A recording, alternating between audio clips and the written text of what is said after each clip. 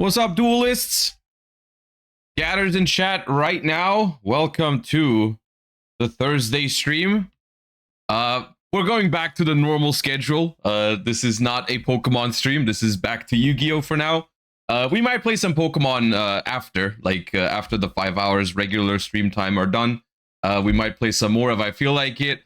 But for now, we're going back, and we have some interesting things to talk about today. We have a new Genesys article. That isn't a point update, but it's an announcement for the points update, which I think is interesting. I haven't read it yet, but I am excited for it. And it is also branded or Chronicles deck release day, at least in Europe it is. I believe in the US, maybe it releases tomorrow. I think it's today, right? The release day should be today, at least in EU. But yeah, we're gonna be talking about that a little bit. We have Galzo joining us on stream later, who is of course more of an expert in branded than I am. So he's gonna walk us through some branded deck building with the new structure deck and so on and so forth, which should hopefully be interesting to people that are picking up the structure deck. And we're gonna discuss a little bit, you know, how viable branded is with the new deck and so on and so forth. So it should be a fun time. As well as we've got some new cards as per usual, and some and we're just gonna fill all extra time that we have until 5 p.m. We're gonna play some Master Duel today, maybe. Just check in. I don't know if I'm gonna have enough time on Master Duel this month to reach what's it called? To reach Master 1. I kind of doubt it, because I'm still decently far away, I think. But you know, because we're basically just doing like 1 or 2 Master Duel streams per week at the moment. So at this rate, I don't know. But it's okay. It's not that big of a deal. Did you see Quantal's team won the 3v3? I tuned in very late to it, because I got home very late yesterday. But I did see it. Yes, I did see it.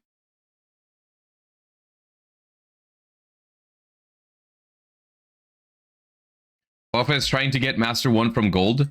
I mean, how I also started relatively low because I didn't play last month. It wasn't Gold though. I think it was, what's after Gold? Plat? I think it was Plat that I started. Or was it Gold maybe? It may have been Gold actually. I don't know.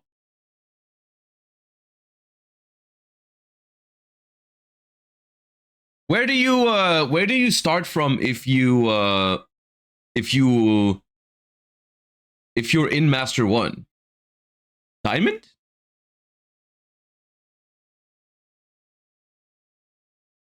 Diamond, right. Okay. Well, I definitely wasn't Master 1 last month, so I didn't start in Diamond. I think I started in Plat, which is just 1 rank higher than Gold, I guess. But yeah, I mean, I'm just saying all this to say, like, I don't feel like climbing from Gold to Master 1 is that difficult if you put in some time. I mean, but that's always the case with Master Duel, right? Like, if you try, it's only a matter of time, not a matter of if you can do it. It's just a matter of when you'll do it, right?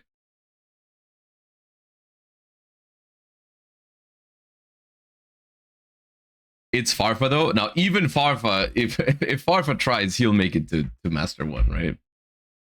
It's just that Farfa usually doesn't put in the time because he loses interest, I feel like, rather quickly in tryharding. Is that a bad thing? I guess. I think from a competitive perspective, maybe, but I think from a general perspective, it's pretty good. Because it just means that it's more attractive for everyone, right? If it's the kind of thing where if everyone can theoretically do it, that doesn't really speak for the competitive integrity of it. Like, it basically means that making Master 1 doesn't mean much.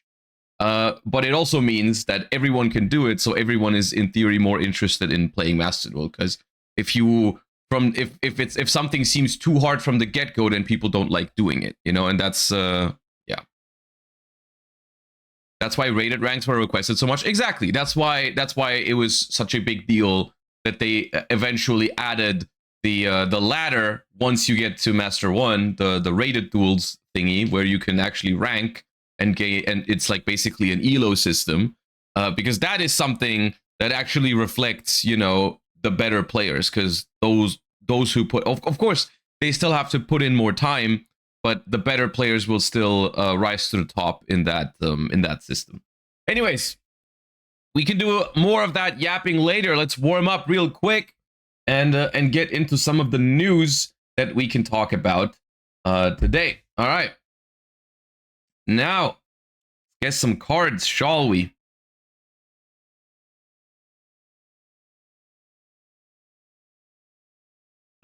This could be... I'm not sure if it's Great Sorcerer of the Necros. It feels like a Necros, though. Zephyr's Saber? Oh, okay. Sword Master.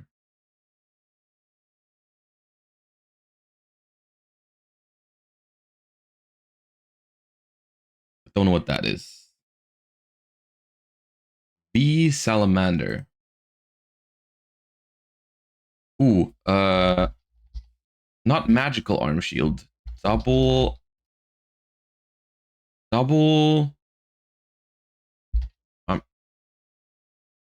It's not double arm. I thought it was double arm shield. Double magical arm bind. Right. I was confused. Oh god. Oh god. What is he called? Come on, the little vanilla. The little swordsman of Isle. Molten. No. Dissolver Rock.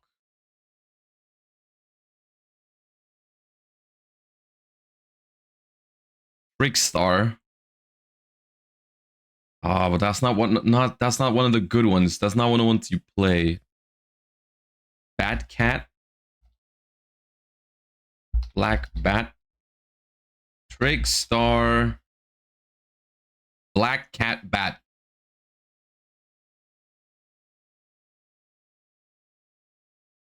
Why are we not guessing Pokemon cards? I thought this is a Pokemon channel now. I think today I have time to play some more Pokemon after the stream. But yeah, we're doing the regular stuff. Subterror Guru? No. This is not Guru? Oh. It's a trap. Or spell. That is Libromancer. First appearance. That's Gallus.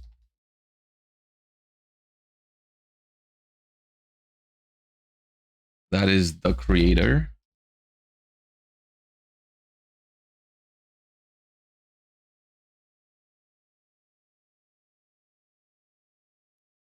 Panther.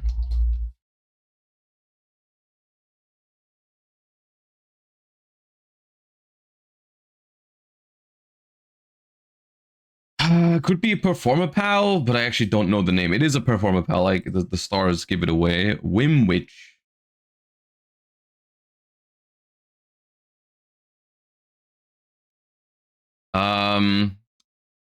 Dude, this is like Tinker, yeah.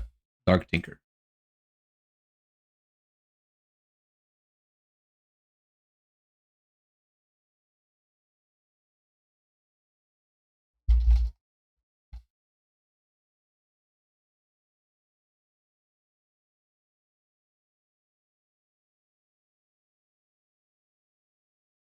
Who's that?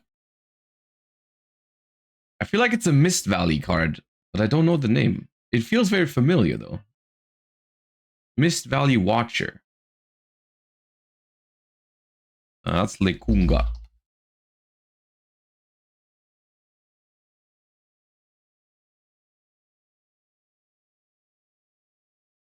Morphing Jar.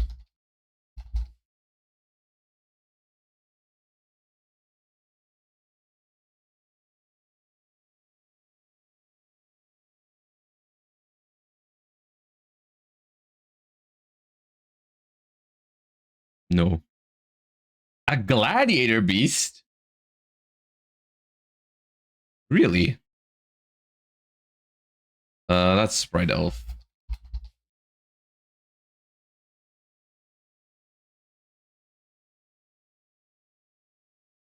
Gives me Metal Foes vibes. That is a Metal Foe, I think. Oh, it's one of the fusions. Metal Foes. I don't know the name. I don't know. I can't name it. Azortless. Wait, that I don't even think that is a fusion.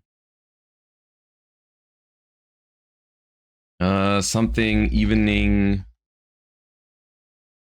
twilight and night. No, beginning night.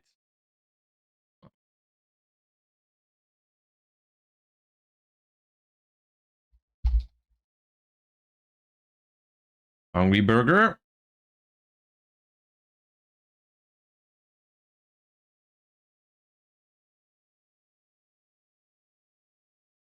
Ooh, that's Dark Lord. Dark Lord Amdusk.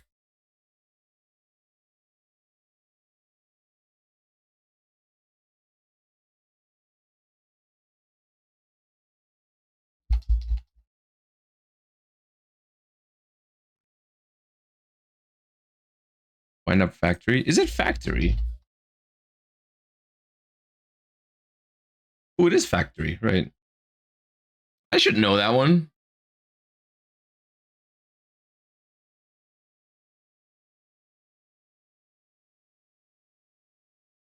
Oh, it's Dugaris.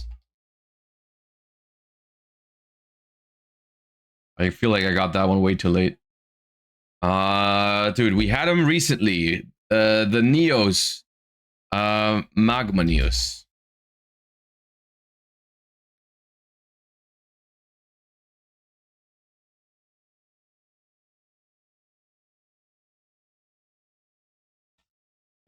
Cloudian.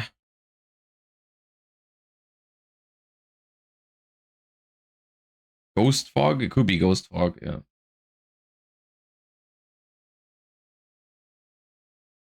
Oh, this is the cannon. The dude, what is this called? I don't know if I know this one.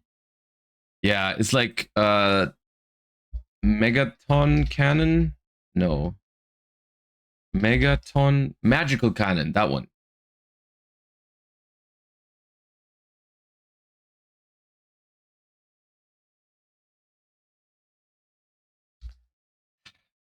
Explosum. Yep.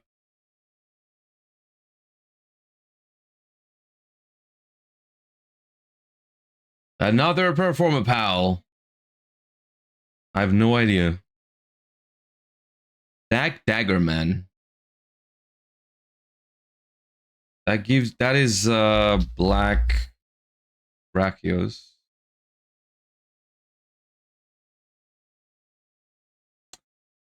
Dude, the High Tide on Fire Island. No? Clash? No. Phantasm Spiral? There's no way this is Phantasm Spiral Clash. Crash. No, this is the one with Garunix on it and Fire Water. Phantasm Spiral. What? This is the Phantasm Spiral. I'm so confused. What is High Tide on whatever island look like then? And who is this? Astral Karibo? Galactic Karibo.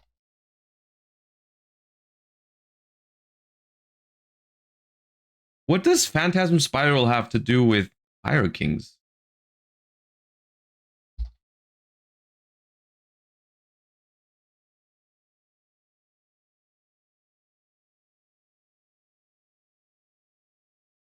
I feel like I've seen this card before, but I don't know what it's called. Starlight Junction. Mecha Phantom Beast. Is that Dracosac? No. Maybe it is.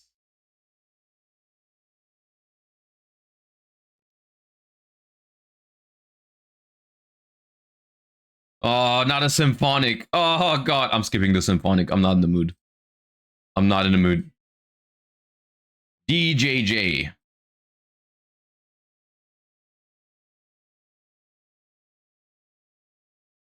Laval.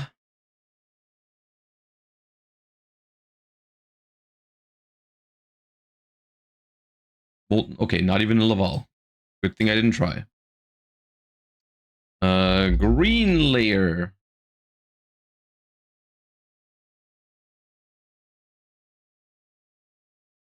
Um. Yep.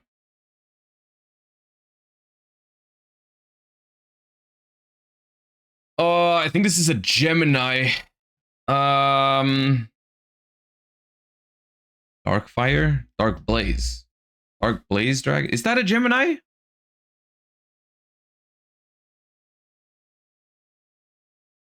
Um, what? Cancel? No.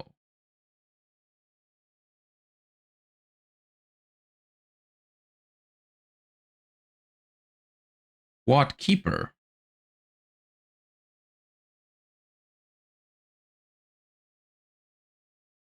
This is Phantasm Spiral. Phantasm Spiral. Crash? Phantasm Spiral. Battle? Battle.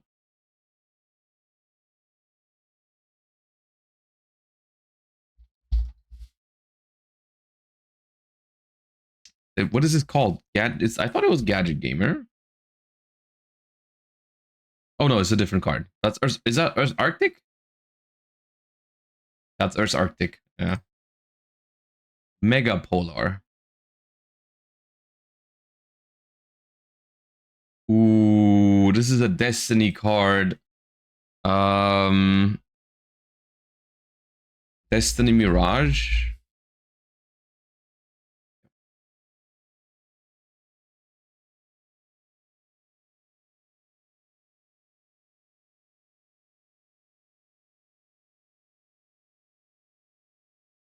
Photon Caesar.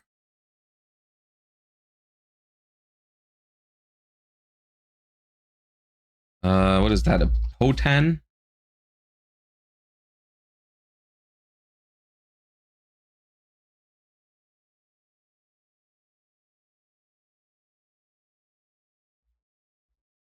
Ally Genex. Genex Ally. Power Cell. Genex Ally Power Cell.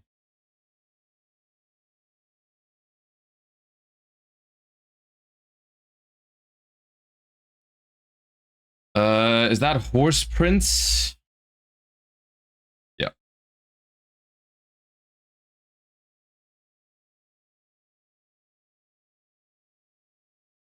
Raptinus.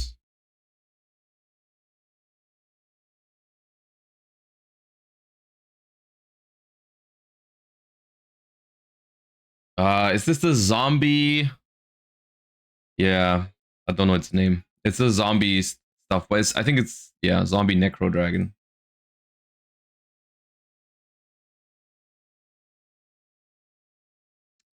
Steel Swarm. Steel Swarm. Caller?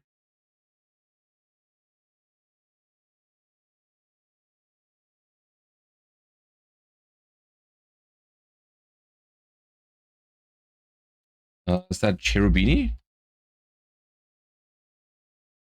I was like, it looks very much like Burning Abyss, but the thing in its hand threw me off. This could be Photon Bouncer.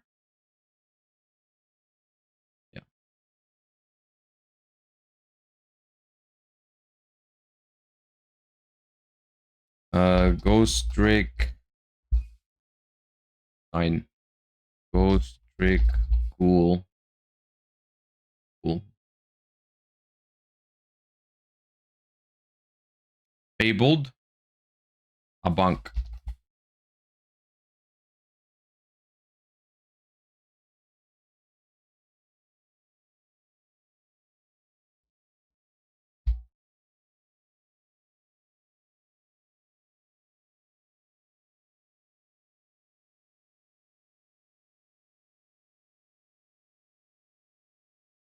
Don't know what that is. 863. I feel like I've gotten better recently. I feel like the average has risen because I feel like there was a time where we considered 700 something average. This felt more like average. I don't feel like it was giga washed, but it was also like we've done better than that recently a couple of times.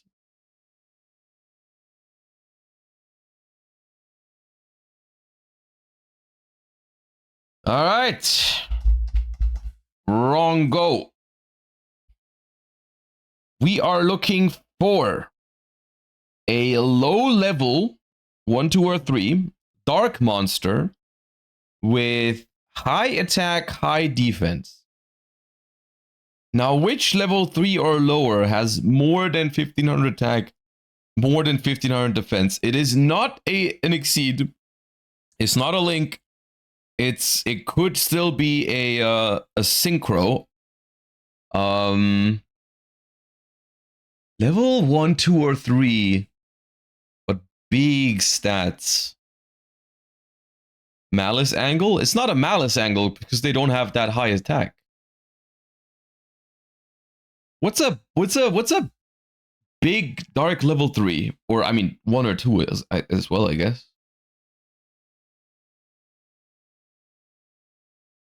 White Rabbit is 1700? No, it's not.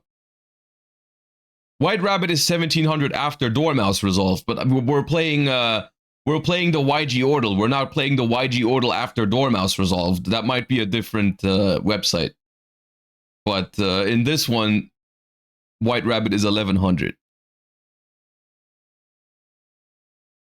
The Mech Lord in the Ra set?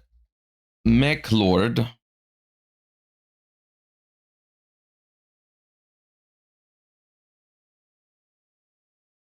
Okay. Mech Lord Emperor Weasel Synchro Absorption. Okay. I've never seen this card in my life, but it had to be something odd because there's not a lot of level 3 monsters with this high stat. This is level 1 even. Yeah, I don't know who this is.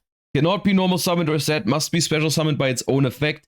During your opponent's turn, quick effect. You can send the face-up Mech Lord monster you control to the graveyard. Special discard from your hand. You can only use this effect once per turn. If this card is special summoned, you can target a monster your opponent controls. It cannot attack for the rest of this turn. When a card or effect is activated that would destroy a card on the field, quick effect, you contribute this card, negate the activation if you destroy that card. Okay. That explains why I've never heard of it, because it is unplayable.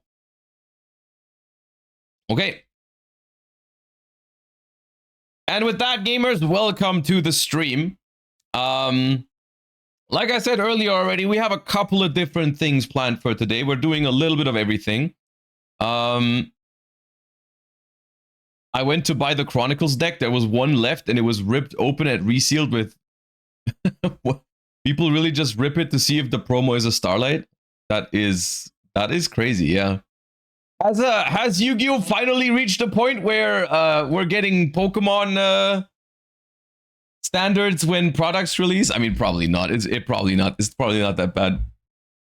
But it's probably more like a coincidence that it happened. But I mean, yeah. How expensive are the Starlight rares from the Chronicles deck? I guess we can check. Are they on card market yet? The Starlight rares. Let me see. Fusion deployment. Fusion deployment from the Chronicles.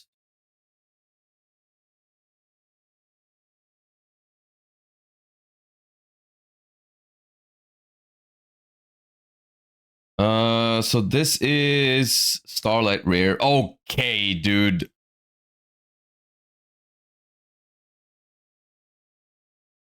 You're telling me you can open up the structure deck and pull a €50 card? I mean, to be fair, it is release day. It is release day. These might go down, but still.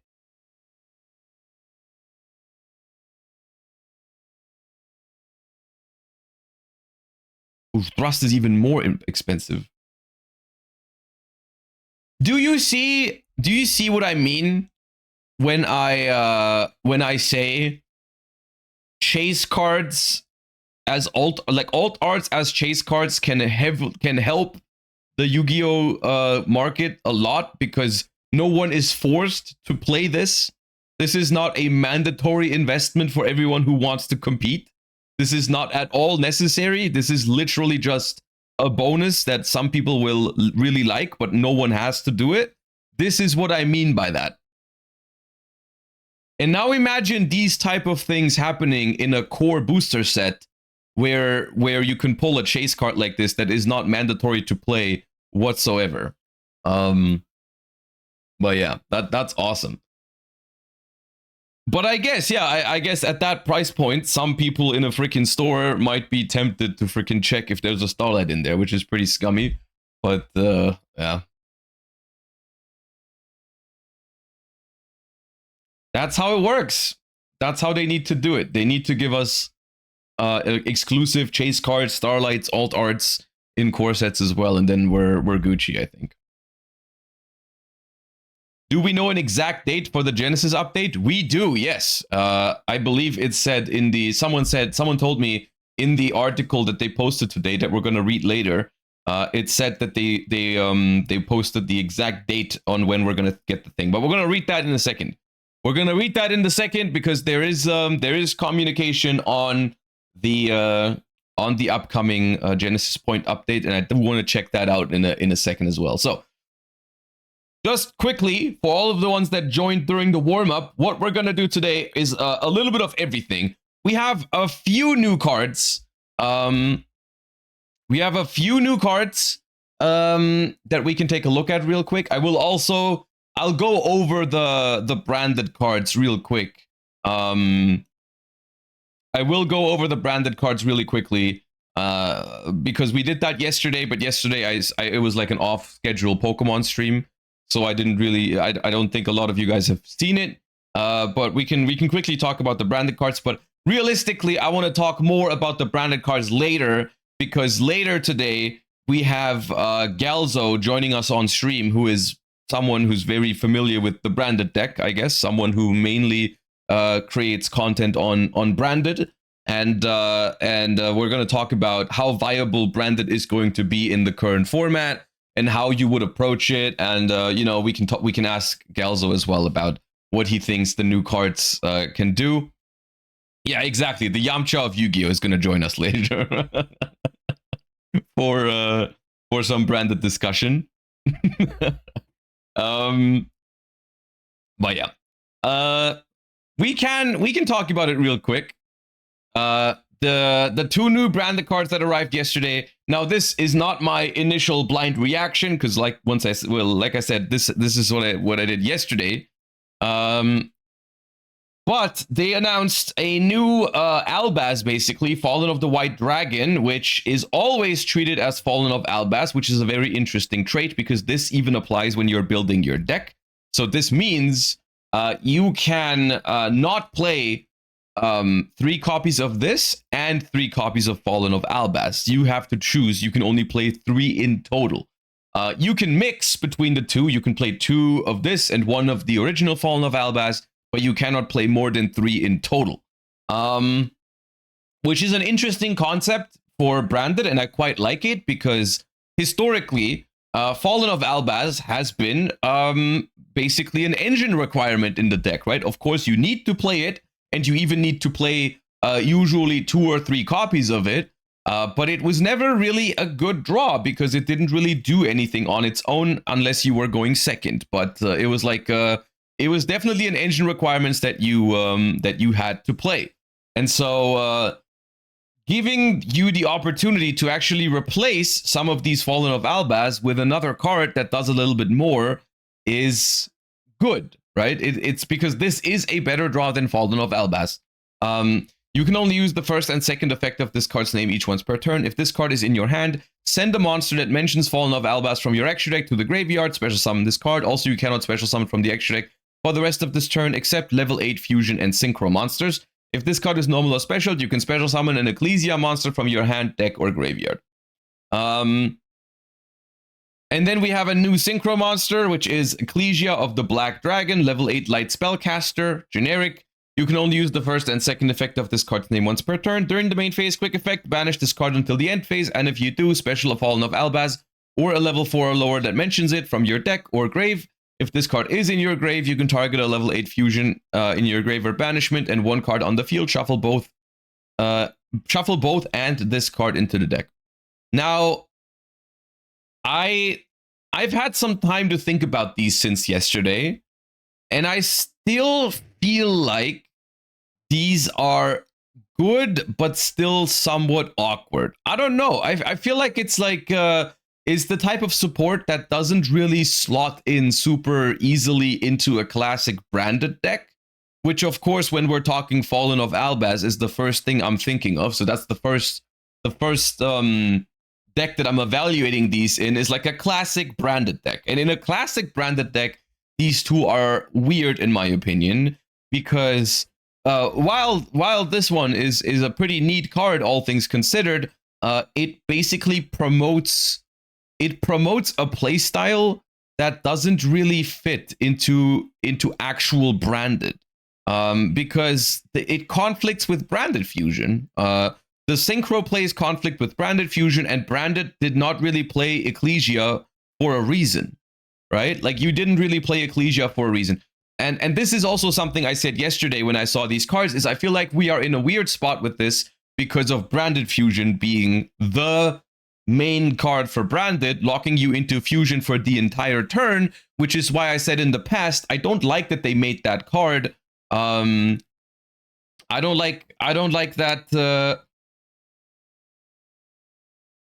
I don't like that it's so focused on just the fusion portion when branded always had some cool synchro plays. You didn't play Ecclesia because it wasn't a play. It is now. Ecclesia itself is a play in branded. Which Ecclesia, first of all? Which one?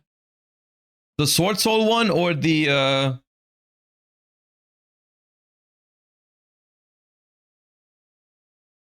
Sword Soul one? So, and it's a play because you summon this, and then this summon. So you summon this, and then it brings the other Ecclesia back from the graveyard, and then what?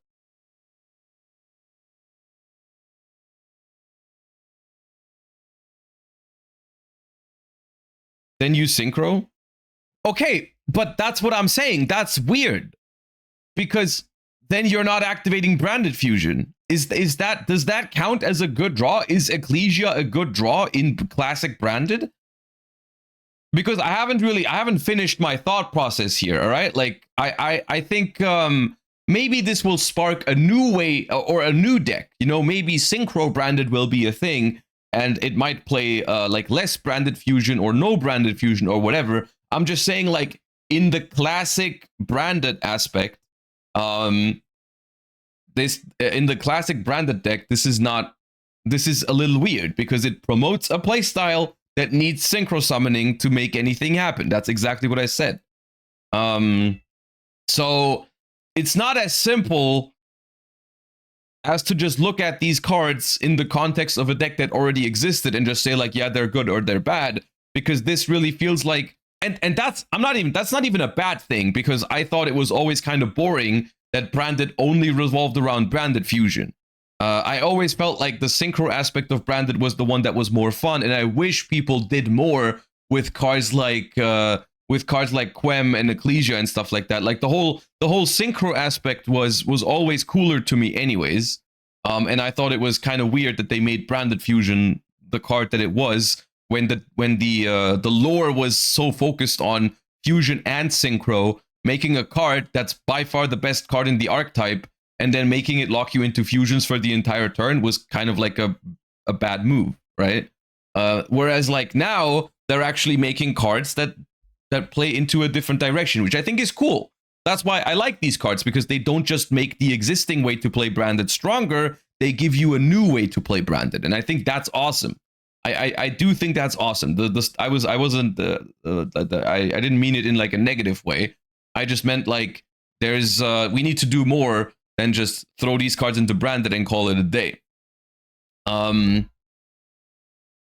problem is that new concept, that new way of playing Branded, feels like harder to evaluate. Because like, yeah, okay, I can Ecclesia is a starter now, because you can go Ecclesia, summon White Albaz, bring back Ecclesia from the grave, make the level 8 Synchro, and then the level 8 Synchro can banish itself to summon any level 4 or lower monster that mentions any level 4 or lower that mentions Albaz from the deck.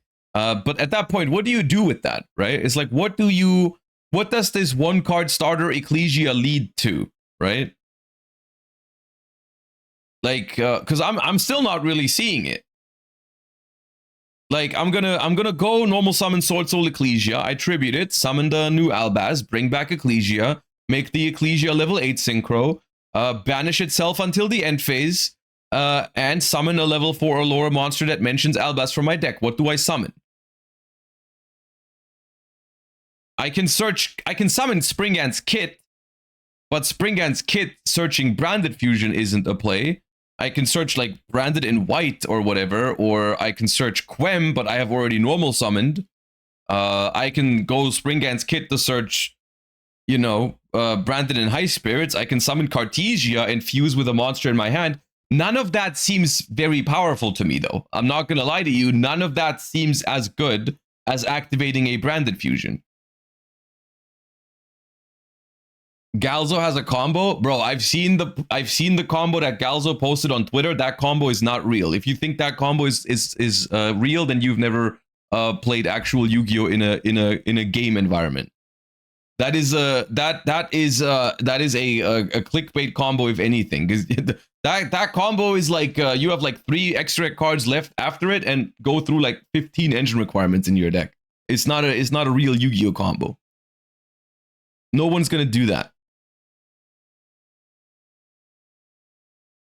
But this is something that we can talk to him about later. Because once again, I'm not the best one to evaluate this. But everything I've seen so far in terms of like combos with these new cards seems worse to me than just activate Branded Fusion.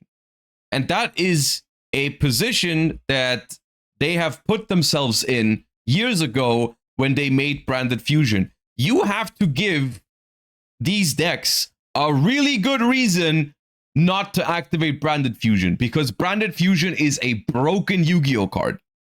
It is really hard to find a better combo than activate Branded Fusion, because activate Branded Fusion gives you basically everything with one card. Anything you want to do really that you can do within fusions is doable with Branded Fusion. It's really, really hard to really be like, yeah, okay, I'm gonna not activate Branded Fusion in order to do this. Can't it work as a pivot if you get stopped on Fusion? That depends on the wording on Branded Fusion. Hold up. So Branded Fusion says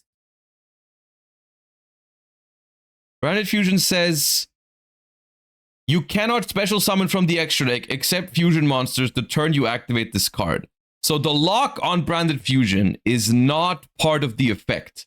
This is just basically the hardest lock you can have, because it's for the entire turn, and it even counts. Like, if your opponent ashes Branded Fusion, you still cannot summon anything other than fusions, because you have technically activated Branded Fusion this turn. So even if you get ashed on Branded Fusion, you're still locked, which, you know, it's basically the only thing I want to say is, like, it's really awkward.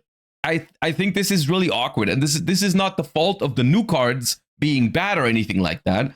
It's the fault of Branded Fusion, which is a card they made at this point over 3 years ago. Basically, Branded Fusion existing has forced Branded into a direction that is really hard to change from, because it needs you need a really good reason not to build around Branded Fusion, and it's really hard to do that. Branded Fusion is 33 points in Genesys. Sure, okay. So, from the perspective of Genesys format, this might be super interesting. Because in Genesys format, you could maybe give up the Branded Fusion and say like, okay, 33 points, that's very expensive. I can make a very capable Synchro branded deck without Branded Fusion now. Awesome, right? 100% can do that.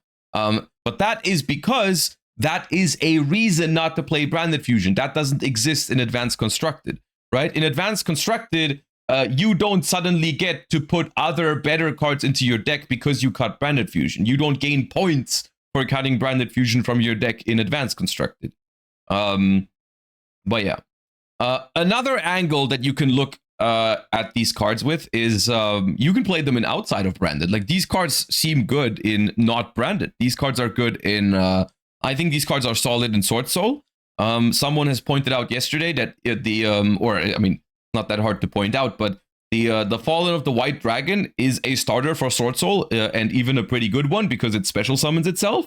So it's another push for Sword Soul, and it only locks you for the rest of this turn. So the fact that you are only able to summon level 8 Fusion and Synchros, you can do things like your Tennies beforehand. You can do your Long Yan into a level 10 Synchro, you could do beforehand. But in theory, this does give you a pretty good starter in Sword Soul because it special summons Ecclesia from the deck. Ecclesia can then summon Mogi or whatever, and you even have a free body alongside it. So it's not bad. Historically, you guys are mentioning it right now, but this would have also been a very good starter for example, Runic Bestial. I would have played this card in there for sure. And so on, right? There's a lot of good stuff you can do with this card outside of Classic Branded, and this is where I feel like this card is going to shine. I think this is where this card is going to be at its best, is outside of Classic Branded, which I think is cool. Yeah.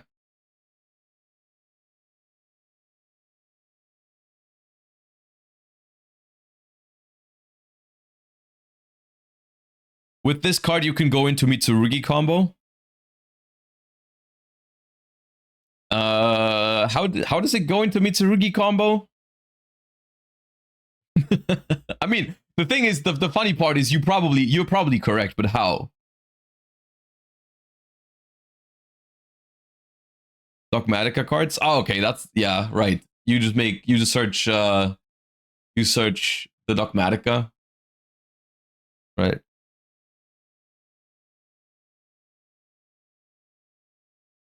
Any 2 level 4 going to Mitsu? Well, not in the TCG, right? Because in the TCG they banned King of the Feral Imps. But yeah.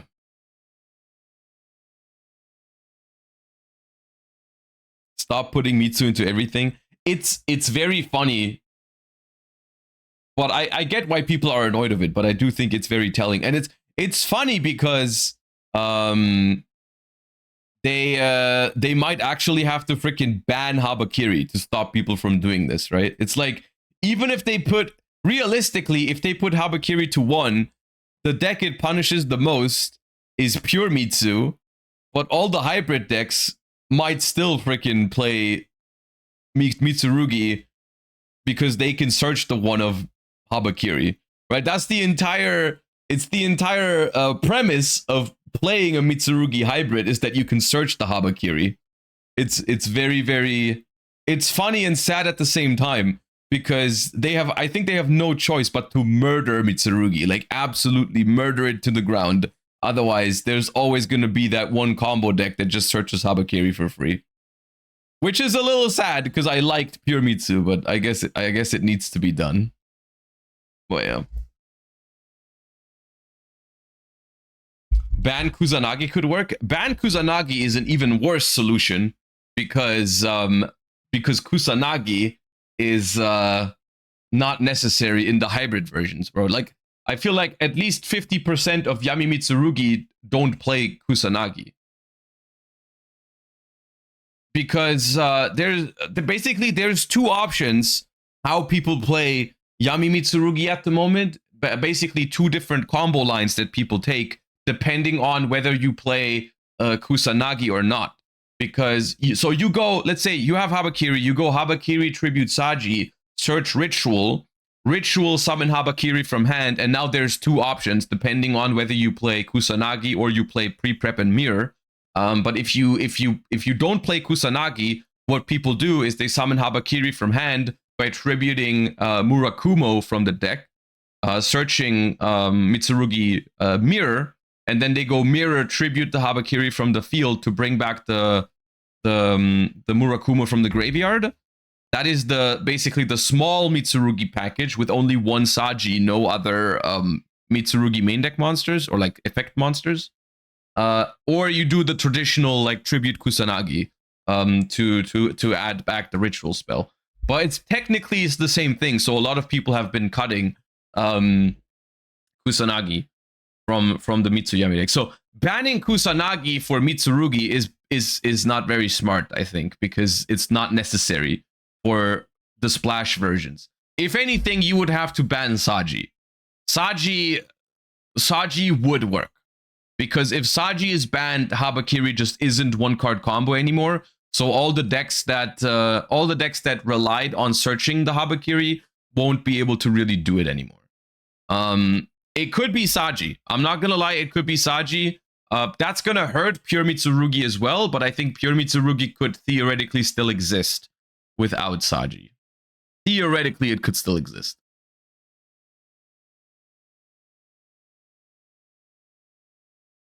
Just ban Habakiri.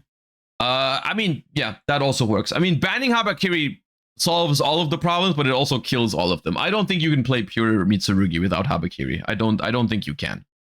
But we might be at a point where that's something that they are okay with.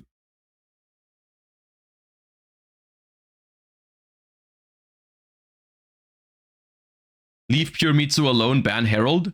That is also a solution, yes. That is also a possible way of doing it, is banning Arclight.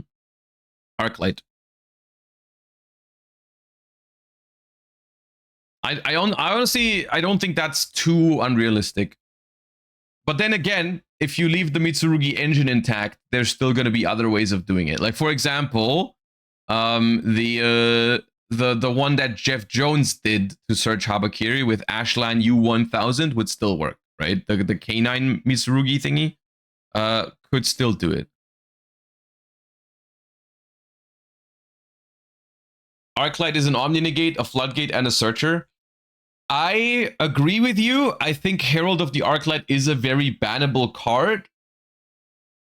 But I don't know if they want to do it. Because, like, it's weird, but Herald has, like, a lot of random... Herald of the Arclight has a lot of random applications in rogue decks where it's not... It never hits the field, but it is kind of crucial. In an ideal world, let me walk you through my thought process here, okay?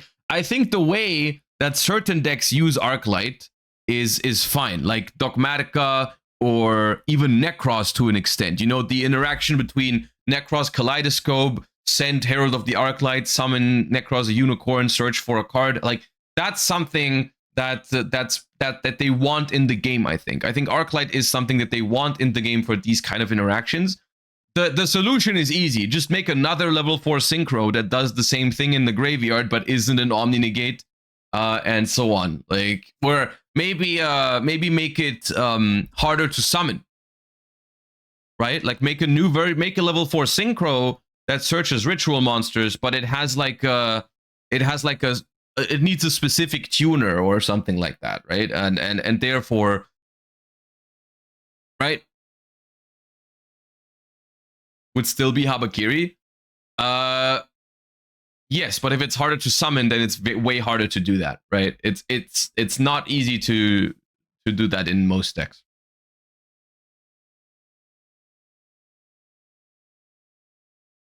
But yeah. From a branded discussion, we shifted into Mitsurugi. Crazy. I mean, is it that crazy? I feel like it's very telling. Habakiri can do it all.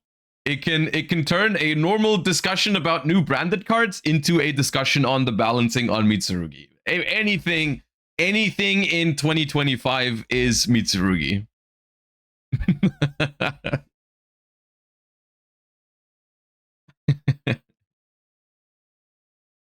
It's always about Mitsurugi.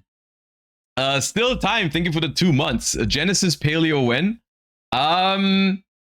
I want to build Paleo in Genesys eventually. For now, I have my first Genesys locals next week, which I'm very excited for. I'm probably gonna play the Radiant Typhoon deck that I posted on my YouTube a couple days ago. Probably want to film some gameplay with that for Genesys. But yeah. Eventually I'll build a Paleo deck. The new Genesys blog update. So the rest of the plan for today, just in case anyone's wondering, we're doing a little bit of Genesys talk now, but not for too long. At least I don't know how much fodder for discussion this article is because I haven't read it yet. We are going to be eventually joined by Galzo on stream for some branded discussion post Chronicles structure deck, because I did want to get someone in here who's been spending a lot of time on branded, and we're going to talk about that later. Depending on how long this takes, we might play some Master Duel before or after the branded stuff. But yeah. Stay inside, wash your hands, think about the 3 months. I'm going to YCS Pittsburgh next month. If you were going, what would you play? How do you think the NA format is going to shape up with the FTK decks? For that, I think I've uploaded a video exactly for that sort of discussion just yesterday. So if you're interested in that, you can go check out the YouTube main channel. You can go ! YouTube. I've uploaded a video yesterday discussing exactly this, right? Like where the current format is at, how did we get here, and where to go from here. And in that video, I also mentioned 3 decks that I consider myself at the moment for next month, because next month is going to be super busy in terms of tournaments for me. I'm going to have like 4 or 5 regionals and YCS Bologna next month. So it's going to be something else. But at the moment, I'm looking into Sky Striker. I'm looking into Orchest. And then the third deck I mentioned, which I'm not sure how likely it is that I'll actually play that, but I also mentioned Malice, because I think all 3 of those decks are decent rogue decks at the moment, let's say. I mean, rogue is the wrong word, but like these decent tier 2 decks, because they don't lose to the floodgates as much, right?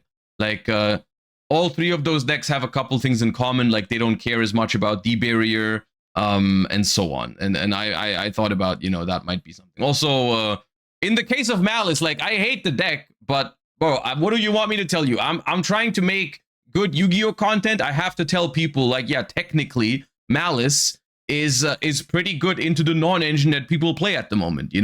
Don't care about D-Barrier, don't care about Roland Lockbird, don't care about Dimensional Fissure, don't care about Dimension Shifter. Like, those are good things at the moment. Like, just because I hate Malice, I'm not gonna not tell people that it has good matchups into those kind of cards. So,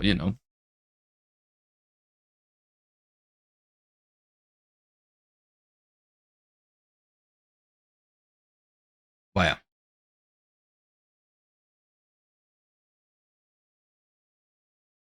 Anyways, different topic.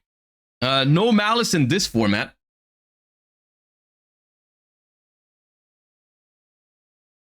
What to expect on the October points update. Now, I was really excited this morning when I saw that people on Twitter were talking about a Genesys blog post, and I thought they updated the list already. Unfortunately, that is not the case.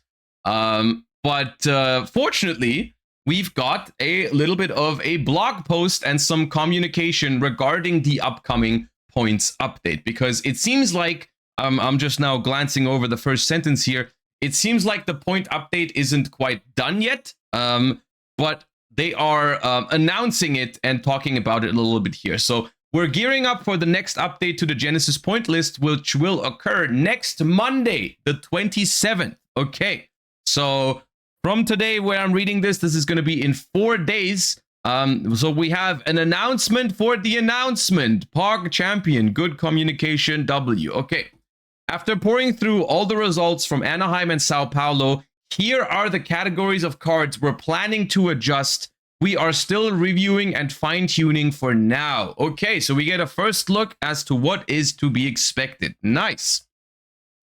This will be the first round of changes where we have actual data, so we're excited. Everything up to now has been through playtesting and theory crafting. But now that we've got actual deck lists, we can put the plan in motion. Remember the basic ideas. Cards that get played by a lot of people will go up. Cards that aren't getting played as much will go down. But point decay is not automatic, and we will always keep a hand on the wheel to make sure nothing unfun creeps in. Okay, so this just means that just because no one played 100-point Royal Oppression does not necessarily mean Royal Oppression is going to get cheaper now, because they don't. Not every single card needs to see play, right? Eventually. All right. Severe performance outliers. Certain cards and strategies saw distinctly outsized play rates and success rates.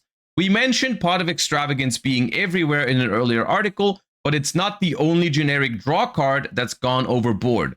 For deck themes, there's a nice cluster of reasonably popular and successful deck types, another smaller cluster that are slightly more represented and successful than that, and then there's Vanquish Soul. We're glad that many players were able to quickly adapt their advanced format Vanquish Soul decks and try out the new format in the first few weekends of events, but Vanquish Soul players should expect to make sacrifices in both engine and non-engine on Monday. I mean, yeah, this is... It's nice to see this being announced beforehand, but at the same time, this was pretty obviously going to happen. Once again, they're making an interesting point here where at least Genesys format is a place where fans of Vanquish Soul are still able to play the deck somewhat, because it's been pretty rough in Advanced Constructed for Vanquish Soul players. You know, they may have picked up like a full Vanquish Soul core, expecting to be playing it for a long time, and then they hit it super hard in Advanced Constructed. Whereas in Genesys, it's still a really good deck. I think the optimal solution here somehow, and I guess we'll see if they manage to nail it on Monday, is they should hit Vanquish Soul fairly hard, because Vanquish Soul is probably the best deck in Genesys format by a decent margin. So they need to make it weaker by a decent amount, but ideally they don't kill it. I believe, at least the way I'm interpreting Genesys format, I don't think it's the place where they just want to murder decks. I don't see Genesys as a place where cards or archetypes become completely unplayable. Ideally, after Monday, you can still play Vanquish Soul, but it's more reasonable in terms of power level, like way more reasonable. So I'm thinking like you should probably, if you want to play Vanquish Soul, have to spend almost all 100 of your points for your Vanquish Soul engine. Like, especially Holy Sue needs to be expensive to the point where you don't open Holy Sue going second all the time, because you actually have to consider playing only one or two. Because that is the... I think that's the most powerful play in Genesys format, is when you draw Holy Sue going second. That felt like a lot of people that I've talked to, for example, Steven Santoli said, if you draw Holy Sue going second and you can resolve it, you win the game, right? And so, like, that's something that they should work on. So I'm honestly, I'm even considering if it's worth giving Holy Sue like 40 points so you cannot play 3 copies anymore. But I guess we'll see what exactly happens on Monday. I expect decent amount of points for Vanquish Soul. Hopefully not unplayable, but hopefully they also don't go too light on it, because I think that's one of the main things that people don't want from Genesys format, is like for a certain deck to just dominate the format for multiple updates. So we'll see. Excessive use generics. There are a few of these, and several just need to be brought in line with similar cards that are already costed appropriately. These are mostly, but not entirely, draw effects, special summon and get a card monsters and Solemn Judgment variants. Excessive use generics. Okay, what are we talking about here? Which these are mostly but not entirely draw effects, special summon, get a card monsters, and Solemn Judgment variants.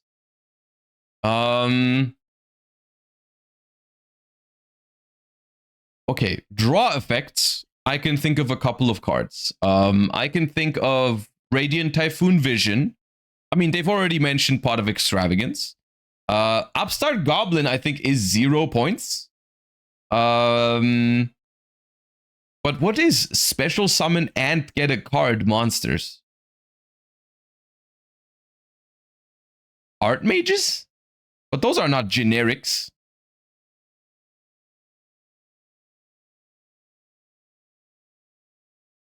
Rescue Ace Impulse? Right, okay. Maybe they think Rescue Ace Impulse deserves some points because it's been very popular and it technically does go plus. But I feel like Rescue Ace Impulse.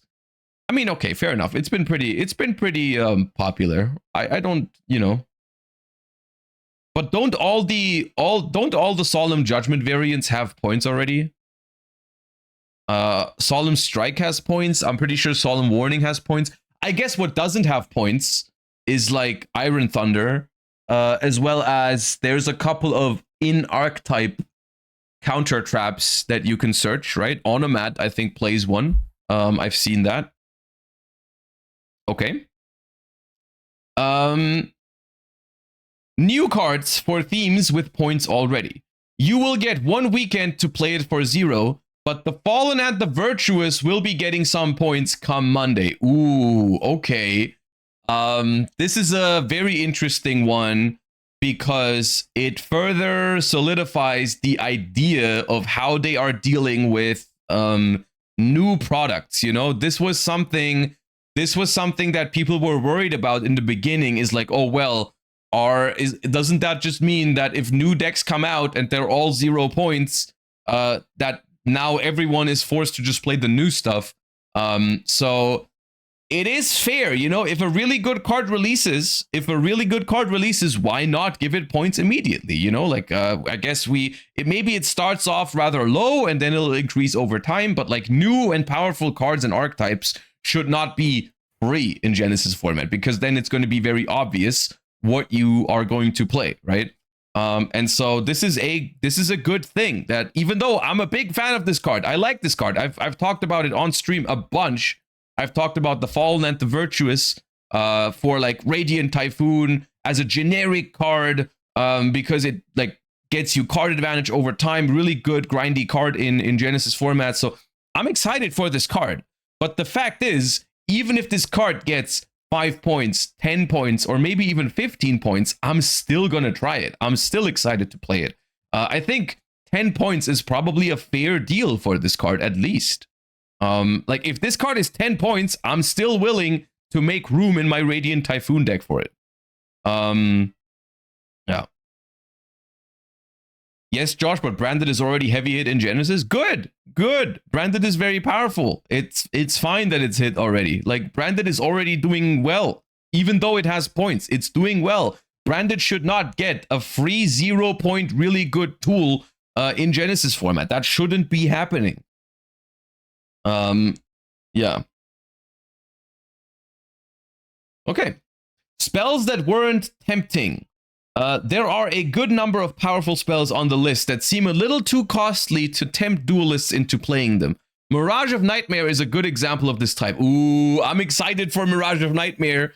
Ooh, I'm excited. I mean, the thing is, like, it's funny because for me, Mirage of Nightmare was already tempting. Mirage of Nightmare was already a tempting card because I was playing it in Radiant Typhoon a little bit and I was playing it in Paleo. But it is true, in the grand scheme of things, this card has really, really underperformed, even for the low cost, quote unquote, of 10 points. Josh, when spell draws cards. Exactly. I love that. No, Mirage of Nightmare. I've said this before. I don't think Mirage of Nightmare should be 0, but 10 points is is too much right now. You know, you don't really see many decks play Mirage Nightmare. I wonder what other cards what other cards they mean by this. I honestly, the way this sounds, it feels like it could be a relatively large update once again, which does make sense because of course we are starting with a super big list here. You know, like they've come out with this initial idea of what the format could look like. They've basically tried to make this list as accurate as possible, I guess, to where cards are costed appropriately. But of course, in a list of 500 cards initially, and in a game with a card pool as big as Yu-Gi-Oh, they are gonna miss a lot of cards where either some cards are slightly undercosted and some cards are overcosted, so no one played them. Another example, yes, Monster Reborn. What is it, 10 points or whatever? No one is gonna play Monster Reborn for 10 points. Is it even 10? It might be 15. I have no idea. But the point where people start playing Monster Reborn is maybe like 5. Even at 5, I'm not sure if people will. So realistically, there's a bunch of cards on the list that are slightly too expensive for people to play them, and it's good to see that they are planning to make these cards cheaper. At 3 points, I would consider it. Yeah, I think 3 to 5 points for Monster Reborn is where you could consider playing it because it is a good Yu-Gi-Oh card, you know. But like, I mean, it's legal. Monster Reborn is legal in advanced format, right? It is legal, right? 1? Is it at 1 or is it at 3? At 1. Why is it still at 1? Anyways, I digress. Themes that weren't tempting. There are several themes that were very popular internally and still used despite their current point costs that the world at large wasn't interested in playing. We will adjust it a bit. Caesar changes his thumb to point up. This is an interesting answer to the question of that a lot of people had. Why do these cards have points? And some of the archetypes that people really pointed at with that question was ninjas, gladiator beasts in some ways, and sword soul. Those 3 and centurion. Those 4 decks mainly. You can probably come up with more examples, but they've made it pretty clear that they've been testing this format for a while internally within Konami. So they've had people build decks and try to come up with stuff and just to try to figure out where certain cards need to be costed. And apparently, someone within Konami built a pretty good ninja deck. Someone within Konami built a pretty good gladiator beast deck, and someone built a good sword soul and a good centurion, and so on and so forth. And so that's why those archetypes had pretty steep costs in the beginning, which as a result has led to those archetypes.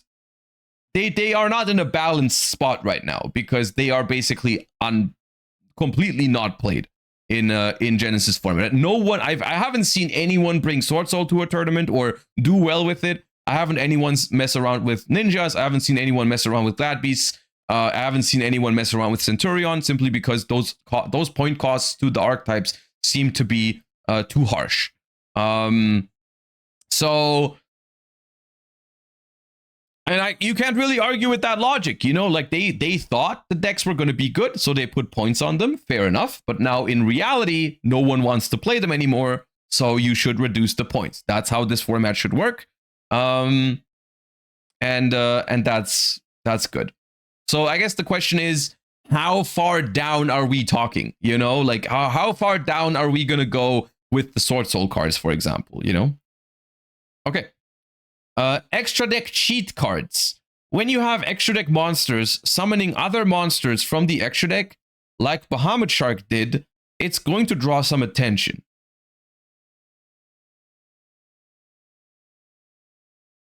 Okay, what are we referring to here?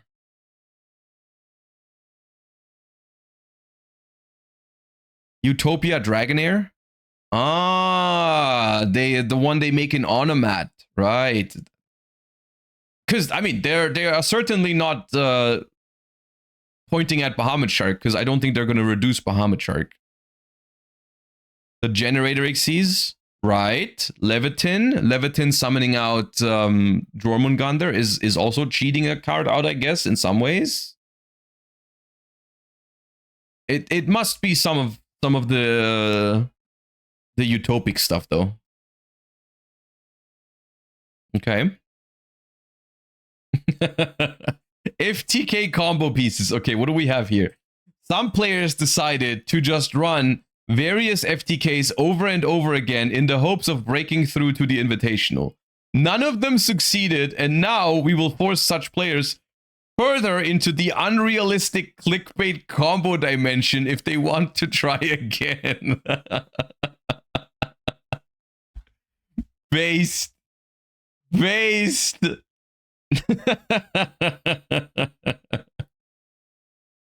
Oh man, it's funny how they're roasting them too. They're like, none of you guys succeeded, but we're gonna hit your cards anyways.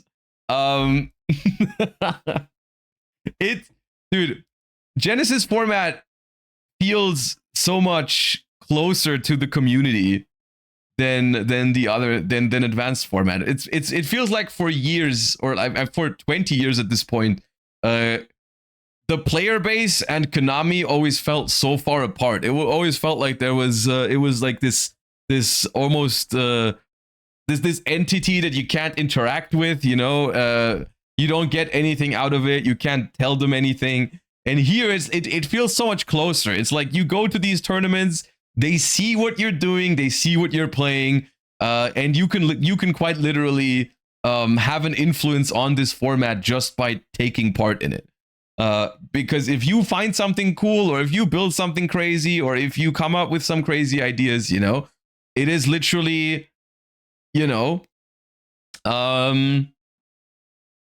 yeah, it just gets mentioned here, you know, like you come up with a crazy idea, the next Genesys point update might have your deck in it with points on it. I think it's awesome. I think it's wholesome. It's funny too. And it's the right thing to do, you know, just because none of them won with the FTKs doesn't mean that they shouldn't like keep an eye out for decks that actually see play in terms of like FTKs and stuff like that. Like an FTK can be a problem for the game even if it doesn't like win a tournament. It still impacts some people that play against it, and they might not enjoy their experience. So it's good that they have an eye out even for some strategies that aren't necessarily winning everything. Okay. Cards likely to become an issue, but we just can't prove it yet. We're still building and testing decks internally, and there are some cards we anticipate to get unfun and out of hand at some point in the next month if we don't adjust them now. Okay, so this is an interesting one, and I think this is where this is something that people might disagree on this philosophy, right? And we've talked about this a couple times, where the question is, do you hit cards before they become an issue if you are sure that they will become an issue, right? Some people say no. Some people say like, no, a deck needs to perform before you hit it. I personally think if you do this properly, this can be very good. I think preemptively hitting something that will become a problem in the future is a good thing if someone with good understanding does it. A great example here, not from Genesys format, but from Advanced Constructed format, is Artifact Mjolnir. Was Artifact Mjolnir a problem before the last ban list? No, because everyone played Paradise Smasher in rank 5 K9 decks. However, should they have preemptively hit Mjolnir, because it was, in hindsight, pretty obvious that Mjolnir locks were going to replace Paradise Smasher locks? Yeah, they should have. Everyone would have liked that. So in a lot of cases, preemptive hits, I think, are a very good thing to do if someone with a solid idea of what's going on makes them. So it's impossible to say here what they are referring to. But if there are a couple of decks out there that maybe they found internally and they are incredibly unfun or incredibly broken, then I don't mind them getting some points beforehand. I mean, I guess the nice thing here is that if they aren't really being played yet, then no one is really being punished here. You know, it's not like a deck that people already play gets some points, but instead, you know, it's just a preemptive measure. All right. Game administration troublemakers. A few cards cause issues with the progression of the game or create conflict external to the game between the players that must then be resolved by the judges. So, last turn. Last turn. Shoutouts to Stevie. An example of this kind of card is Question, which suspends a critical part of the official tournament policy for the duration of its activation and resolution. Wait, what does Question do again? Isn't Question the one where you have to say like the bottom card of the graveyard or something like that? Which technically is weird. When activating this card, your opponent cannot check cards in the graveyard. Your opponent calls the name of the first monster found at the bottom of your graveyard. If he or she calls it right, the monster is removed from play. If they call it wrong, the monster is special summoned to your side of the field. Okay. I mean, it is true. This kind of card is unfortunately, or fortunately, it's terrible, so no one has played it. But it does create some weird instances where, you know, what if someone plays this card in an actual game in 2025? Because technically, first of all, you are technically supposed to be able to check the graveyard at any time. But also, second of all, people, and this is just something that happens in Yu-Gi-Oh! This is something that is impossible to enforce. People rearrange their graveyard a bunch of times. People take their grave, people move cards around, people shuffle their grave. Like that just happens. You cannot possibly go around and force everyone to keep their graveyard in the same order. And even if you wanted to enforce it, like, you would be handing out so many penalties, people would be getting so many, it'd be such a miserable experience for everyone involved, right? So like, this card thankfully is not seeing any play. To be honest with you, I feel like even in Genesys format, this card in particular probably will never see play.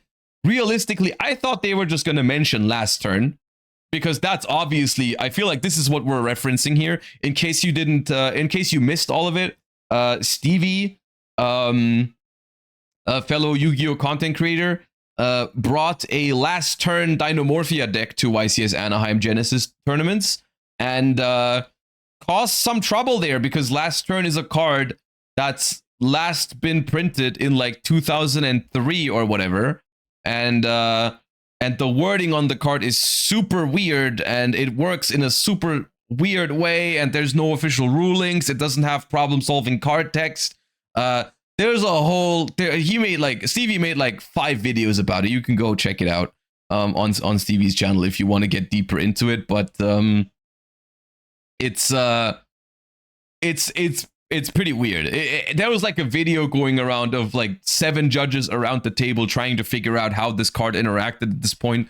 So yeah, I feel like this is aimed mainly at last turn, because the funny thing is, as opposed to Question, last turn actually is a freaking good Yu-Gi-Oh card in terms of what it offers. Whereas Question is just a worse version of Monster Reborn, essentially. Last turn actually wins you the duel.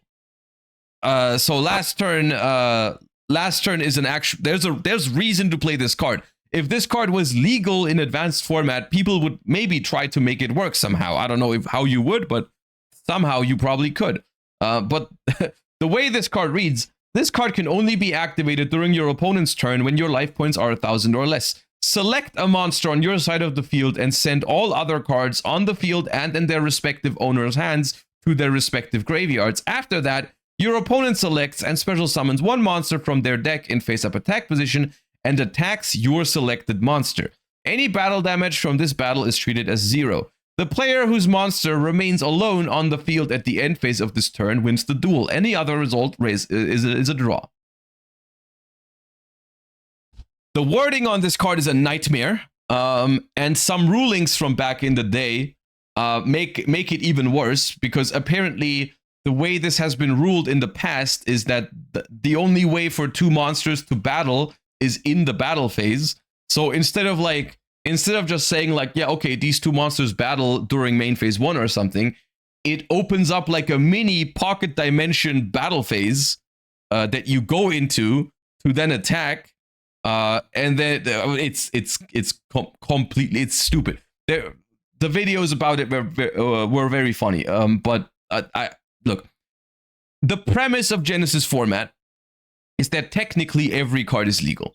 But I do think they want to further disincentivize people from actually playing last turn. So I would not be surprised. I would not be surprised if last turn goes to 100 points. The thing is, even at 100 points, I feel like you will not get around to eventually, you will eventually have to make a PSCT version of last turn and release rulings for it.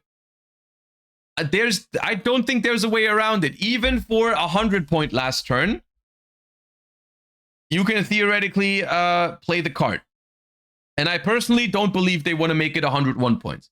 Because the thing is, 101 points, even that doesn't solve it, because in theory, Genesys format is supposed to be playable at different point caps as well. Like, of course, Genesys format 200 points is going to be a Wild Wild West format all over the place in power level. But you could still play last turn then, and people need to know how it works.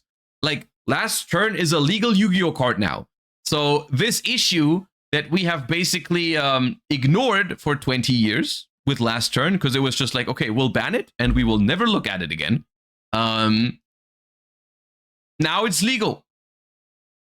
Now it's legal, and they need to tell us how it works, I suppose. They wanted people to play it too, since it was set to 75 and not 100. That's the thing with last turn. It is genuinely a somewhat interesting card. If you just knew how it worked. If we knew exactly how it worked, maybe you could find a deck that's more like a control deck, like Dynamorphia, where it tries to eventually win the game on last turn. Could be a thing, right? Like, I think the solution to this problem is not to put last turn at 100 points. I think the solution to this problem is just clarify how this card works. That's the solution. But yeah. Okay. This will be the first adjustment based on primarily real-world Genesys play. We are always looking for more data, and you can help by sending in deck lists from your tournaments or posting them online on written or video form. If you can add hashtag yugioh Genesys, even better. P.S. Remember, whenever we update points, the deck builder website will always have them first, and we will post an article here right away. The point list at the main Genesys page will probably lag behind a little bit, don't panic. And keep in mind, we are still in early access and are hoping to revamp this in the near future. Okay. I mean, yeah, once again, I would just be repeating myself, but awesome communication. I love getting the announcement for the update on Monday. I love knowing what's going on inside their heads when they're approaching this format. A lot of the things here I agree with. You know, I agree with, of course, hitting cards like Pot of Extravagance and hitting Vanquish Soul, very popular generic staples. I agree with putting some points on powerful new cards. I agree with reducing the points on some stuff that wasn't really tempting, like archetypes or individual cards. All this kind of stuff. I also agree with hitting FTKs that are running around. I agree with preemptively hitting some problematic stuff.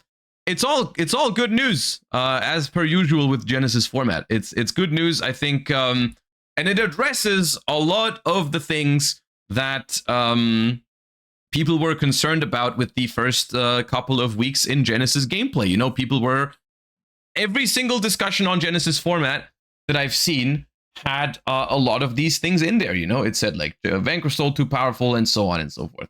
I guess one thing that is not mentioned in here that I'm going to be very interested to see on Monday is how are they going to deal with some individual cards that people have been having concerns about. You know, like I'm talking Dimension Shifter for 10 points, for example, is not something that they mentioned here. Because realistically speaking, Dimension Shifter has not seen that much play in Genesys format. It saw play, but not a crazy amount of play. But the problem with that is I don't think the reason why Dimension Shifter didn't see as much play is not because the points are appropriate, but it's because not every deck can play it. So naturally, Shifter is not going to appear in every deck. Shifter is not as generic as a card, even though theoretically every deck can play it, practically not every deck can play it. So if for 10 points, it still is an auto include in every single deck that can play Shifter, like Exosister, is it maybe still too cheap? That's something they didn't really touch upon here. I'm sure Dimension Shifter is going to be a topic in the Yu-Gi-Oh community. Also in Genesys format, so I'm hoping eventually they will address it. Even if it's just giving some reasoning as to like what they think about the card, you know, like whether like even Droll and Lockbird, you know, if they released an article saying like, okay, we hear your concerns about Droll and Lockbird, however, at the moment we deem it necessary to keep some FTKs in check or whatever. Sure, you know, at least we know where it's at if that's the case, right? And so that is something I'm interested in. And another thing is what's going to happen to the good decks that aren't Vanquish Soul, right? Like what's going to happen to, how are they going to approach decks that are currently more like the second or third best deck in the format, right? Like I'm thinking Generator, I'm thinking Archmage. Are we going to hit those, or are we just going to be like, okay, once Vanquish Soul is done, they get their time in the sun? Odeon, yes. Like, is it okay if those decks are unhit? Which I guess we'll find out on Monday. But overall, W communication and so on. Awesome. Love that. Love that. Okay. Good. That is the Genesys update out of the way. Very excited for Monday to see the new points update. And I have, like I said earlier, I have the first locals for Genesys format on Wednesday next week. So that is going to be 2 days after the update. So I'm going to be able to adjust my deck for locals and then immediately record some gameplay with it on Wednesday. Okay. Now, we are ahead of schedule a little bit because this was a little bit faster than I thought it was going to be. Originally, my plan was to do Genesys talk and then the branded discussion with Galzo for the new Chronicles deck. However, it is I've told Galzo we were going to do it around 3 p.m., which is in about an hour. So why don't we go ahead and play some Yu-Gi-Oh until then? I know. Ooh, Yu-Gi-Oh. Okay, where are we at? What is this? Diamond 3. I'm in Diamond 3, dude. Maybe I can make Master 1 this month. I don't know. Play a deck with Question. Is Question in Master Duel?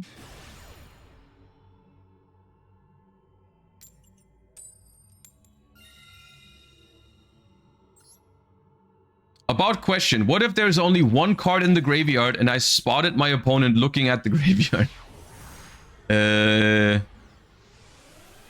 I guess that's exactly why they want to discourage you from playing it.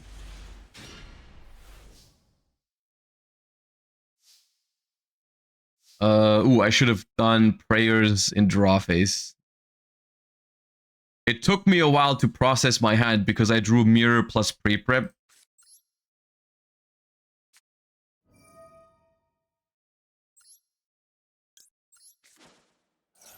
It took me a while to digest that.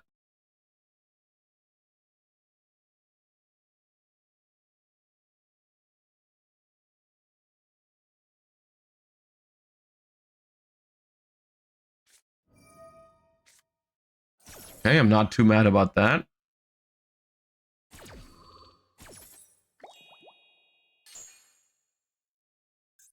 Am I gonna search and summon?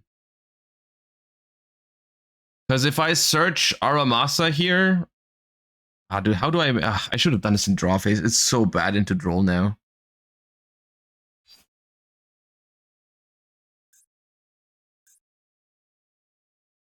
I think I'll just add.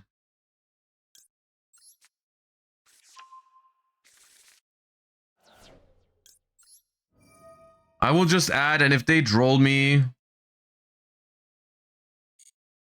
I guess I just pass with Fuva in hand.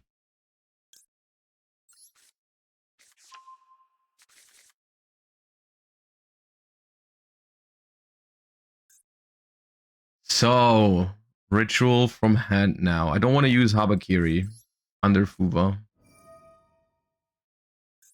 I just searched Habakiri in case they have a way to stop this, like impulse. Then I need the Habakiri to be able to play.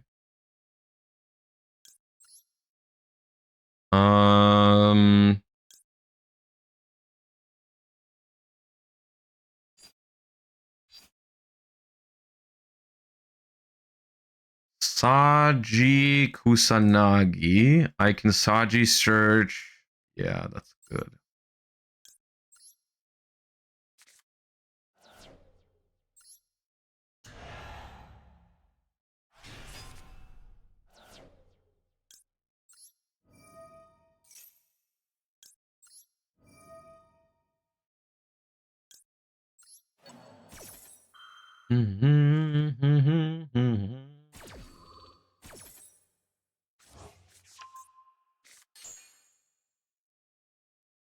All right, I will add.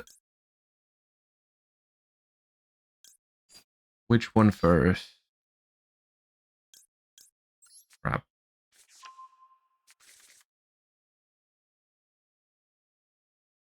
What do they have? What is it? March here?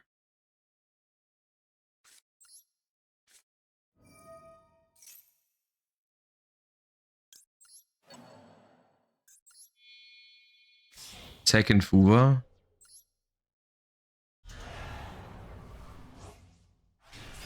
Lancia. Yeah, all possible.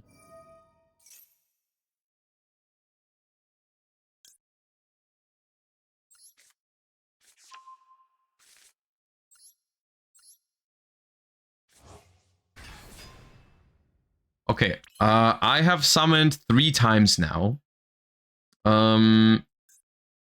So if I normal summon Charmy and make IP, I get destroyed by Nibiru, and they draw a card for Fuva.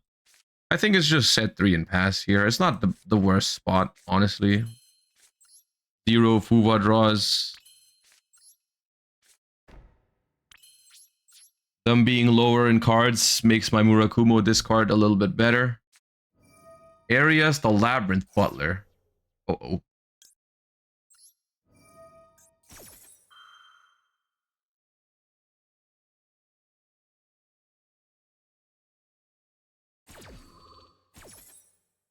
They might even have a good discard for this, like rollback or something. Backjack. Ah!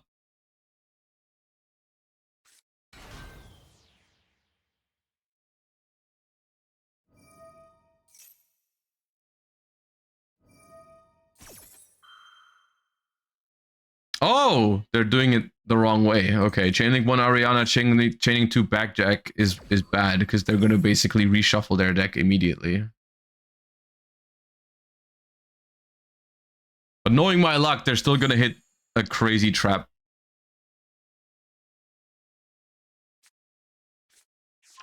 Dude, please just go. I need to just enter your turn without being destroyed by like Equation Cannon or some shit. Of course. Oh my god.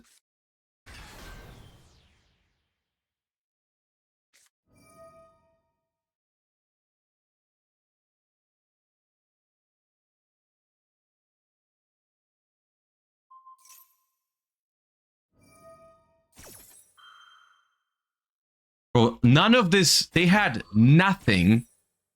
They had nothing. Zero if they missed with the backjack. If they missed with the backjack, they had nothing.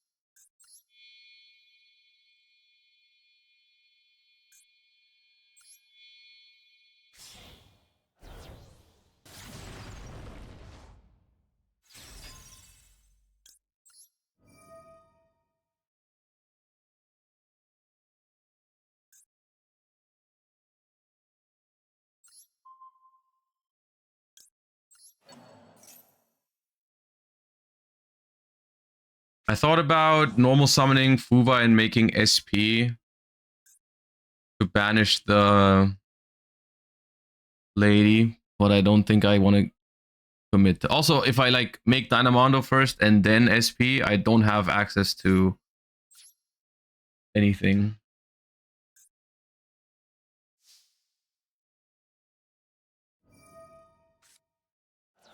Well, this went downhill quickly.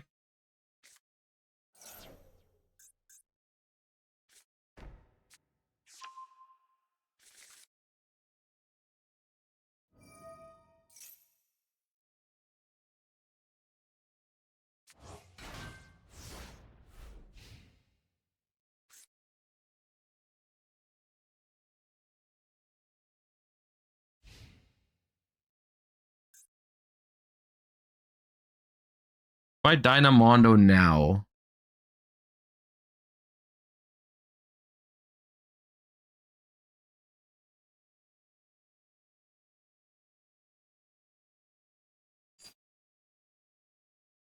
If I Dynamondo now...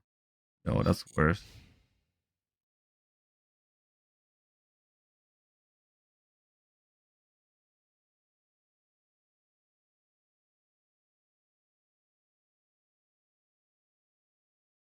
Yeah, the lady stays, but then I have the trap ready and I have the Murakumo to force the discard.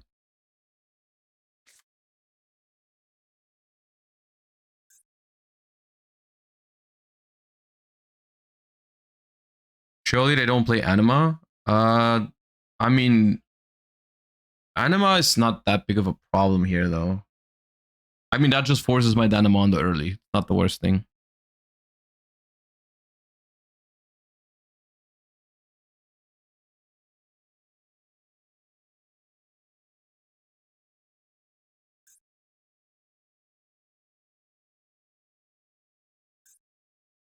So I don't know any of the cards in their hand.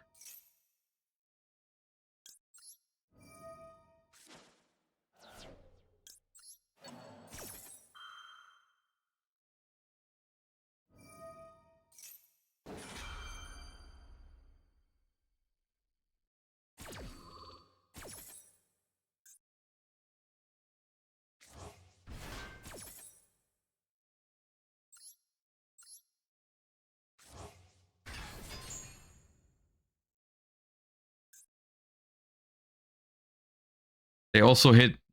It was the worst possible outcome was them hitting prayers at Magatama. The trap is definitely the worst thing I have right now.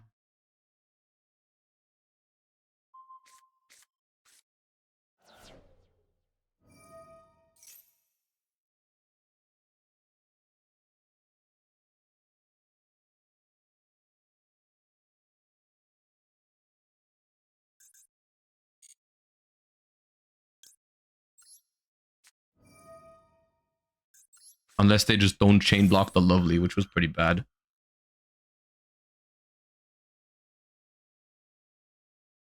In this case, I'm fine.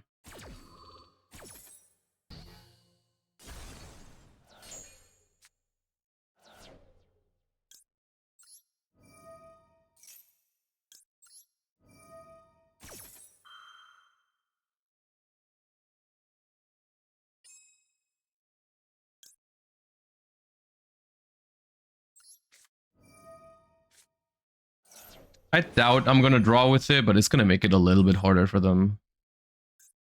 Just a little bit. Mirror back into the deck, which means that my pre-prep next turn is a play. Bring back Murakumo, wipe these two. And gonna make it a little bit harder for them to play, because I still have the negate.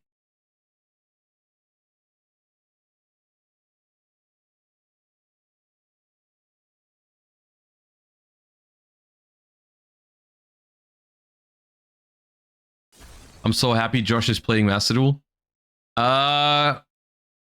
It's, yeah, I mean, okay, good thing I activated the Fuba.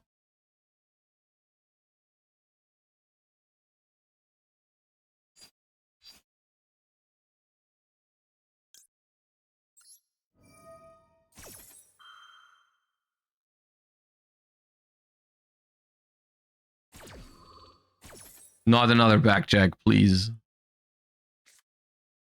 Andrelier.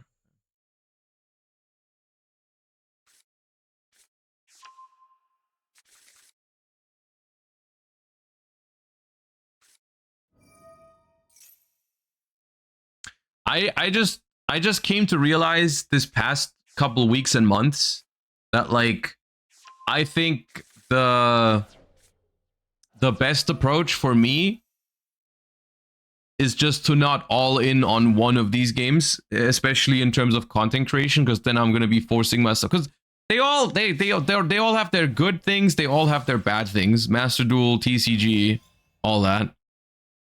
So it's just, I think the healthiest is just to do a little bit of everything, focus on the good stuff. I would really like to draw something, game. Something useful, because otherwise they might kill me. I don't want to die. I don't want to die, please.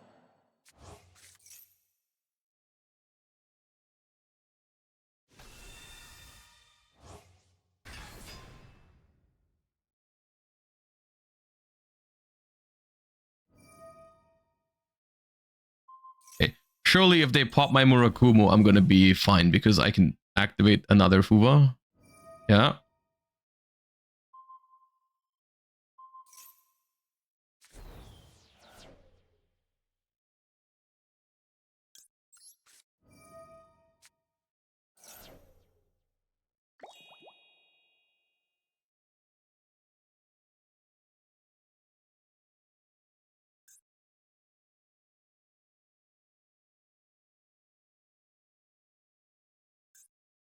Come on, one impulse. Do I play Imperm? No, I have Impulse, Nib. Yeah.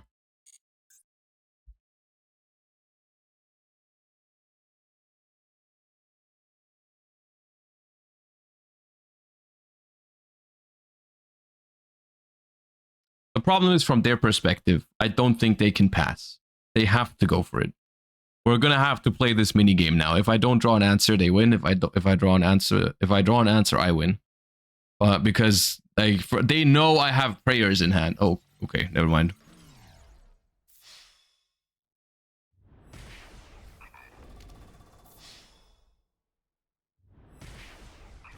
This is like conceding, I think. They know I have prayers with I have unused Tabakiri, so GG.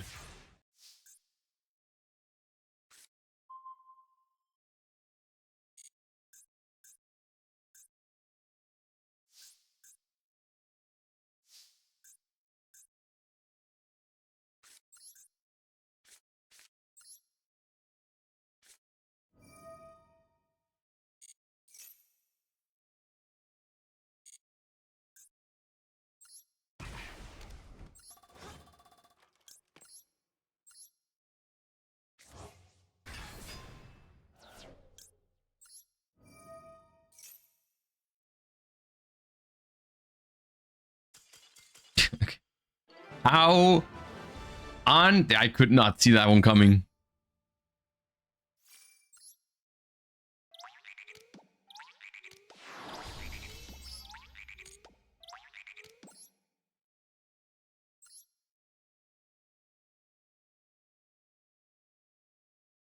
Yeah, that one was fun. That one was fun.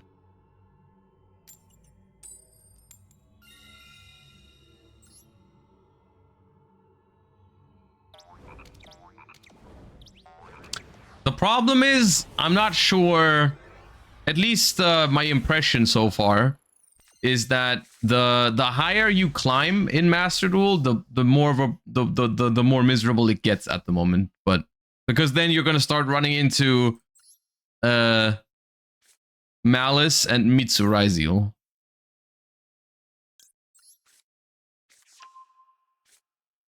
So I'm a little scared about that.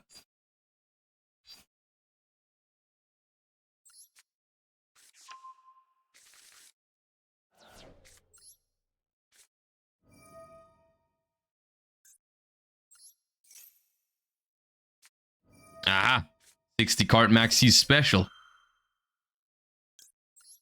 Not today, minigamer, not today.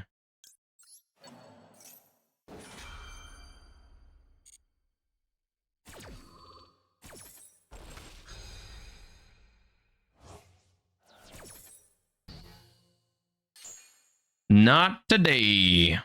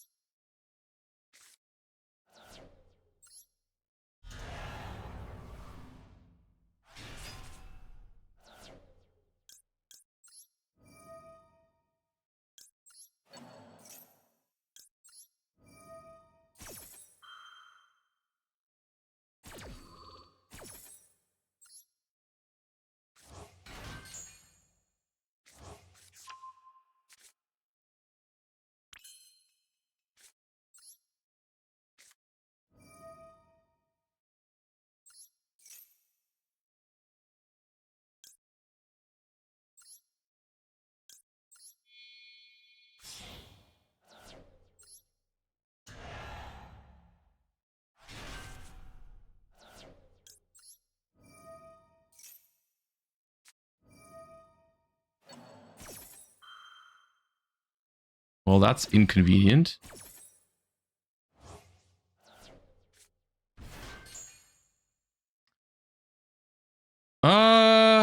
Okay.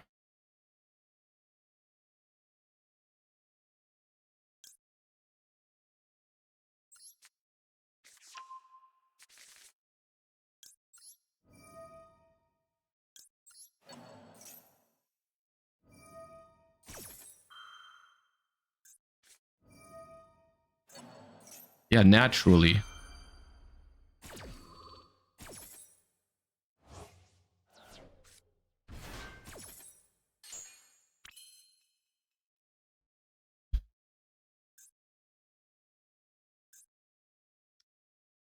Okay, Kusanagi being banished is pretty bad. Um,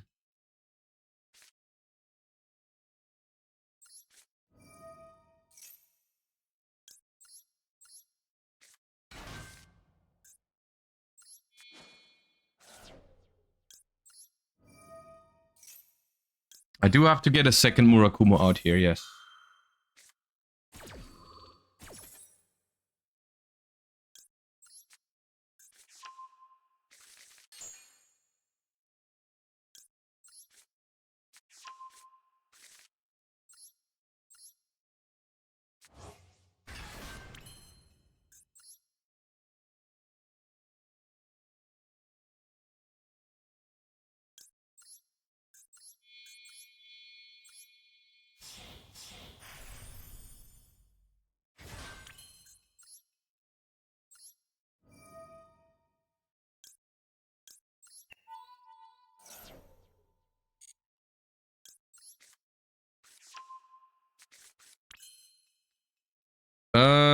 Okay, I can still tribute Habakiri.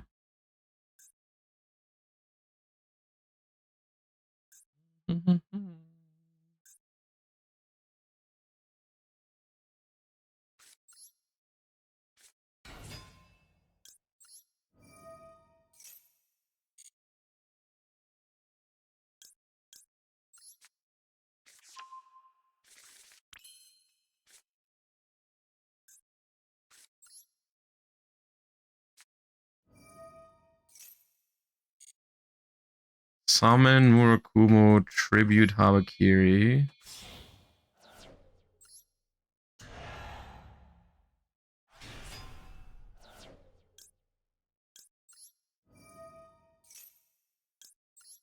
Pop those two. If they try to send with Serenir, I guess I can make them discard a card if they really care about it in Branded.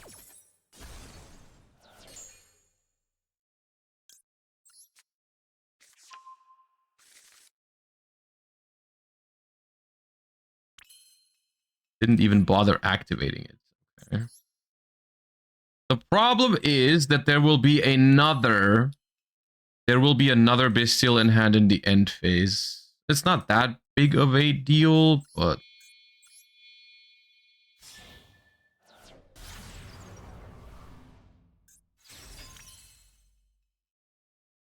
realistically it should be fine here.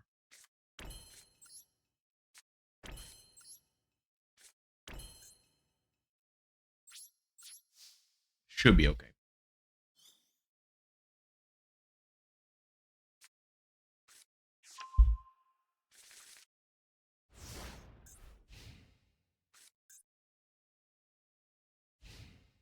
I assume this is branded.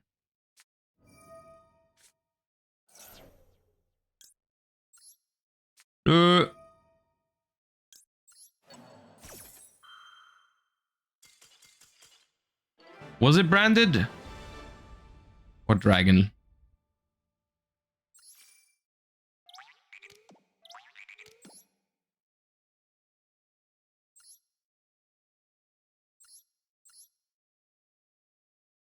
It was branded.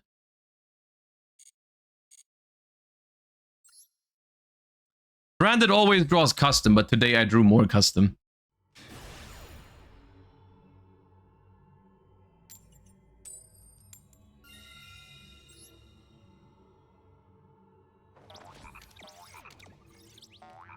Will you try BES on the 28th?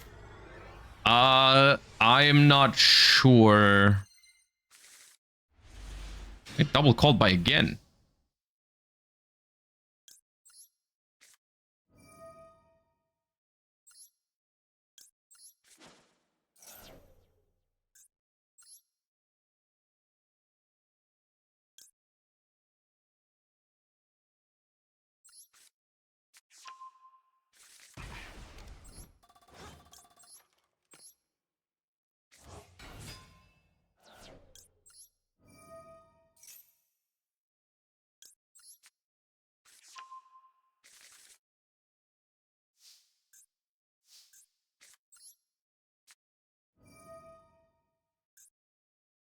Was called by good right away on release? Pretty sure, yes.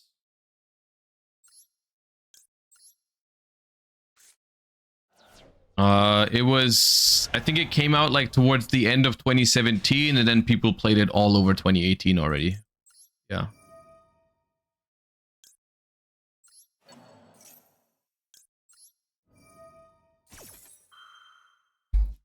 Are you gonna grind the December Duelist Cup? I will probably stream it. How seriously I'll take it simply depends on how much I like the format. If the format is enjoyable to me, then yes.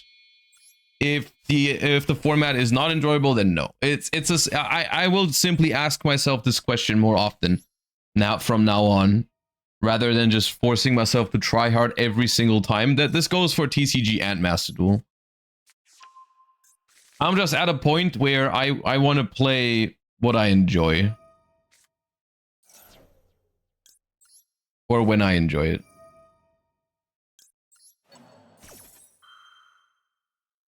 Unironically, I could have let this go through. Instead, forced them to discard with Murakumo and set double called by, but probably better this way.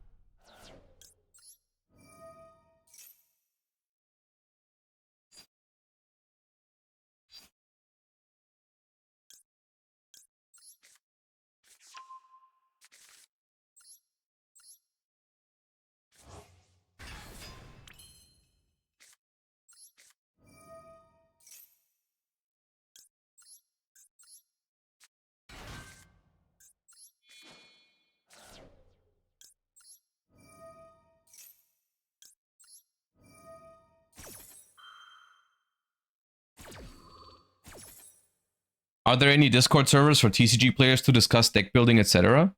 Well, you can go and join my Discord server. Exclamation mark Discord. We have like 9,000 people talking about Yu-Gi-Oh! I feel like it's a good place to start.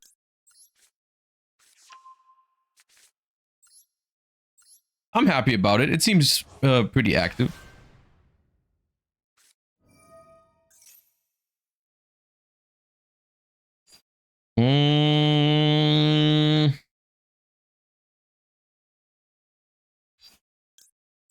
That's fine.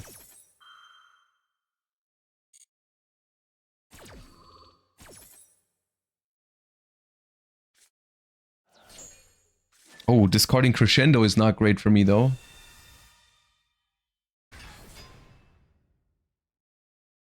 If they discard Nib, don't get the board by without the token? Yes, but the problem is here, what I wanted was I wanted them to not have the Nibiru body on the board. I don't care about the token.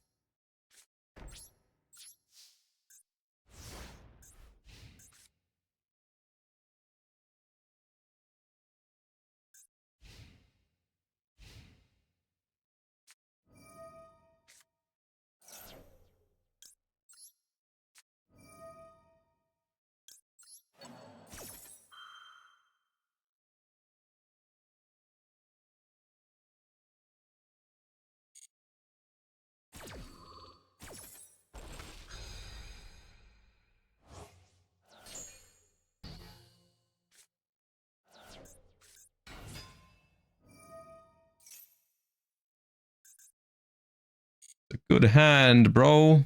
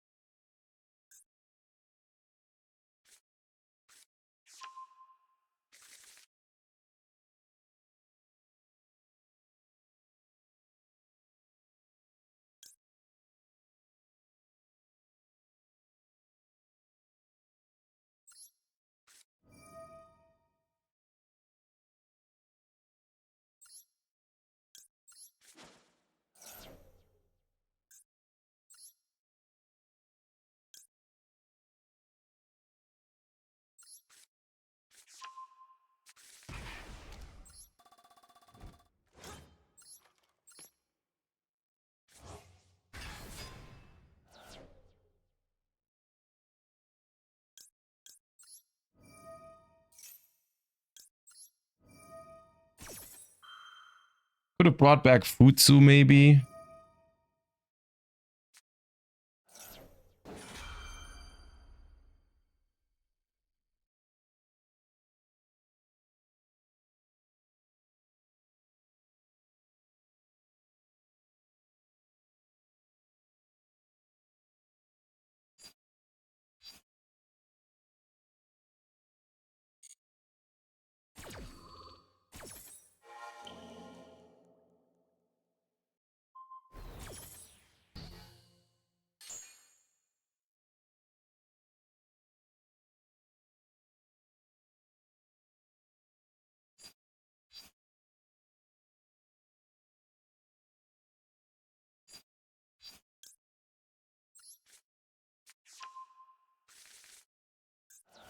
So last card in hand is Orcust Nightmare.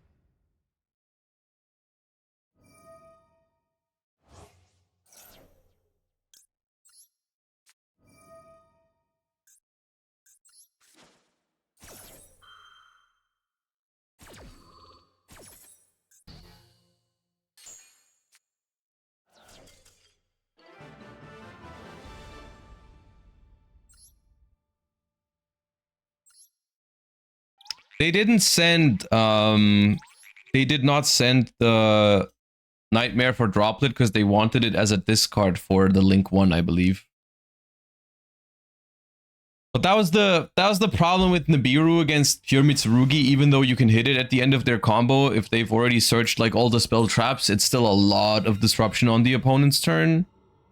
So the only way they could have like beaten me there is if they had a way to stop the prayers, but...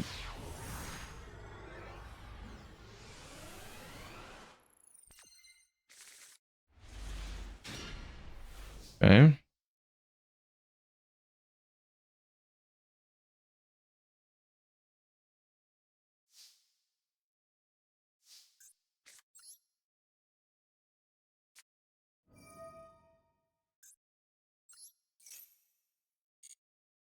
Okay, no response to that is good.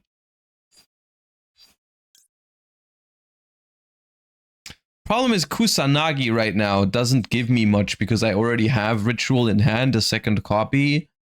At the same time, I don't really want to send... I could search Saji to have prayers already. Saji, Serpent. Okay.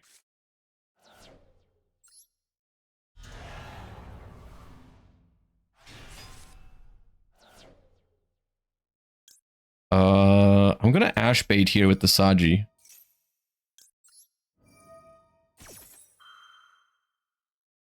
Okay, no Ash. Yep. And then search prayers, and if they have troll, then the prayers is still okay. No roll either, okay. Do I normal Fuva? Or no?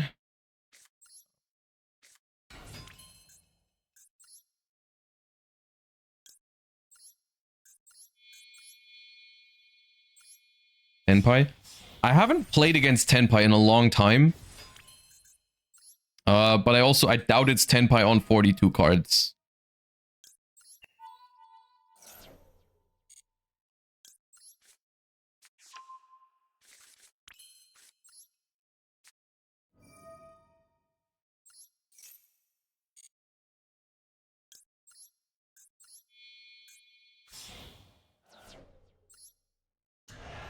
But this way, making the Granite on 4 still, we basically have guaranteed Maxi plus Nibiru for the next turn, so even if something happens to this, I feel like it's fine. They have something, which I think is Nibiru, probably. Against Nibiru.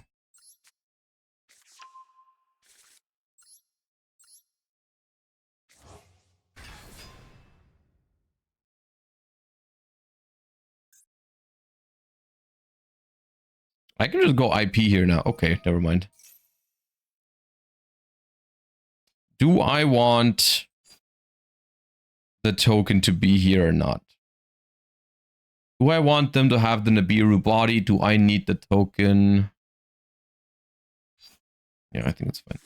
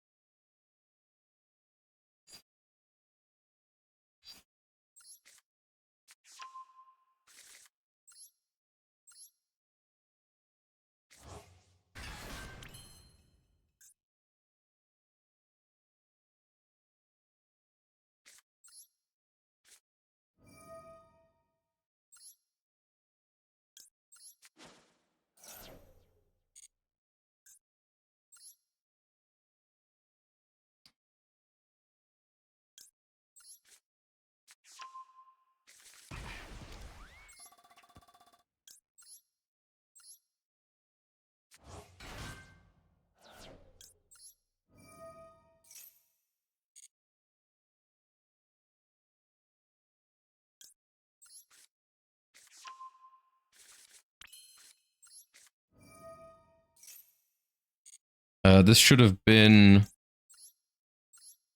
This should have been... Murakumo.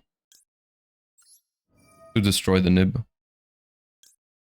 Probably won't matter. But it makes it... It's annoying that I did that. Initially, I was thinking bring back level 4 so I can make a rank 4 here. But now I'm realizing... I don't think I need a rank 4. I just want to make IP. So this should have just been Murakumo.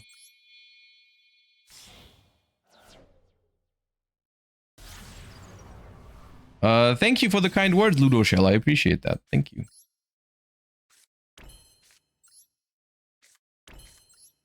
Because here it's like, what am I gonna do now if they just go battle phase? I mean, on the one hand, I don't really care because I have maxi nib, so they can't really make anything happen in main phase 2.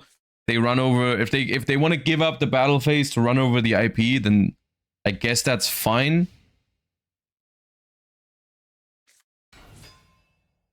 Or they play into it. That's also fine, I guess.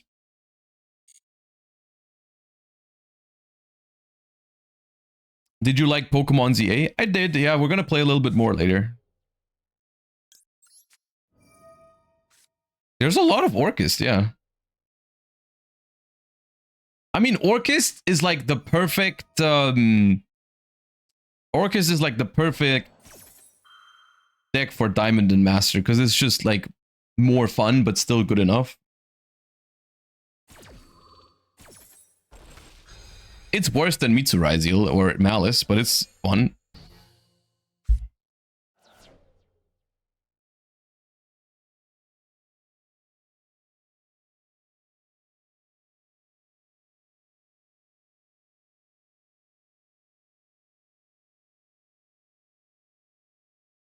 I'm missing one colorful screw. Yeah, I can imagine that being a problem. What, how many is there? 100? So you got 99?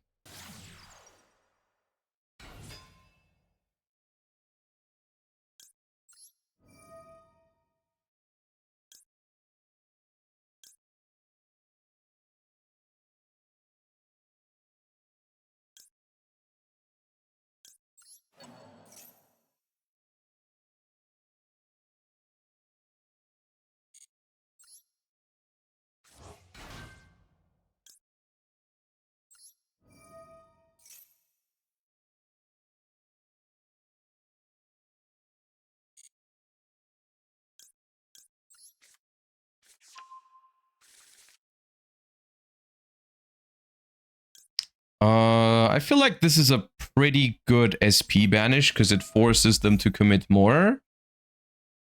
And it doesn't let them put the resources into the graveyard.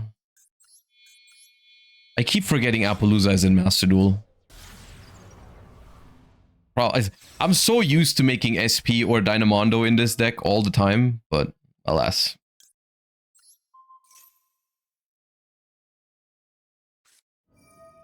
Phantasme. You know, I respect that. I'll let it resolve. Just because I love that card, you can have it. Just because it's based. If you chain SP, does Phantasme not draw? If I chain SP there to banish, then it draws one card and doesn't shuffle back.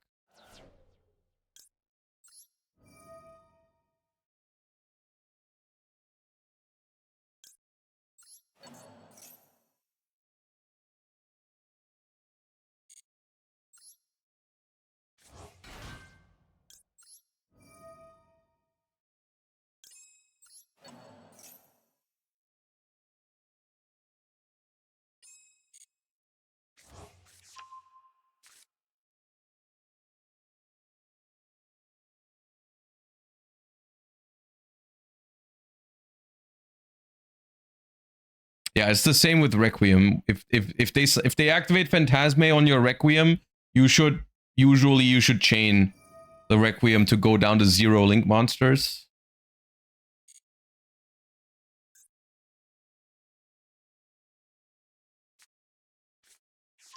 This is not the most effective way at baiting a Murakumo, just summoning infinite monsters. I feel like on the Lurie, I'm willing to blow up the board. I think at this point, I don't see how they push through this with 2 cards in hand, even though they have a Harp in the grave.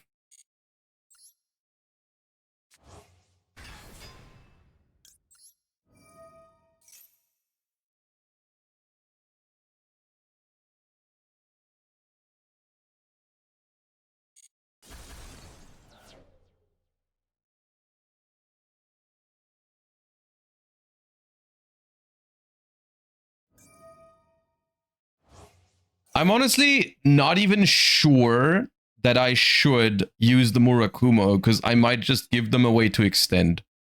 It might just be a matter of, okay, thank you for letting me discard my symbol skeleton. Or something like that. I might just wait until I see what the rest in their hand is. Because, I mean, realistically, this will not win the game anyways. So.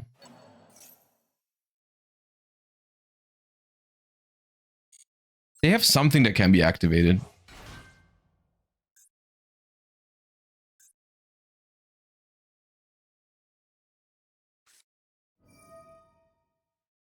Ooh. That's a good one to have. I'm not gonna lie. I don't know if I want to give them 2 extra cards in hand. I think I'll negate the draw 2.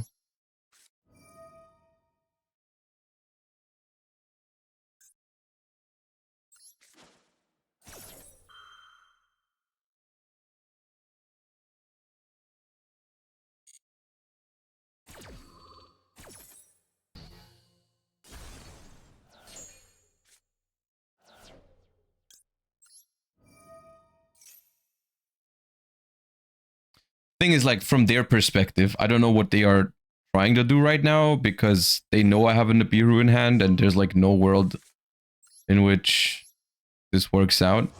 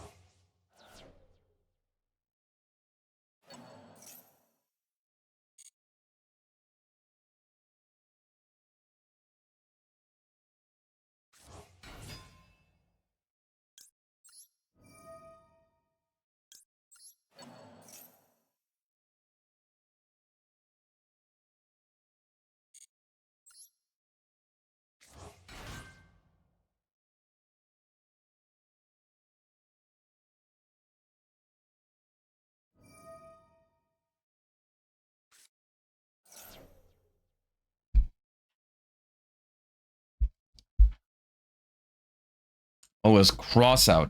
Okay. Well.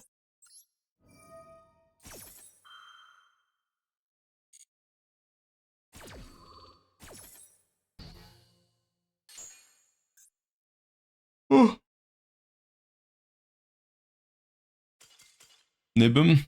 Nah. That would have been crazy BM if I nibbed there. I'm not gonna do that.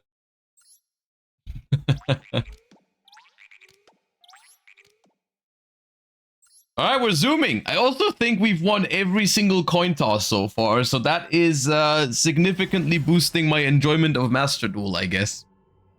Who would have thought? And there's another one.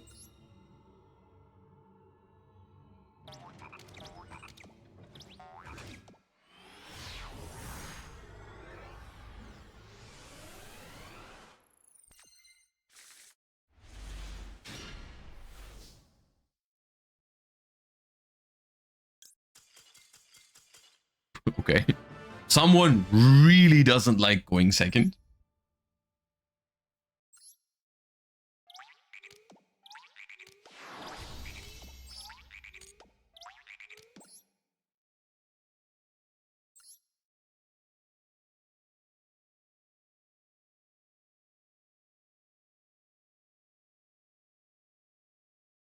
Or their hand just sucked, possibly.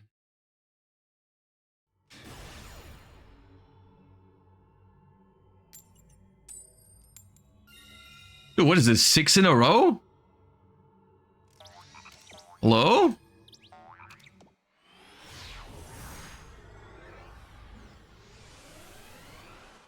Is this what happens when people like play less Master Duel for a while? They just give them better coin toss win rates so they come back?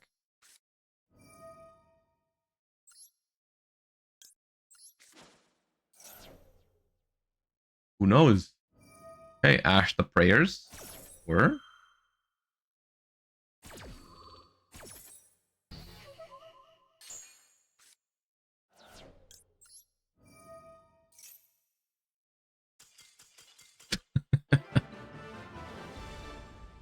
Oh, gamers.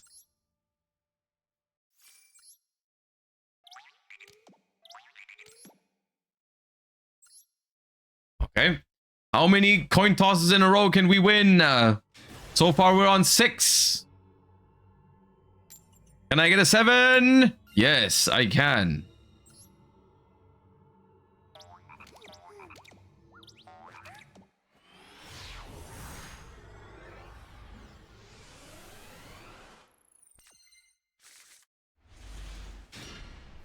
Jesus Christ, these hands are good too.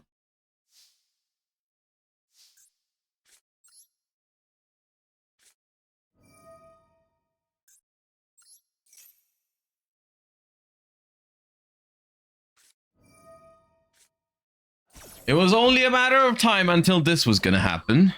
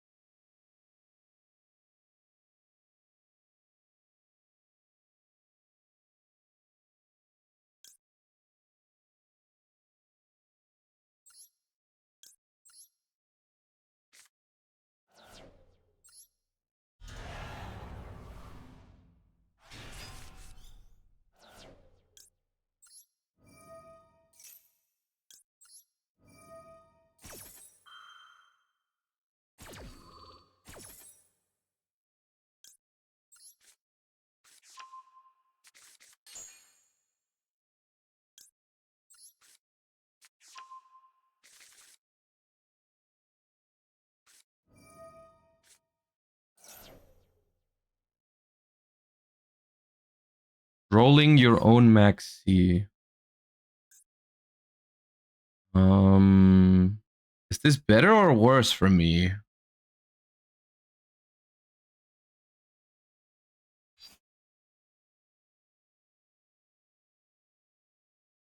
It's better.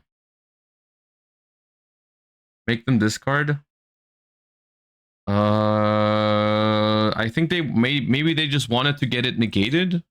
That's why I didn't do it, because maybe they have something else they want to resolve after, so if I chain to the droll, they just let it get negated.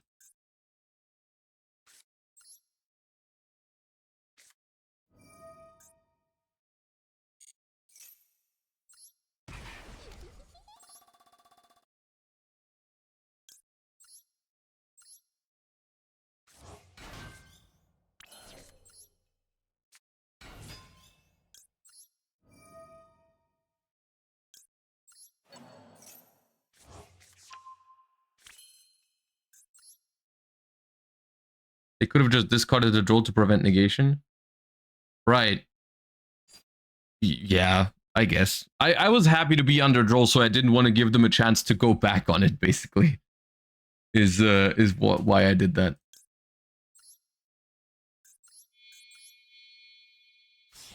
I just preferred being under droll than being under max C here. So I was just like, let me not give them a chance to revert their decision.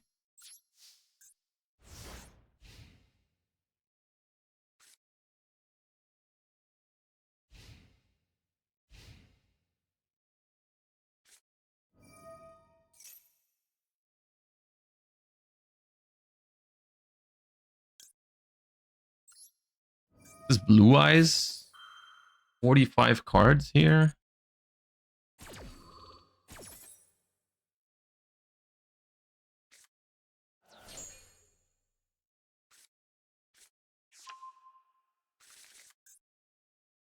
Discard Nibiru.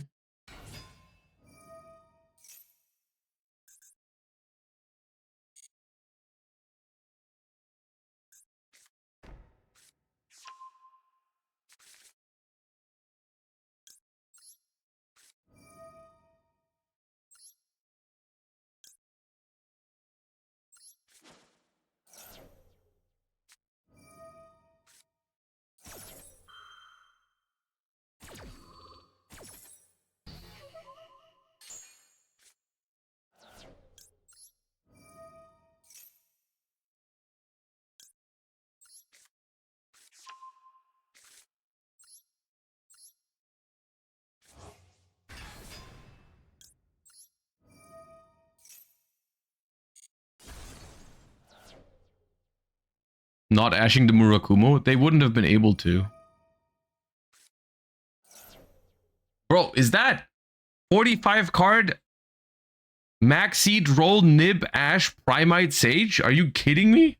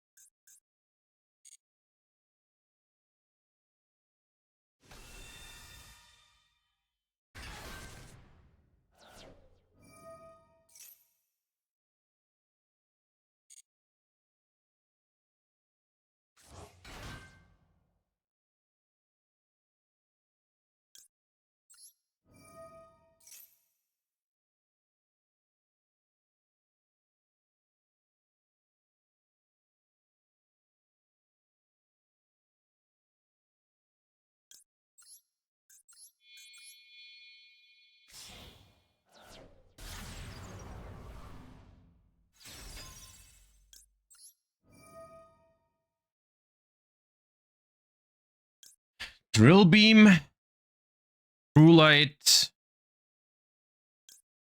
or Lordly Lord. There's honestly an argument for all three. Or Maiden.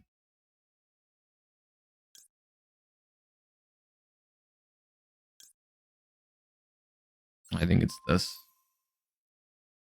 True Light pops their field only if it's destroyed. Or sent to grave, rather.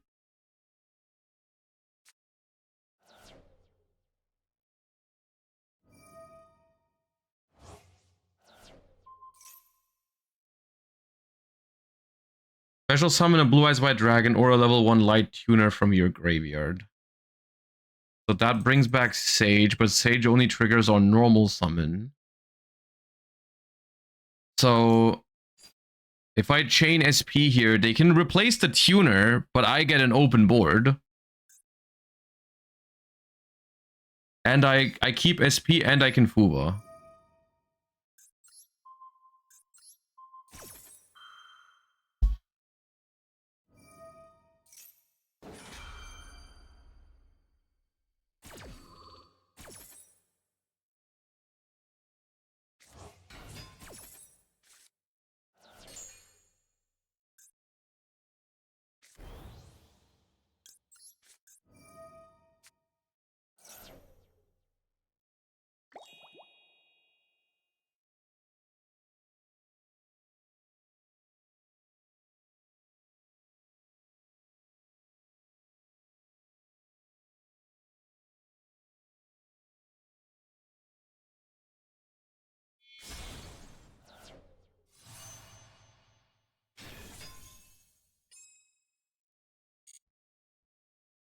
I think we're dead.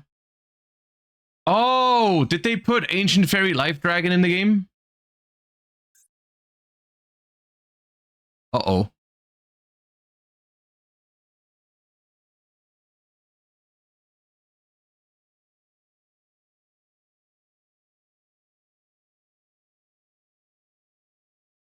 That's not good.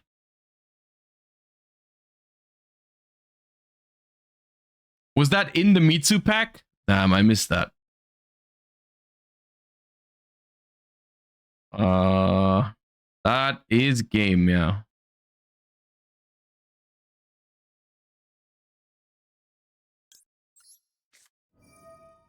So I'm gonna max C end of main phase here, hoping they chain to it. Nope. Damn it. Can I guess if they don't do both in the same chain, I could top deck Impulse.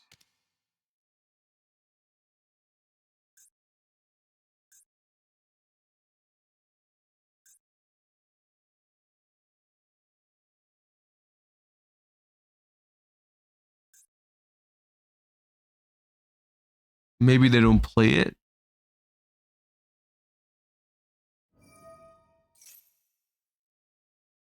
Oh, set a spell. Okay, we live. Woo! We're gonna have to check after the game if they just don't play it or if they didn't want to risk it. Oh god, I was scared there. Okay, then if I knew Ancient Fairy Life Dragon was in the game, I just shouldn't have chained SP. Because then I don't think it was enough damage. Oh, next card was Impulse. Okay, interesting.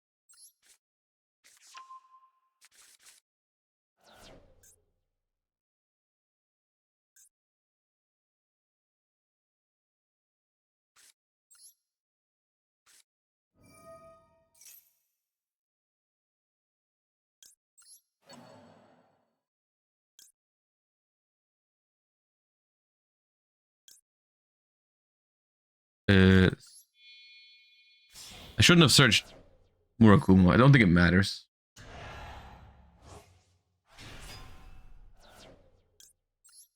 I mean, no, it definitely doesn't matter.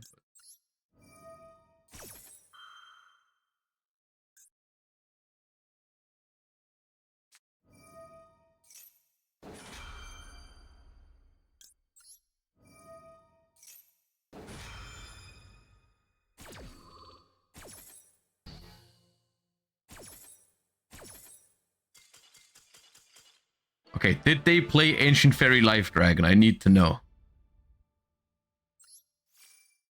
Because they did have game.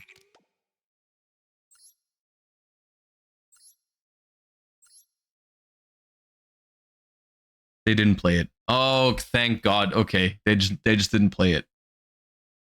Ooh, dude, this deck has everything. Kokimeru Drago, bunch of one of Lancea, one of Nib that they drew, of course.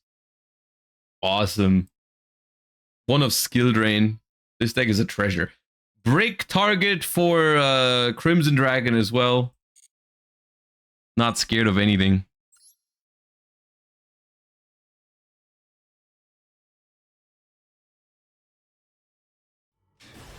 But no Ancient Fairy Life Dragon, thank God. Okay, 8 coin flips in a row.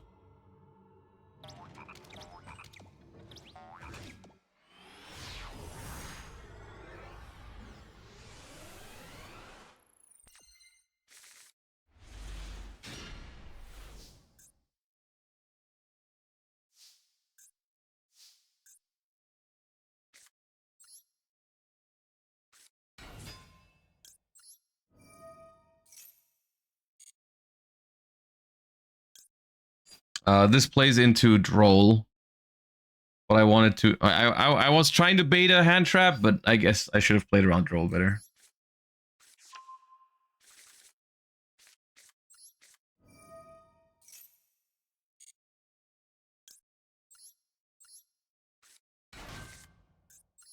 And it plays into Purge. Never punished.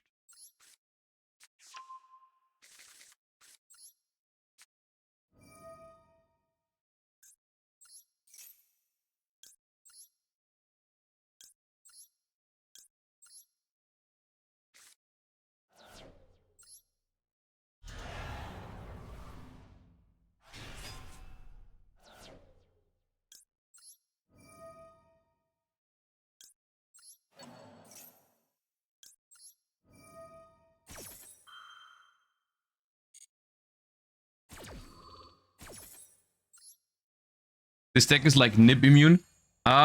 It's not quite Nib immune. Nib immune is the wrong word, I think. It's more like the deck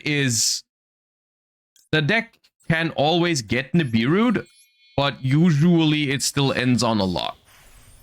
So Nibiru does something against this deck, but it's a kind of healthy interaction, I feel like, because the Nib is never dead, it never feels terrible, but you don't die to it.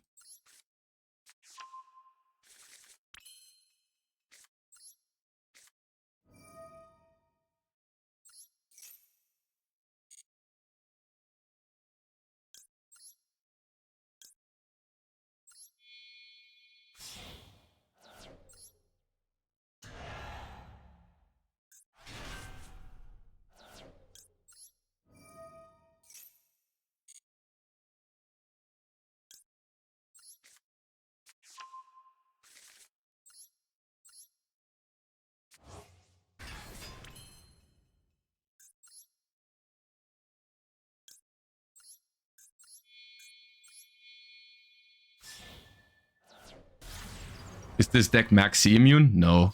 Maxi is still really good against it. Like, Huva and Perulia are okay, but Maxi is still a problem. It's not as bad as for Malice, but it's still pretty good.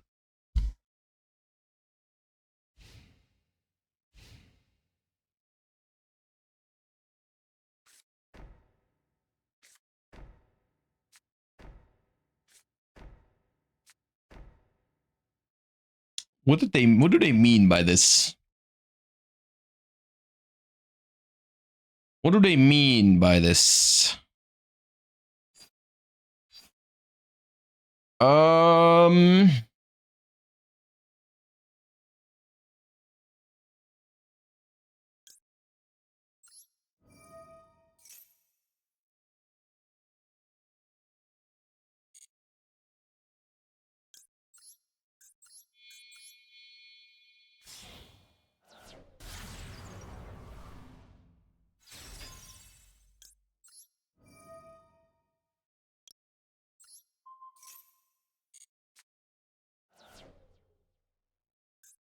trap trick. I guess that tells me it's not stun? Could be lab then.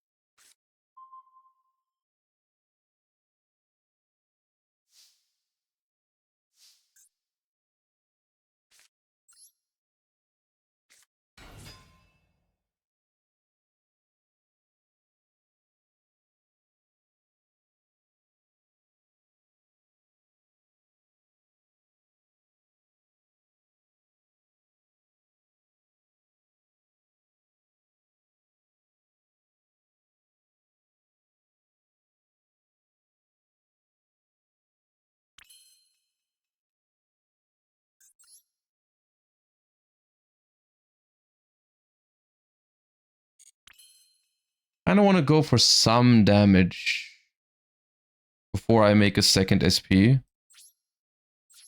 I don't know if I should have normal summoned the Maxi beforehand then, but...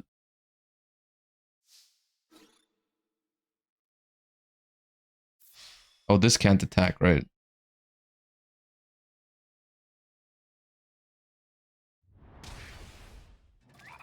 Not a lot of damage, but it's honest work.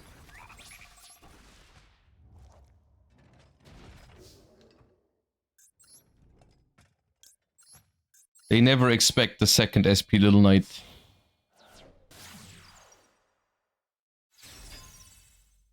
Okay, no Solemn.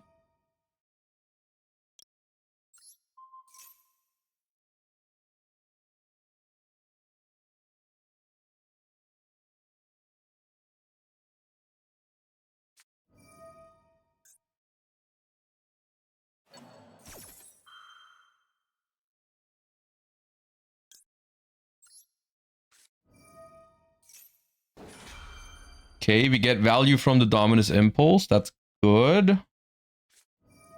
Chain D barrier. Okay, that was my SP target. I might as well chain this because it would be negated afterwards. It is Labyrinth, I think. And so if they don't discard here, then I'm not under D barrier. And if they feel inclined to discard, then I'm happy about that. Okay, they discard Lady Labyrinth. Bro, I think it was better to just not be under D barrier.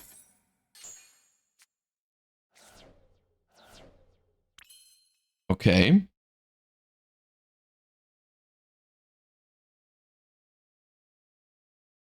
Well. Go. I'm not in a hurry. I got time.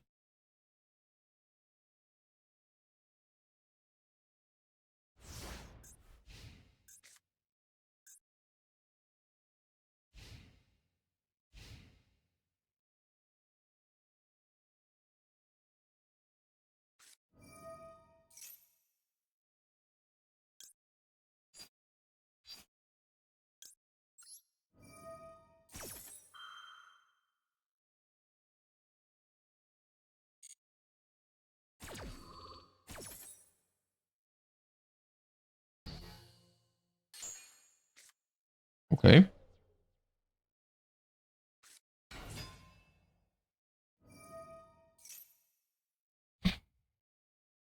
Do I Ash the Ariana? I don't think I do.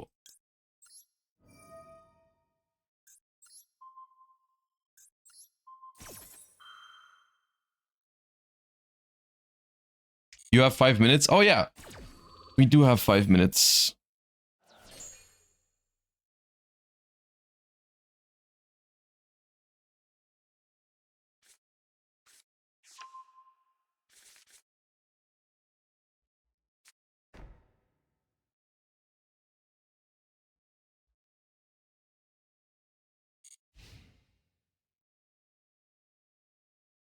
The problem with back row decks against Murakumo is that you'd never... The Murakumo is essentially an Omni-Negate every turn in this matchup. It's crazy.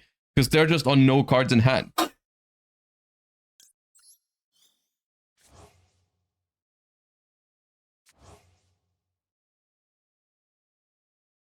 Yeah.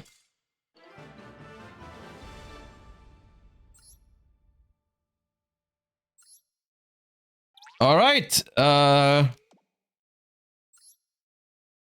This has been going well. But to be fair, I have won every single coin flip here. 8 in a row. Which is not a very high likelihood.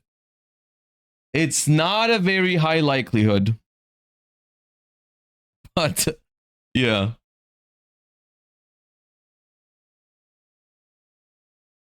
Master Duel wants you back. Well, Master Duel has me back to an extent. I mean, I'm playing more Master Duel this month than last month because despite Malice still being a very powerful deck, it is not as broken anymore as it was. It's not as unbearable. And I feel like though the one thing that was missing for me is like a deck that I really liked to play, you know, because I really like Pure Mitsurugi, and even though it's not the best deck in the format, it's certainly playable, and so I'm having more fun than before. This is the list still. I haven't changed anything in forever. I've been pretty happy with it, to be honest with you. In terms of Pure Mitsurugi, I think it's very, very solid. Yeah. You can try to fit in one Droll Lockbird as a target for Crossout Designator if you feel like it. You can just play 41. Other than that, I think I wouldn't make any changes currently. Right. Okay.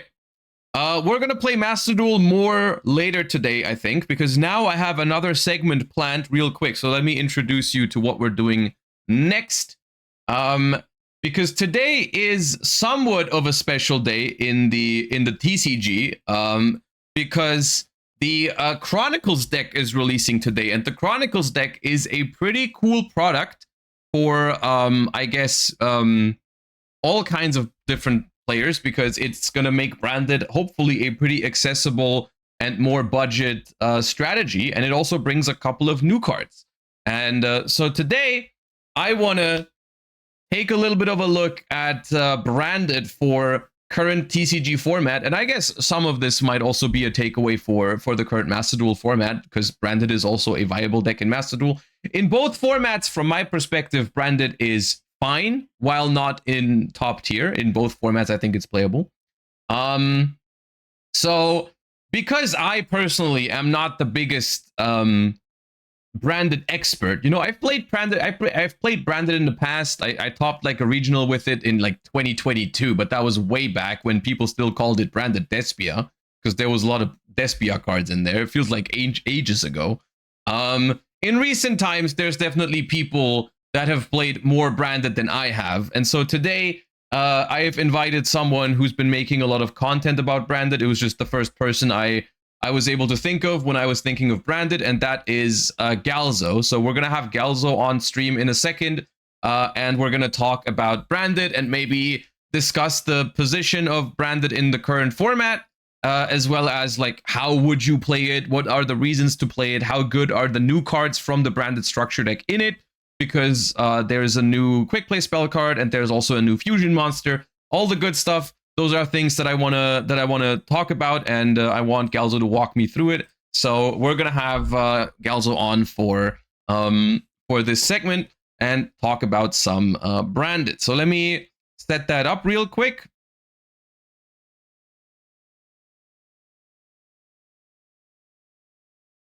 Let me call Galzo.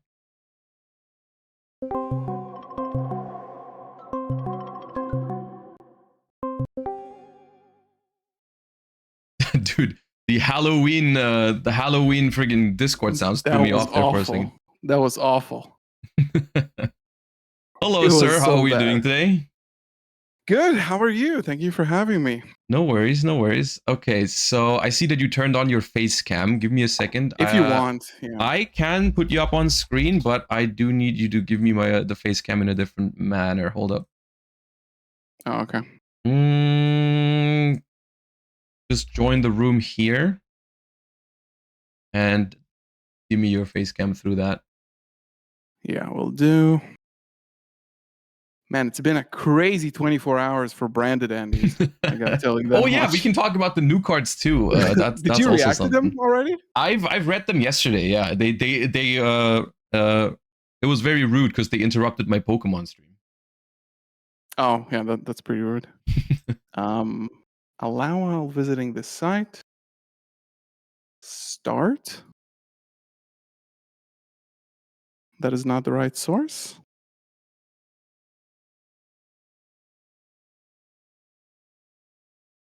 Am I sharing? I see something, but I only see the Elgato symbol. Oh god. Give me a sec. If it doesn't work, No then we worries, can no do it. worries. We can do it like that.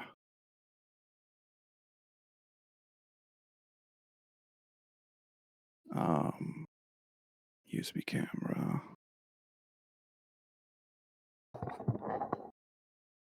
That should be good.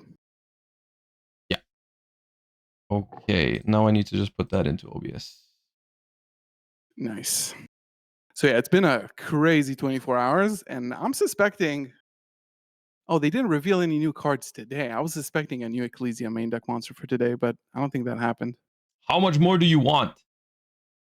I think this is the last time we get stuff, so I'll go all out this time.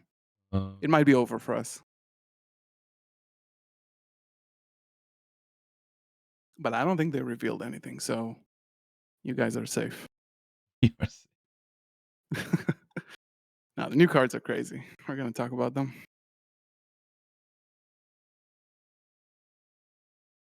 Okay, you are on screen.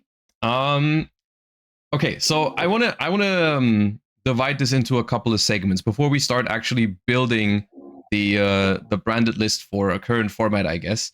The first thing I want to do is talk about the reasons to play branded in the current format outside of I like branded. Yes. And you want me to answer that? Well, I want you to answer the question because you are definitely more of a branded expert than I am. And maybe Yes. the answer to this question is the only reason to play branded is because you like it, which is also fair enough. But then maybe walk me through what you think are some of the strengths of branded over maybe your Mitsurugi Yami, your Pure Mitsu, your Draco Yeah. Tail, and so on. Like, what does branded do better than any of those decks? Because it's not handling D barrier. It's not handling D-Rare. I think that now that we got a glimpse into, I mean, it does to some respect, but of course, like any deck can play around a certain like game-ending floodgate for its whole like archetype. But Right. I think that things that I would consider, first of all, I think branded now is like more attainable than ever. There are so many good reprints here. All Yeah. the Bystials. You got Lubellion. And they smartly didn't include Sanctifier, so it's to Is that smart though? disincentivize you to.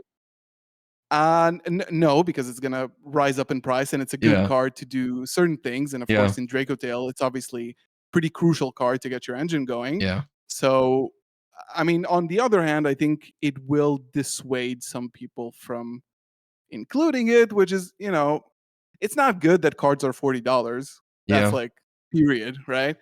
Um, so I think the first reason to play branded is that now I think a lot of my friends, a lot of people who like know me online, tell me all of a sudden, well, now I have a way that is like different from the past where I can get like 3 structure decks. The Yeah. whole thing is in there. Yeah. It's all hollow, which is also I think incredible. Mhm. And there's also, besides the alt arts, which are cool, there are 2 cards that are pretty good.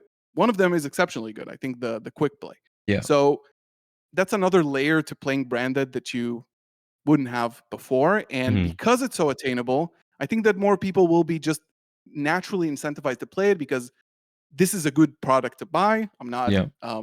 I'm not affiliated with Konami, but I can tell you that the value in this deck is just incredible. I think everybody can understand and appreciate the fact that you got your Thrust and the Lubellion and the Blackout Laugh. It's just a really good product. Mhm. So already that gets you in the door to Yeah. picking this up and maybe giving it a try. The second layer of this is that now that we have a little bit of a glimpse into the future with what's coming to branded, And I think that the future of branded is so different from what we've experienced so far. You're going into synchros, you're going into ecclesias.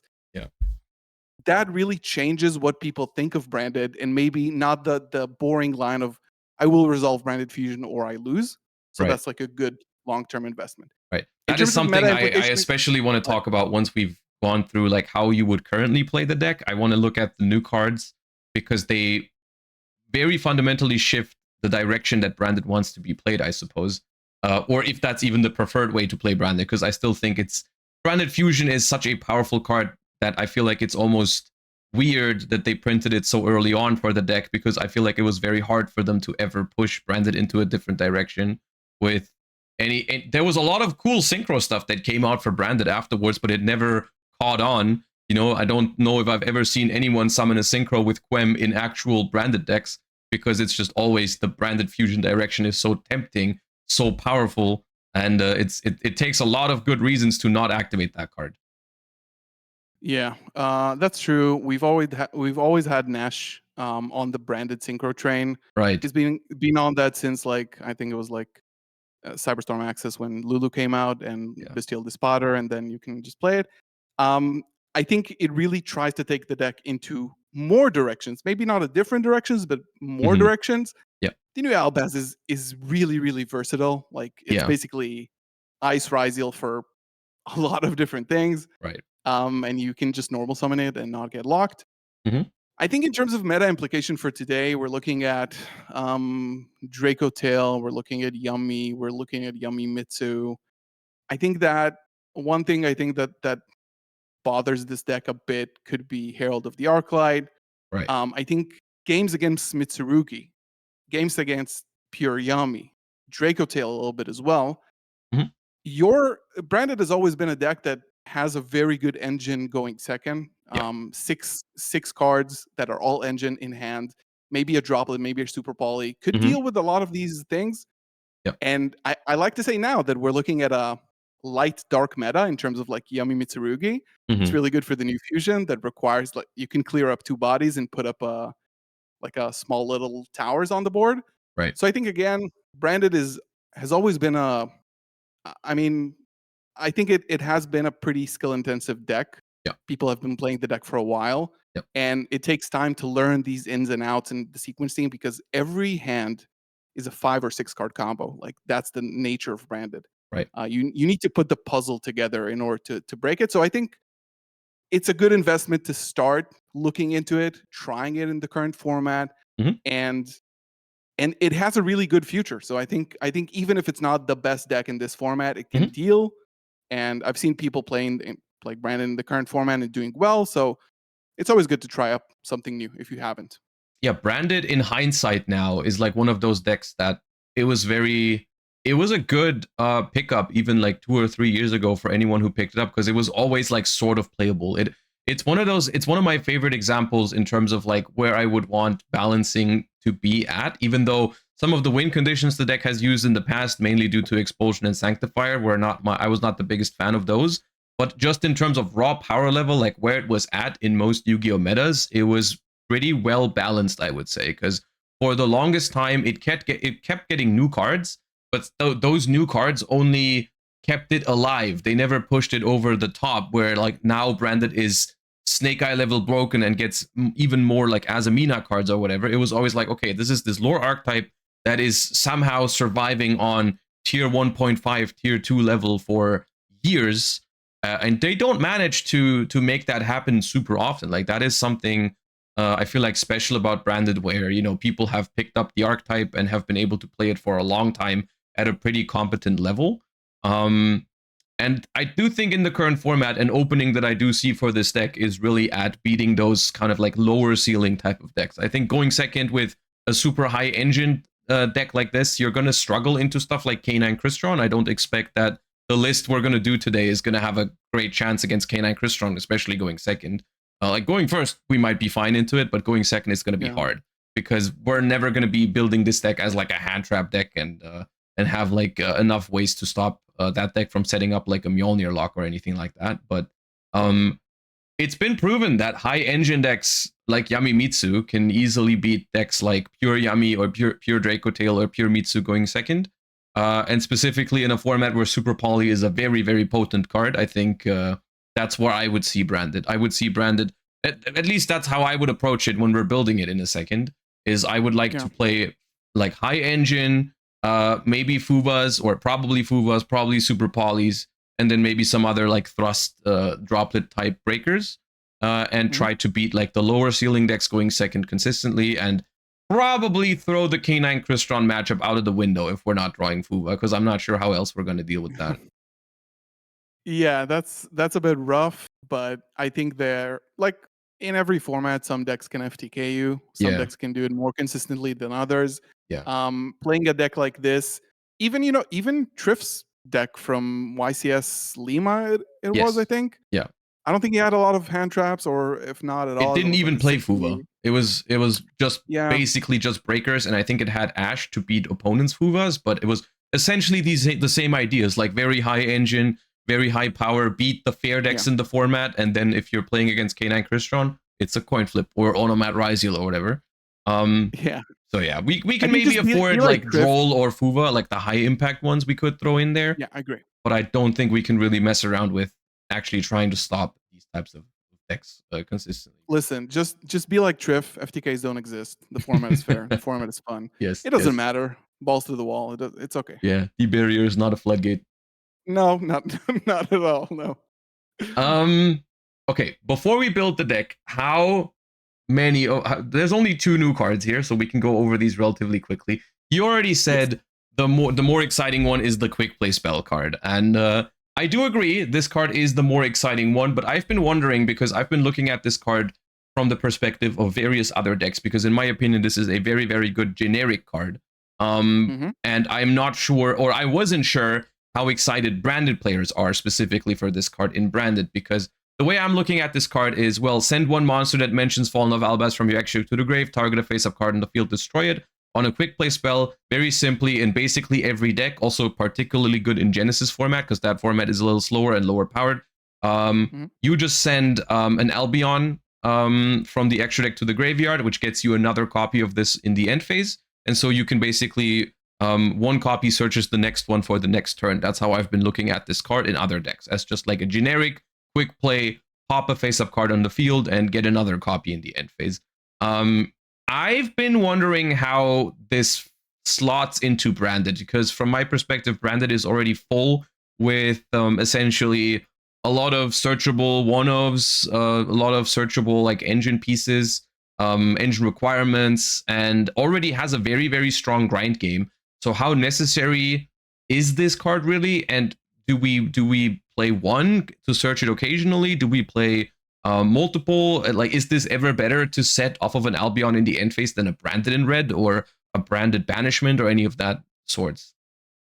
Yeah, when you're looking at a deck like branded and you're building the deck, especially with a new card that, I mean, this card is very complex in terms of the things that you can do with it. So when you're looking at branded and you're building branded, you're always gonna have to think like about main phase 3. What happens in main phase 3 during my end phase?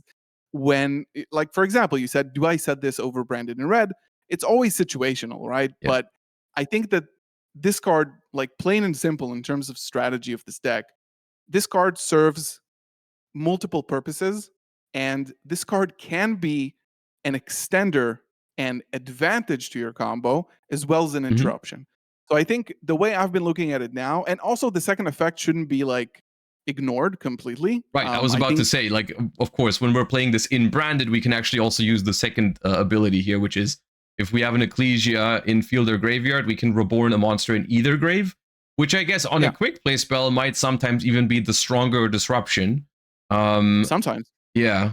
Yeah, definitely depending on the matchup. I guess it plays into the new card a lot more, because it's going to be a lot easier to make that live with the new support. Because at least at the moment, are we going to play an Ecclesia monster? For now? That kind of depends on you. Okay. If you want to make the Stigmata Devouring Dragon more consistently, the normal combo sets up Ecclesia as part of your end board, so that you have a quick play Albaz on your opponent's turn that makes the towers an actual towers. And Okay. again, you're gonna have an Ecclesia in rotation, so you can do whatever you want. Obviously, it becomes so much easier in the future when you have the Synchro Right. Ecclesia and stuff like that, but it shouldn't be completely disregarded, and it will come up if people do decide to play Ecclesia in their deck. Of course. I think Yeah. this card, from two dimensions, one outside of branded, this card is just generically good, especially as you said in Genesis. And Genesis format already communicated that this card, enjoy it this weekend. It's gonna get points It's gonna get next points, week but on it's Monday. probably still fine. I would easily pay Yeah. 10 points for this, I think, as like a Exactly. That's exactly what I was thinking. Yeah. It was gonna get 10. Yeah. In branded, I think currently we play 3. I think this is the Okay. TLDR. Okay. I've been testing a lot, like different lines and combos, and it can come up where you use one of these to pop up like a spare Lubellion or Kit on your field to get another body engrave, and Oh, you then pop your even own set card. one. Yeah, you could. Mhm. Imperm and Veiler, you can dodge Imperm and Veiler with this if you open it in your opening Right. hand, so you don't always have to rely on Cartesia. Mhm. Even though Imperm, like right now, are not like super main deck, but again, it's just like generic Yeah, cards yeah. that we'll see play over and over. So I think currently, this card is a 3 in my deck at least. Okay.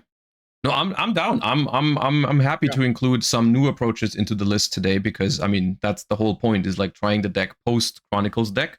So if there is a version out there that we can try that might be better than before, or even if it ends up being worse, I like trying the new cards.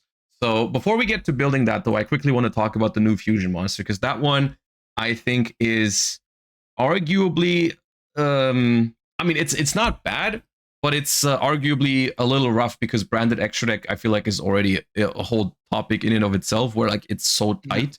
So of course the unique thing about this card I guess is two things. It requires Albaz and 2 other monsters, which is any effect monster and any light or dark. So it gives you the ability to fuse away 3 monsters with Albaz, which is new. I believe the only other card that was able to do that was Albalenitis if there's a bunch of dragons. But other than that, it was always Albaz plus 1 other monster on your opponent's side of the field. So this thing giving you the ability to super poly 2 monsters is interesting. At the same time, it gives you finally completely infinite grind game, right? Yeah, theoretically, yes. If you don't use this as an interruption, branded's grind game is already supreme with like, especially now with 2 branded fusions, it becomes a little bit more trivial just to grind. But yeah, like if you are in a pinch, shuffling any spent resources, your banished retribution or something like that, it's better for the grind game, and it's also a good interruption. It's because you shuffle 2 cards from either your opponent's grave banishment or your own back. This includes everything, right? This includes even if your opponent rips something out of your extra deck with Kashtira Unicorn because it just specifies cards in banishment. That includes face down banished cards. So quite literally, you can no longer actually run out of a certain resource in branded as long as you will have a way to summon this. I guess if you somehow lose all of your Albaz, then you won't even be able to make this. But other than that, you can recycle everything in branded now. Yeah. Okay. Does this card make the cut? I think for now it does. Okay. I think that for now it does. I think this is a new card. We want to experiment with this. I think that this has a few uses.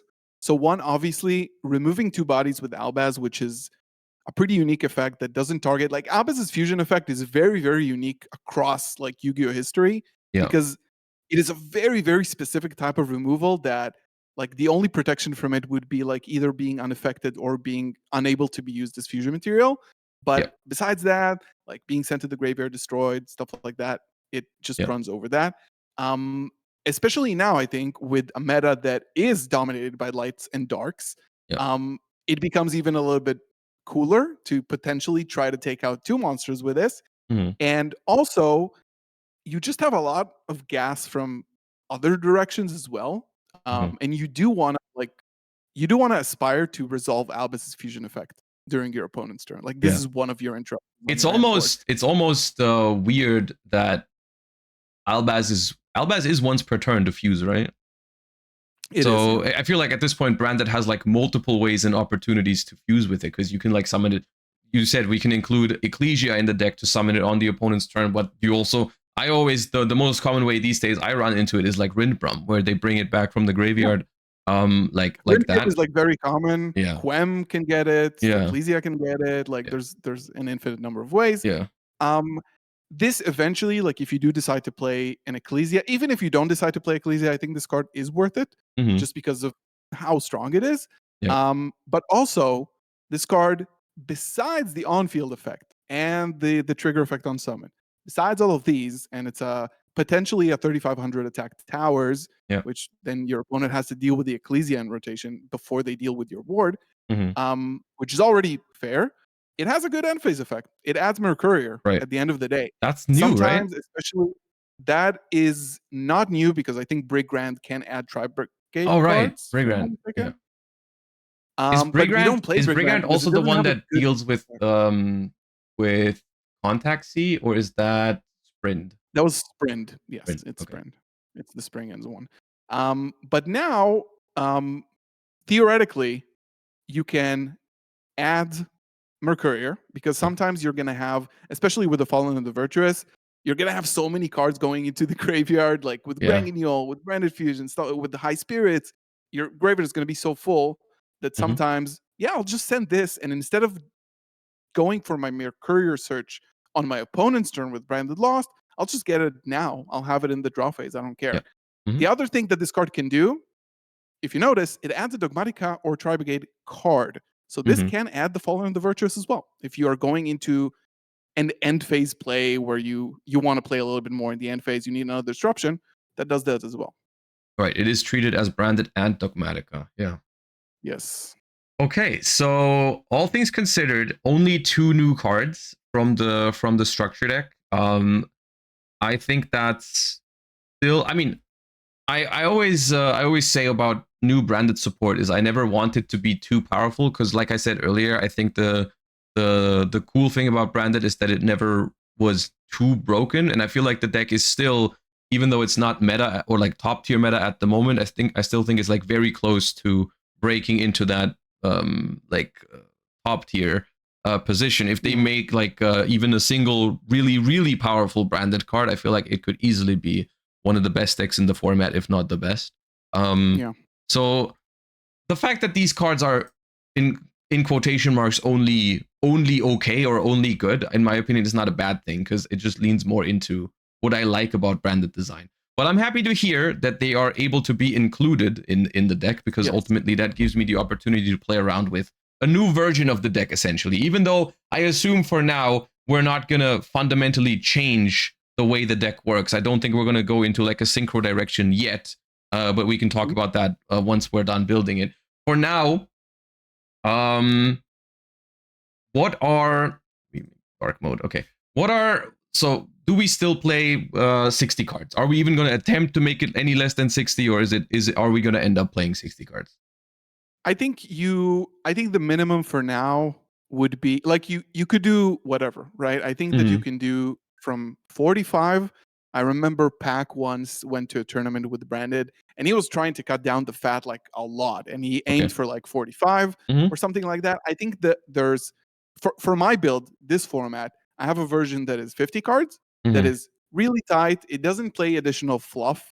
It doesn't also play Ecclesia specifically. It does play the Fallen and the Virtuous. And there's also a 60 card build that I think now with 2 branded fusion benefits a lot from cards like the Black Coat Laughs and Pot of Desires, which now with 2 branded fusion, your chance of banishing both goes down to like 2.8%, something like that, with like 3%. So it's not as risky anymore. So I think it's up to you. I mean, you're a 60 card guy, aren't you? But you can go with 50 as well. It's been a while, but okay. So why don't we go through this in steps? Why don't you walk me through, first of all, the cards that we will absolutely have to play? Like, which cards do you consider 100% mandatory at the moment? I'm assuming we start with at least 2 copies of Fallen of Albaz, or is that even something where you say, if we don't even play 3, even in 45? I think 45 might be a bit ambitious. I think the minimum for me would be 50. Okay. Just so I'm able to include whatever, like everything that I want. And I do think the 3 Albaz 3 Albaz right now is mandatory. Again, you want to go over Yeah. one in your combo, go over another one when you fuse on your opponent's turn. If you go for branded in red, you lose one, it's banished, and Yeah. you want another one for the branded fusion follow-up. So it just makes sense to play 3. Okay. Is it no matter what we do a triple Aluber angle? I assume so. Yeah, Yeah. for sure. I don't think Okay, that's so I'm just pretty gonna go through some of the self-explanatory. things that I think are mandatory, and you just interrupt me whenever. So we're gonna have 3 Aluber, we're gonna have 2 branded fusions. We're probably playing branded Lost in no matter what version. We are playing some amount of Bestials. I would say the minimum is a Lubellion and a Serenir. Yes, I would say that the way we want to play it today, I think it's going to be 3 Serenir. 3 Serenirs, okay. Yeah. Are we gonna play Magnamut, or is that more like optional material? I think Magnamut is a bit more optional. I think that Serenir, I think the 2 cards that okay, so you have 2 avenues when you start playing a branded turn. One of them is relying on your Aluber and Cartesia. The other one is relying on High Spirits and Serenir. Right. High Spirits and Serenir is full combo by itself, and these cards are very good. So currently, I'm playing 3 Serenir. It could theoretically be 2 Serenir and 1 Magnamut if you want, but I think 3 Serenir is cool. Okay. And High Spirits is going to be a 3 of at the moment? Yes. This card is just a joker, to be honest. So good. Grand Guignol, 1 or 2? I would say 2. Okay. I think Rangignol, one goes in your opening line combo. The other one is your opponent's turn. Fuse away a Mirror Jade and then bring it back with Quam. Makes Cartesia alive in more situations. So I think it's one of only 2 cards that we actually play into in the extra deck, which is surprising. But this card is very good. And Cartesia. I would go in 50. I would go for 2. For 2. Okay. Yeah. Any fusion deployments? Yeah. 3. Nice. Alt arts. Yeah. Well, they don't have alt arts in this deck builder, but okay. We're gonna play them. Quem, 1 of? I am currently playing 2. I do like that you have a way because Grangiol's second effect to tag out and summon a Despia is it's pretty good, but like summoning Aquarius sometimes or like a Priscinian sometimes feels a bit bad. And having 2 Quem means that you can play around your opponent removing one of your Quems, and then the other Grangiol gets you the second one, and it doesn't even matter. So currently in my build, I am playing 2 Quems. I don't even consider it a normal summon. If you want to talk about like normal summon math, but it's like 5 normal summons, so it's not that bad in 50. Okay. No, it's fine. I don't really have a set goal in mind in terms of how the list looks like. I just want to walk through some of the thought we process can walk it on some and of the just things maybe that are change it. mandatory and some of the things that are optional. Because even from the thing we just talked about, like everyone can understand that Quem is not necessarily always a 2 of, but you can play 1 as well if you want to do that. Engine requirements. I'm probably forgetting some stuff. Branded in red. Opening 3. Branded opening. Do we play Tragedy still?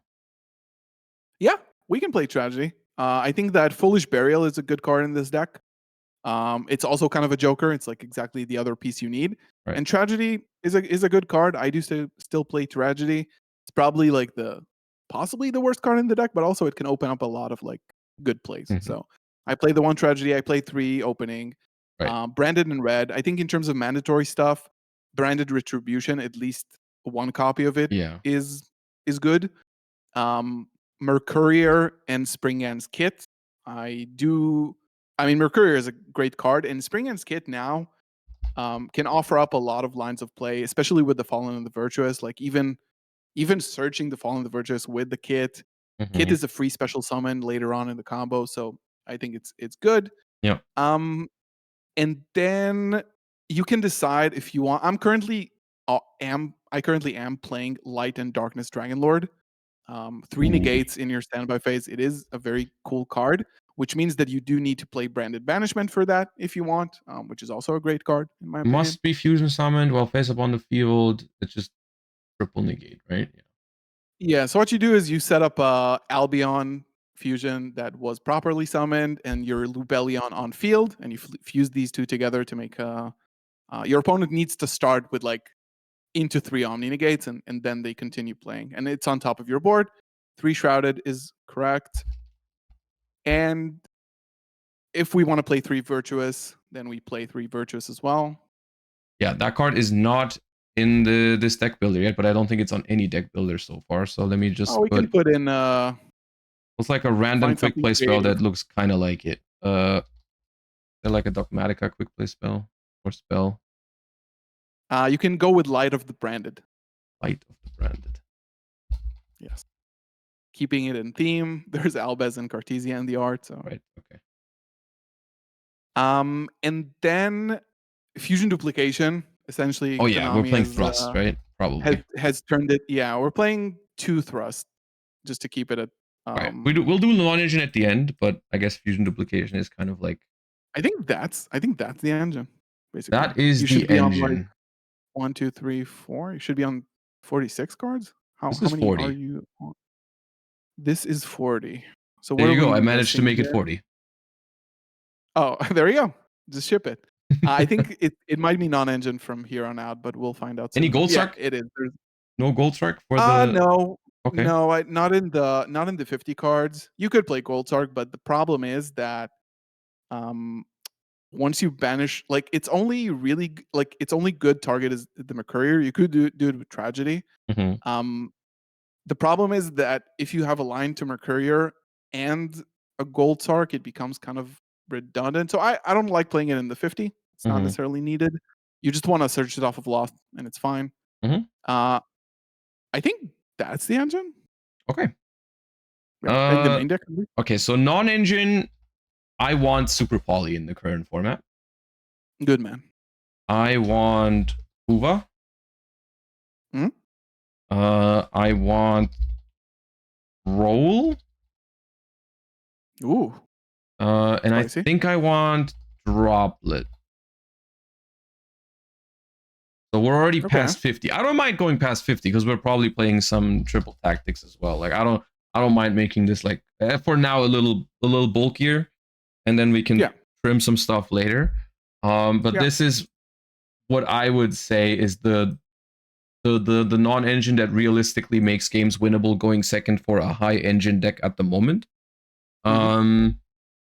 In TCG, because I feel like if you draw a Super Poly or a Droplet, you can beat a pure Yami board. You might be able to beat a pure Mitsurugi board. It could also be Dark Ruler, but I like Dark Ruler a lot at the moment. I might actually prefer Dark Ruler over Droplet. I mean, it depends on what you want to go for game 1. I think that like in game 1, maybe you would like before siding, maybe even going first, you would rather have a Droll in your hand than a Dark Ruler. Right. And then the side deck, you can side in like you're playing Thrust, so all of your side deck is probably going to be like a lot of Thrust targets and Border Breakers and stuff like that. So I think it's kind of up to you. In that respect, I wouldn't be too concerned about my going first with a random Dark Ruler or Fuva in hand. I feel like that would be fine. I feel like I'd be able to discard it for Lubellion, the Searing Dragon, or anything like that. I wouldn't be too concerned having a dead card in my hand, and if I'm playing almost 60 cards, I think it's fine if I have like 3 Fuva and 3 Dark Ruler in the deck.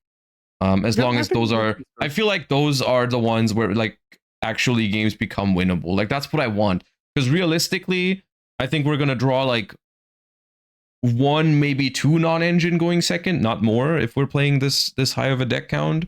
No. So on average, we're gonna see maybe 1 non-engine, 2 if we're lucky going second. And I think these are the ones where like Fuva, Droll, Super Poly, Dark Ruler, those are the ones where I would say if I have 1 plus strong engine, that game probably is winnable. Yeah. So I think that if you are going towards 60, which is great. First of all, Fuva and Droll are especially good in branded because they're a spellcaster and a winged beast, which work with high spirits. So it's never like dead in your hand. You can replace that with any branded card, which is good. More cards that I can suggest. 60 cards. I don't know your feelings about grass. It's a bit wild, maybe. I mean, all I know about that is that it's been standard in Master Duel for a long time, right? That was essentially the way to play branded in Master Duel. I guess the question is, I wouldn't want to change my deck too much just for one grass. But when we're already at like 56, No, I don't think you need to. I guess if is grass good enough as a card to just randomly activate in this particular build? Like, is it going to be worth? It usually is, because Right. it gets you. It acts as like another copy of, even another copy of like Foolish Burial.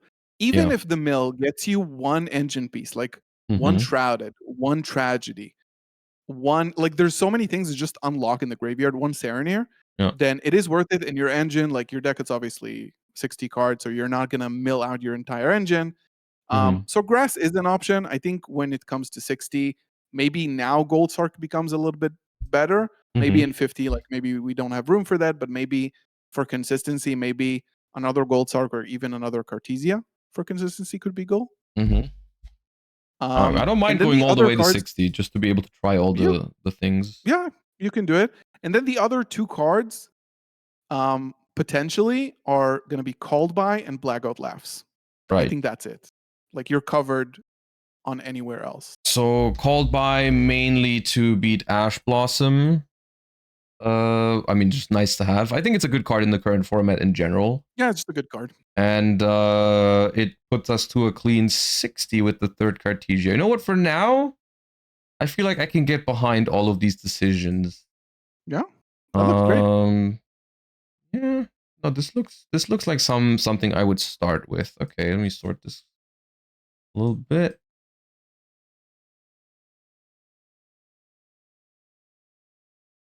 So yeah, I when we were discussing it in the beginning, people were saying like I'm mad for playing Desires and Branded. Mm-hmm. I think guys, we've been playing Desires and Branded for like forever. Um, it is sometimes spot of greed. It's not that bad, especially in 60. You're not, like, your chances of actually hurting yourself doing it are very slim. So it is an option if you guys want to try it out in your Yeah. builds. It's not in the structure, but it is a cool card. I wouldn't hate it, to be honest. I think it's like a matter where there's sometimes decks that can't play Desires completely risk free, but it Yeah. still could be worth it. Like another example of this is like 2019 Salamangrade, where you did play one copy of the field spell and you did only have one copy of Gazelle, but it was like uh you would look at your hand and you would be like, okay, can I already play the game? If yes, I will get those searchable cards out of my deck immediately and then activate the Desires after. And it could be the same with Branded, where it's like, okay, if I don't have a starter in my hand, I might be willing to take the risk of banishing a one of Branded in red or something. Oh, for Because sure. you might That's the point look, of Desires. you banish Branded in red in end phase, you go for Branded Banishment instead. You banish Mercurier, well, you're gonna have one less interruption, but at least you're able to play the game or bait out an Ash Blossom or something like that. That makes your Branded Fusion resolve. So I could see it. Yeah. I would have to play the deck first because it's the type of card that I would, in this deck, I would only put it in if maybe I feel like the consistency or ceiling isn't high enough.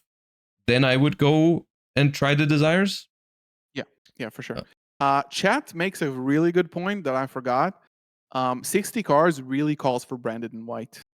Branded in We need to, White. yeah, we need to find room for that. So Branded in White can just, it's a Miracle Fusion basically with Albaz. Mm-hmm. Sometimes, especially when you resolve Grass, it's even like normal summon, get Branded in White. I'll find Branded Fusion somewhere else. Mm-hmm. Because your graveyard setup is so good. So I think when it comes to Grass, it's good. Maybe you can take out the Called By, Gold Sark. I like Gold By, I like Gold Sark. I'm looking at the third Cartesia, or I'm looking at maybe one of the Fallen at the Virtuous.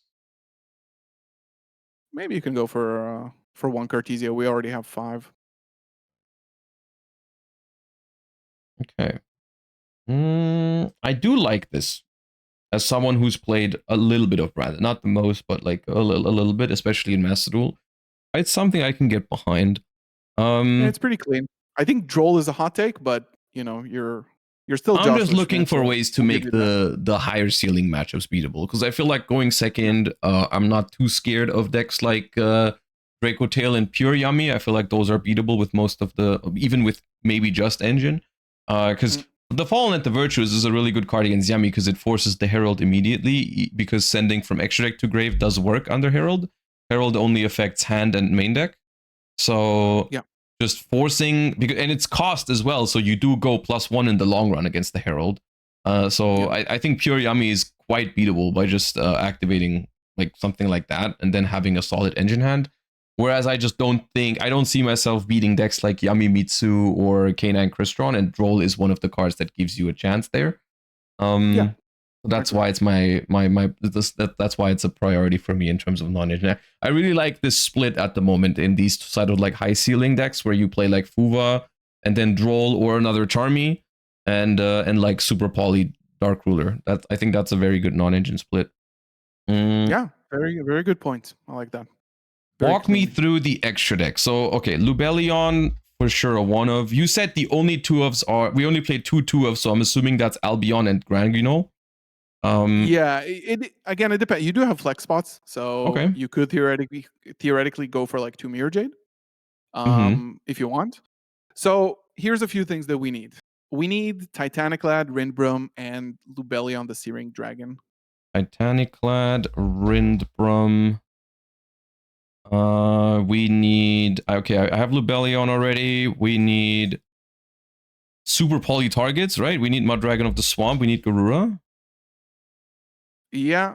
How are you feeling about Mud Dragon? You think it's necessary? How I mean, else are we Herald, gonna super but poly a Herald of the Arclight? yeah, yeah. That's rough. Okay, we'll find room for it. We have room for it. It's okay. Yeah. So we want to be able to. So there's the new guy. You can add in Brigrand as a swap for the new guy, Yeah. for the Stigmata Dragon, if you Right. want to play it. That is. I'd like to try the I would. new tool, the new toy syndrome. Yeah, I think that I would personally take out Sanctifier. Ooh, all right. We are not locking. Okay. We're not locking. It's a card that I always like to say in my videos that it's a really good answer for like a Fua, right? You get to summon once and then you get like a free Cartesia or Albaz during your opponent's turn and you just Yeah. give them one draw. Yeah. It is a good card in that sense, but in any other sense, like, give them another draw and full combo because your combo is not that long anyway. So I'm personally not playing Sanctifier if I'm not locking. It's not So it's not okay, really walk me through it. I normal summon Aluber. I search Branded Fusion. I activate Branded Fusion. My opponent Fuvas. What do I do? Without Sanctifier. without Sanctifier. Yeah. So theoretically, what you can do is go for. There's obviously several options. You can go for a Mirror Jade with just 2 draws, so banishing your own Albion. That's option 1. Option 2 is going for Titaniclad, sending Lubellion.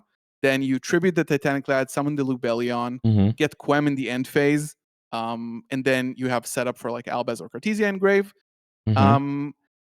There's also another option where you can go into for like a 2. You can go for like Albion, the Branded Dragon, and then banish like a Cartesia and Albaz from grave. Go for a Granguignol. Granguignol can then send you Titaniclad or Lubellion. Then you can place your Albion in the graveyard, Quem in the end phase, stuff like that. So there's a lot of lines that can do 1 to 2 draws, and Sanctifier is again just 1 draw, but I think you have like solid lines under Fua. Okay, I'll move the Albion to the end alongside the Light and Darkness Dragon Lord because those I'm not undecided Yeah. on those. What else? What Okay. am I missing? Guardian Chimera, is So that a thing? I don't think I think Guardian Chimera is a bit out of fashion just because branded in red isn't like if you have one set, you probably want to prioritize making a Light and Darkness Dragon Lord, and it's going to be banishment. So there's 2 options: Chaos Star Source Dragon, and then Borreload Furious Dragon. Yeah. If you like one of these in particular, then you can add it in. Yeah. And then I think that we do want at least one Despia monster in the extra deck just for Granguignol to be a little bit more versatile. So you can go for like a Perskinion that sometimes can steal your opponent's Herald of the Arclight from their graveyard, and or Queritus, which is good in a lot of other matchups as well. If I would have played Ecclesia, I would go for Lulu because there is just like a 2-card combo that sets up Ecclesia in the end phase with Lulu. Yeah, So I don't that's know. I another don't option. see at the moment with before the new cards come out. I don't really see the huge appeal to the main deck Ecclesia. Now that you say it, I remember we forgot it. But Yeah. I think that's I don't know. fair. I don't feel like I wanna do an Ecclesia before the new cards, That's fair. especially if it's gonna create more tension on the extra deck spaces even more. Yeah, it's already packed. I think Yeah. the last card that I would consider is Secretarion. Secretarion, because we can So summon first of all, it. it has its uses against Dragontail, Yeah. obviously. It Yeah. is a super poly target as well. Yeah. But it has good effects, and your deck is full of spellcasters and dragons. So and shuffling them back is pretty worth it. So we So can revive it is Cartesia, we can revive Quem by shuffling in like an Albaz or a Bestial or something. Sure. yeah. Okay, so this is 18 right now. Unless I'm missing something super obvious, I feel like cutting 3 from this wouldn't be too hard. Yeah, I don't think you're missing anything like exceptionally. No, I don't think you're missing out on anything. Right. I can see getting away without Guardian Chimera these days, because I feel like nowadays there's a lot of other valuable options for your branded in red or branded in banishment. Agree. I do think you probably don't play Chaos and Furious Dragon. That's it's a valid take. They feel like very similar in terms of what Yeah. they do and the situations they would come up in. However, I feel like Chaos being able to pop 2 probably better. Yeah, I agree. There's cool stuff that you can do with Furious. You can protect it with opening, so you get a free pop. But Chaos is more value, just pops 2. Yeah, I like Chaos. And then the last one is Sanctifier. You cut Sanctifier, and then yeah, okay, sure. I would be tempted as someone, and I guess this is something that it depends a lot on various reasons. But I feel like Albion is the kind of card that I, as someone who hasn't played this deck in a while, I would probably be more comfortable with having it. Just if I ever get caught in under a Fuva and I'm not entirely sure how I best go for like another compromise yet, and it seems like the easiest thing to go for. Just give him 1 draw, don't make him, because the thing is, like, even if you know a line under Fuva that gives more draws, that is still good, you still end up creating a more complex game state because your opponent is going to have more cards. So I think especially for maybe beginners of this deck, which I would consider myself someone who's been playing this version of the deck for the first time, essentially. I think it would make some game states a little bit easier to have it. At the same time, if you're on a budget and you want to try this deck out after the Chronicles deck, and this is the one card that isn't in here and is quite expensive, it is nice to hear that it is somewhat optional. I guess that is good news. I think for myself, if I'm gonna bring this deck to locals next week to try it out, I would probably keep it in there just as like a safety net, and I would probably cut the Secretarion, or I would just say I don't need another target for the Grand Guignol to summon the Proskinian because I'm already playing double Quem.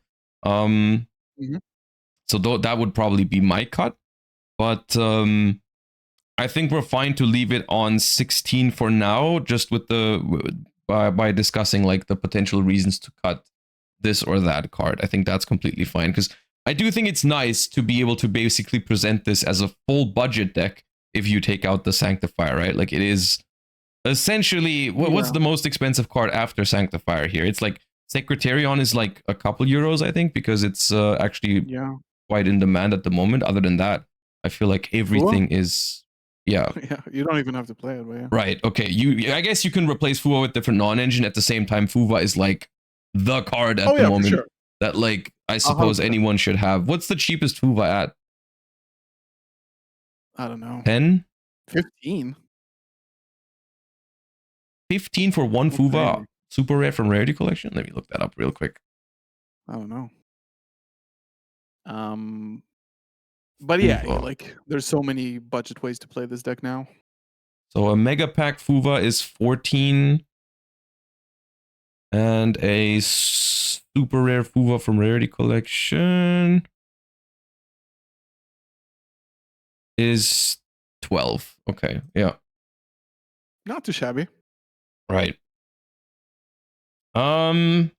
But yeah, you would definitely want to play Fuva. I agree. Yeah. In the extra deck, I think that the 3 cards that I would consider on the chopping block would be Sanctifier, but I totally agree with your Mm-hmm. point on being like an easy card to use. People Mm-hmm. understand the concept of this card, and it gets you like direct advantage. Mm-hmm.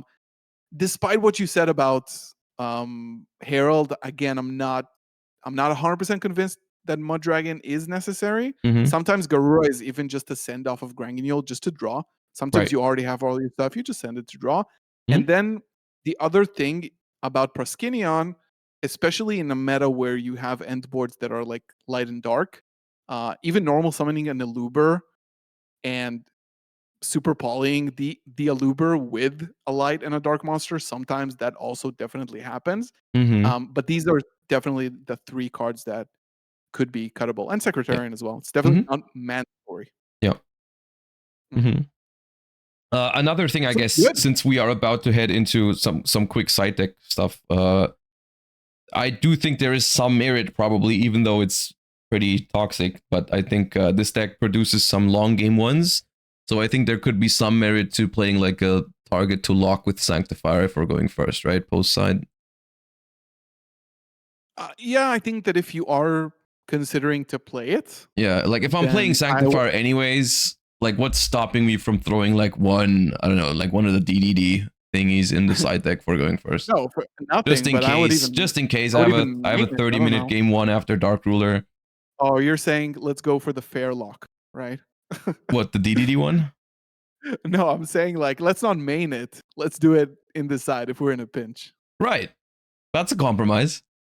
That is a compromise. I would take that for sure. Not get your hands too dirty. I would play Edo. It's just the hardest one to out, probably. Edo is the best one. Yeah, I think so. It's just like you can summon, you can tribute over it. You're just like it's the Right. next best thing. My boy Edo. I don't even have an Edo, but I don't even think I have a DDD Requiem. I don't know. Edo was in the tins as a QCR, I think. Oh, was it? Last year, yeah, it Nice. was. You can use DDD.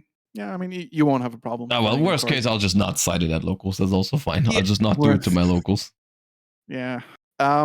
Okay, so cards in the side. I think for going first, I do like to play an additional 2 copies of Fusion Duplication. I like that. Yeah, Fusion Duplication is a great card. Opening a Fusion Duplication, like cold opening it, no thrust, feels so good. You can copy Super Poly with it. You can copy Yeah. Branded Fusion. You can copy Deployment. Yeah. This card's really cool. I like that. And then an amount of debarriers. Yeah, we're gonna play D-Barriers for sure. So an amount of debarriers is definitely warranted. At least one for thrust, because we're playing a thrust deck. There's got to be one copy of it. And I would also say probably because I didn't put it in the main deck, I think Black Goat or any Yummy deck is also good. Yeah, that's not bad. Yeah. So I think the 2 cards, since you already have Droplet and Dark Ruler in the main. No, Droplet isn't. The next. Oh, Droplet is not in the main. Okay, so we can consider Droplet. Mm-hmm. And how do you feel about evenly matched? In a vacuum, I do like it, and in the current format, I have my concerns when it mainly comes to the new time rules, because I feel like this deck already creates a couple of pretty long game ones, either when you go first and your opponent plays into it, because we don't like lock the opponent out of playing. It's like we do make a board that most decks will find it worth playing into, I think. And the same is true going second. We will probably watch their combo more often than not, and then try to play with like a Super Poly or a Dark Ruler. In a lot of cases, we won't be able to OTK, but we'll be able to break the board and go to an end phase that alone takes 5 minutes. And it's like if I produce another game like that post side, I'm not sure how big of a problem that is in terms of like the 50-minute like double loss situation. This is something that I haven't really encountered this issue in reality yet. It's just something that I keep telling myself about certain options. It's like maybe I'm being a little bit too cautious here. Maybe even it doesn't make games that fast because you just activate it and you know it's too strong and you know. Yeah. Yeah. I do get your point completely. I think that what we've considered like as branded players in like competitive tournaments Mm-hmm. in the past, that sort of like concessions as Dark Ruler No More or Evenly that give your opponent essentially another turn. Combining that with a lock kind of like mitigates that because I don't have to kill you. I just have Right. to play enough during main phase 2 Right. to achieve some sort of win condition. Mm-hmm. But I do again agree that, I mean, your point was correct about time. Yeah. But I think this deck needs the side deck of this deck, especially with 60 cards. It needs blowout. So I think like Lightning Storm, Duster, stuff like that, Mm-hmm. things you can search off of Thrust to just clear the board completely. I don't know like how many going. Like it has to be like good cards for going second, and most of them are already in your deck, right? Yeah. Well, the thing is, if I already have a lot of the good cards for going second, do I really need to cite that much more for going second? Like what do I have to take out going second? Like what kind of engine is the first one you're looking to cut when you're going second? I'm assuming like a Quem is a pretty easy side out when I'm going second. Yeah, so I think there's multiple things that you can side out going second. Things like even the Bestial Lubellion. Sometimes I would cut it going second just because I don't really need like another Bestial in my hand. Cards like one copy of High Spirits, the Fallen, the Virtuous. Yeah. Cards like going second. Sometimes I would even cut the if I really need to, even the Banishment or Duplication Yeah. would just go. Mm-hmm. Okay. One Quem is fine, even one Aluber sometimes. Okay. Yeah. There's fat to cut. I don't hate giving Evenly a try. It's like if I run into the problem with the timer, I can still, cut it eventually, but I don't hate trying it. You make a good point that these kind of cards are maybe better if you decide to include a lock in the main deck, because then go battle phase, lock, clear their board, and then main phase 2 just get to the Edo and then call it a day. Yeah.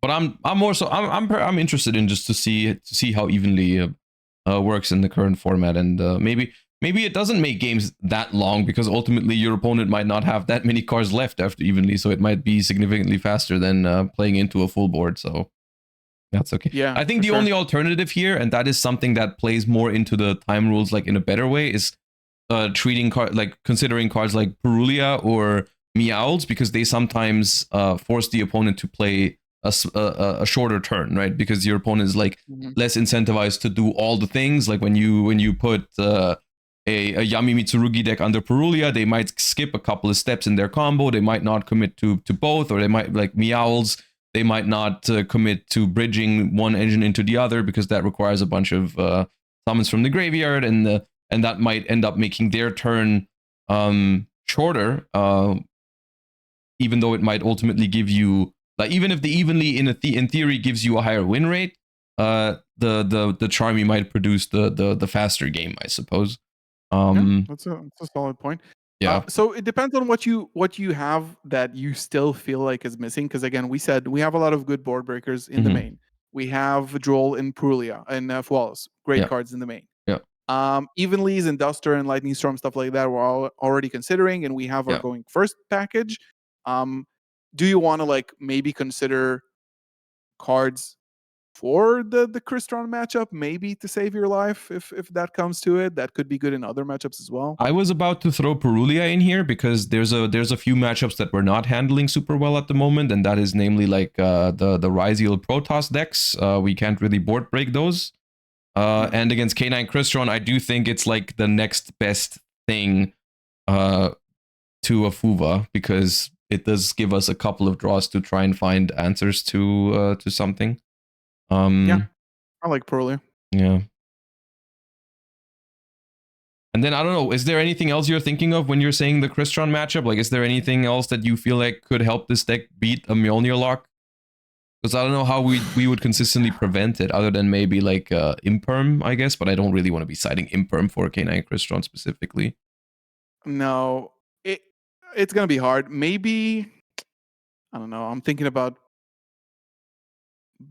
Bestials or Bell, but again, K9 Ripper is a thing, so you're gonna need to do a couple of things and draw. You'd like, have to pull off like some miracle as like pairing a Bestial with something else. You'd have to like take it on the chin. You just take it on the chin, just put in cards you need to. You probably can prevent the lock. Yeah. Um, What about what are you Magnamut? thinking about? Like, yeah, I was gonna say Magnamut. Magnamut could be a good option for sure. It's funny because I Even would cards like probably put Magnamut in against K9 Crystron, just because there's a small chance you draw. Like if you have Charmies in your deck, Perulias and Meowls, and they decide to push into it because you're playing a 60 card branded deck, I Yeah. could see, you know, sometimes being able to draw like Serenir and Magnamut together, and then you actually prevent the Mjolnir through a Ripper because one of them Yeah. will resolve, and you know that seems neat.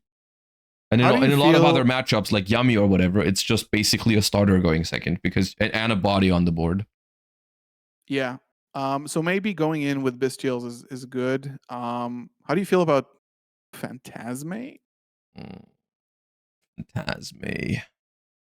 I We don't used to like play it. it in branded. I don't like it with evenly.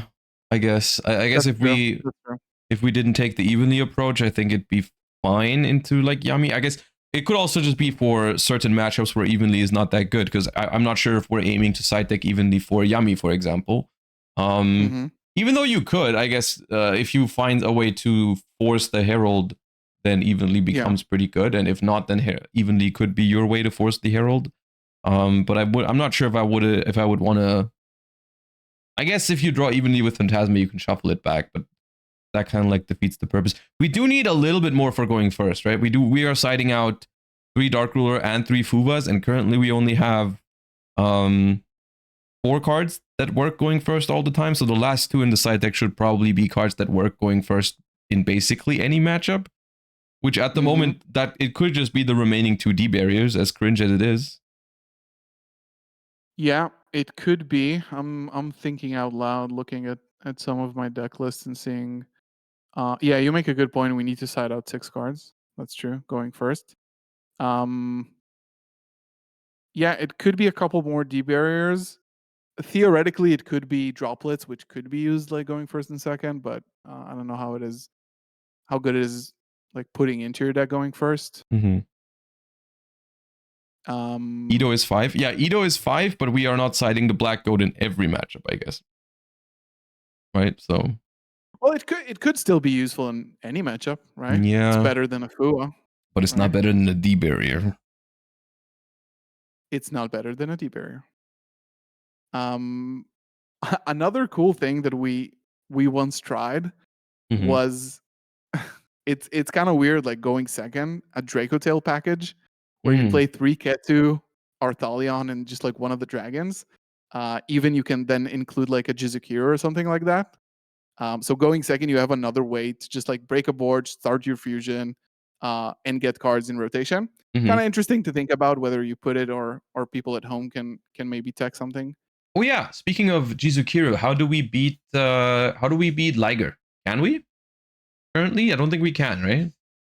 Well, you have We can beat one with theoretically Titanic Lad, right? yes. You do have one with. Is there any merit? Like, how's the matchup? Like, is there a realistic win con if they go double Liger? Like, can we actually like recycle the Titanic Lad or? So what? So that's why I was thinking about. I was thinking about Jizukiro just in terms of Lunalite, and then I was thinking about the whole Ketu package. Yeah. That if you do play the Ketu package and Arthalion, then you go branded fusion for Jizukiro and Albaz. You make a Titanic Lad. Then Arthalion can bring back the Jizukiro. Titanic Lad beats over one, and Jizukiro deals with the other. But that is also considering that you're not also dealing with an SP and a Baguska. Yeah. So all right, the Baguska is definitely a problem. it's kind of cringe. It is what it is. What about a copy of Lunalite Perfume Dancer? Yeah, I like that. We also tested this out instead of with Granguignol. Not bad. I don't know if we can make room Is in it enough? the extra deck for it, but it could be a side deck card, I think. Yeah, Where for it's sure. like I think you that's make quite one good. concession to Lunalite, but like for the Lunalite deck, this is a completely useless card in any other matchup. Funnily enough, it's even a super poly target when you go first against it. Like you might be able to just super poly and summon it. Yeah, search perfume, full combo. Yeah. It might One be more worth D it. barrier? It might be worth it. Yeah, we need one more card for going first. I do think the best one at the moment is probably just barrier. Yeah, I think the barrier is fine here. Mm-hmm. We're already playing called by in the main. Yeah. And this Yeah, is I think where this if I don't find a card that locks my opponent or I don't want to play it, I think it's just I mean okay, D barrier is technically the same thing, but I was about to say you can replace the Edo with a D barrier, kind of like trying to do the same thing but in a different fashion. Yeah. Wow, I just remembered that we used to play one masquerade on the side, and that thing is irrelevant. The life point one, Tax yeah, of Tax course, yeah. Dragon. Yeah, no, Completely that card irrelevant. has basically died now. It's lost all of its purpose. Oh man, I like it so much. Against Malice, dude, just putting it up against the Malice deck is already pretty good without time considerations. Fair enough. Yeah. This looks like a branded deck. That was the goal. Nice. It is a branded deck and it plays both of the new cards. That's awesome. Yeah. No, I'll probably try this next week at locals. I will probably not play it perfectly because the deck I think is very hard, especially like you said earlier, when it's like about those drawing your 3, 4, 5 card combinations and trying to find the optimal routing through it. But that is somewhat the fun of it for me too. Like it's whenever I'm playing branded, it's like it's on the one hand frustrating because you're making mistakes. On the other hand, it's kind of fun because there's a lot of different routes you can take, a lot of different things you can attempt, and it's a very fun deck. So I am excited to try it out. And thank you so much for walking me through the deck building process. Before I let you go, I hope you have a little bit more time. Yeah, I do. I want to very quickly talk about the 2 new cards that they've announced. So let me pull these up real quick. Yeah. Because there is 2 more cards in Burst Protocol that somewhat work for branded, but I have my doubts. At least my initial reaction to these was I am not sure how good these cards are in the traditional branded approach, which is basically what we've just built. You know, this is individual card choices aside, this is the approach for branded at the moment. You know, fusion based, whether you build it 45, 50, or 60, whatever. But like, you know, you're trying to resolve branded fusion and so on and so forth. And like the way that this deck plays is pretty standard, I would say. Even though the lists vary, this is the approach that essentially everyone is taking. And the 2 new branded cards,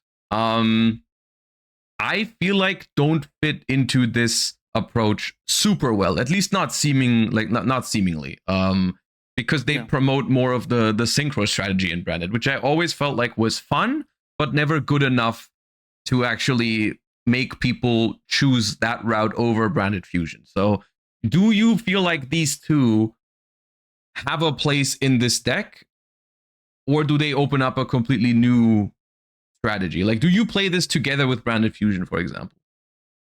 Okay, so I think first of all, both of those things could be right. I've had a good 24 hours to just like sit and steam and cook and look at people's combos and stuff like that. Yeah. At first, I reacted exactly as you just did. I was like, these are great. In my reaction video, I was like, these are great. I'm not sure how you actually fit these into a branded deck. Exactly. Is it just a new deck? Does it become an engine now in like a generic engine to make stuff? The more I've seen people experiment with it and trying it myself, I think that yes, you do include at least the Albaz in a deck, even in a deck that plays branded fusion. Simply for the fact, and yes, you will have to play Ecclesia. You will probably have to play the Golden Sword Soul. There's just like things that you will have to do. Yeah. But the fact is that being able to summon a card that gets you to another card, that Ecclesia can get you to an additional copy of Albaz, and of course, have a completely separate avenue for playing if you're like, you know, you get interrupted. Just one copy of Albaz, special summon it by sending a monster. You don't even have to get to Branded Fusion in your combo. You still get to the same end board without resolving Branded Fusion once. Right. Just with a single Albaz. So why wouldn't you play a card that just gives you a whole other avenue for play that is not normal summon reliant? The interesting thing is that it's always treated as Fallen of Albaz, so you're gonna have to maybe, you're going to have to cut some Albas for this. Yeah, I think in an ideal world where they do go together in the fusion deck, I think you always only play one copy of the OG Fallen of Albaz because it's the one that you want to set up in your graveyard for the opponent's turn. But it's never actually been a good draw. Except for like in very few situations going second where it was like, okay, I can normal summon it, use its effect, and it's good. But for the most part, it was more like an engine requirement that was used as a disruption on the opponent's turn, but you never actually wanted to see it. So having a card that actually does something when you draw it, but still is treated as additional copies of Fallen of Albaz in your deck, essentially allowing you to just play one of the engine requirement one, and then fill the rest with the good ones that are good to draw. In theory, that's ideal. That's also, I think, the best part about this card is that it replaces Fallen of Albaz as an engine requirement with a better draw, which is one of the few ways to actually improve the card quality in Branded. I think that's the outstanding thing here. Like, whenever they make a new optional card for Branded, it's always like, well, you can take out one engine requirement for the other.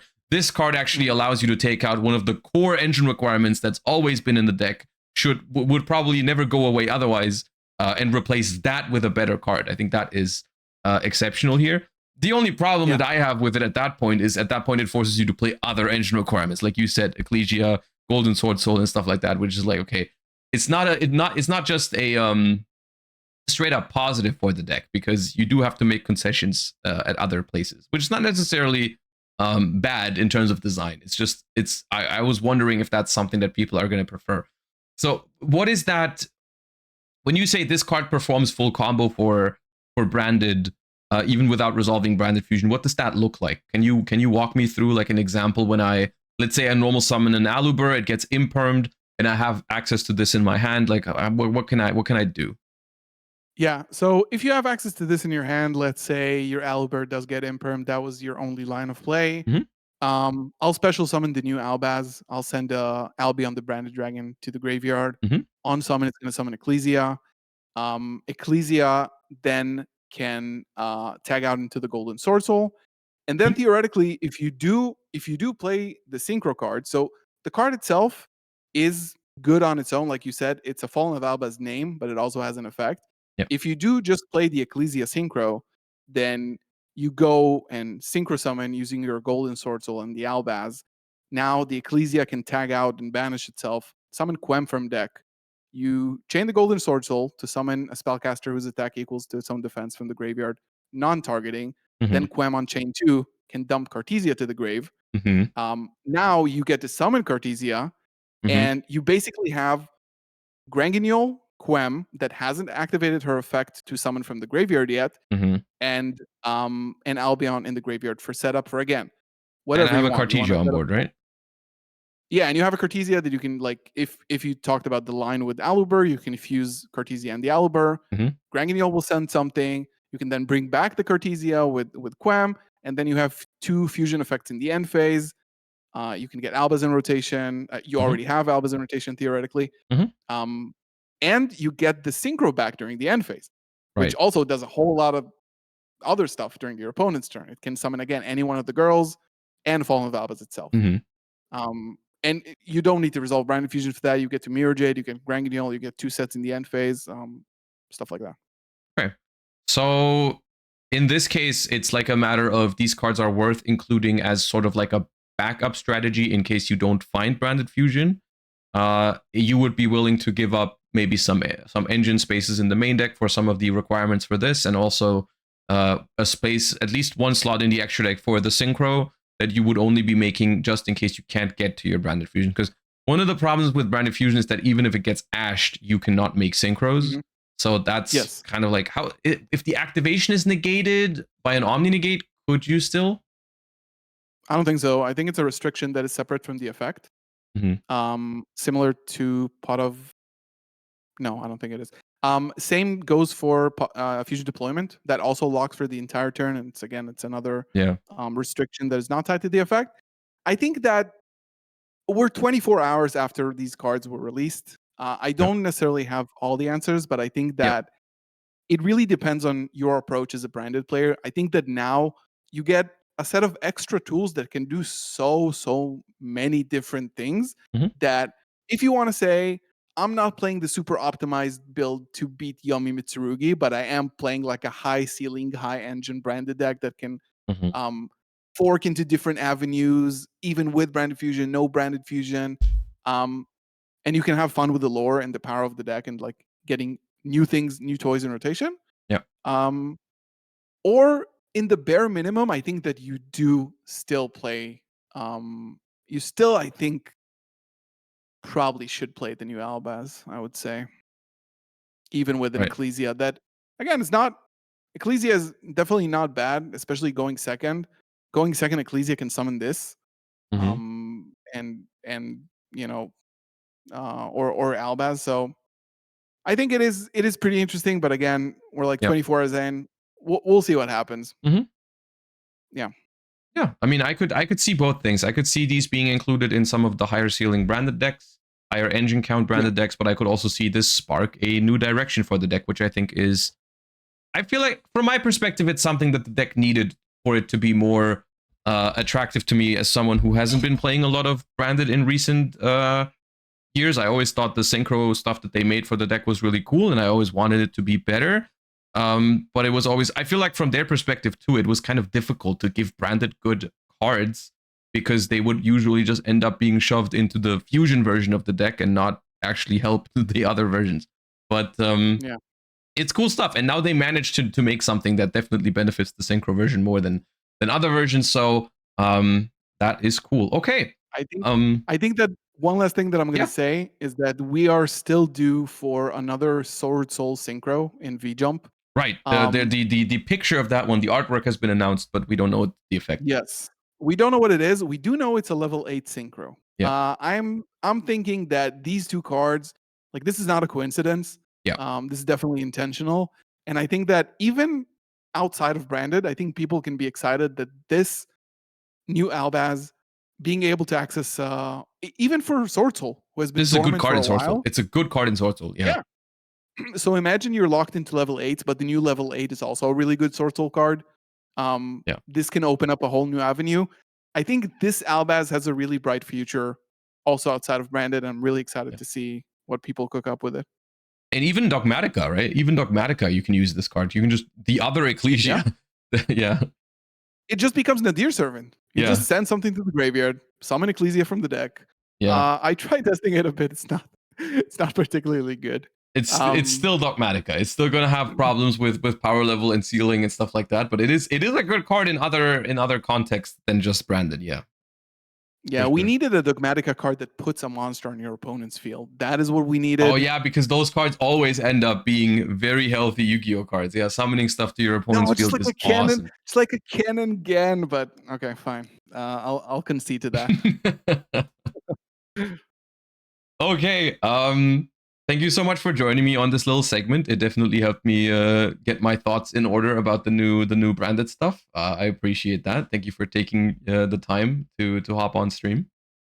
Of course, appreciate it. I'm really looking forward to hear your experience with the branded deck, Yeah, branded Andy and local. I'll probably, if I can, I have to check if I have all the cards, but I have some Chronicles decks coming in the mail, so that shouldn't be a big problem. So I'll probably be bringing it to locals on Tuesday, recording my gameplay, and then we'll see how it goes. All right. Great, I appreciate you having me. Yeah. Have a good rest of the stream. Bye. Bye bye. All right, gamers. That was Galzo. If you're watching this, I'll probably upload this at least on the Plus channel. I'm not sure if it's main channel material. It might be a little long for that, but I'll throw a link to Galzo's YouTube channel in the description if you're seeing this on the Plus channel. And please go check him out. He's gonna do a lot more branded content than I usually do, and it's definitely a place to go if you're a fan of the branded deck. I can show you the deck real quick again. Yes, of course. This is what we came up with just now.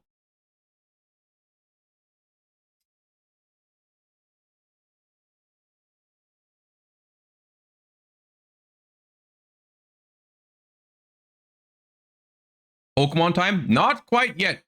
Not quite yet.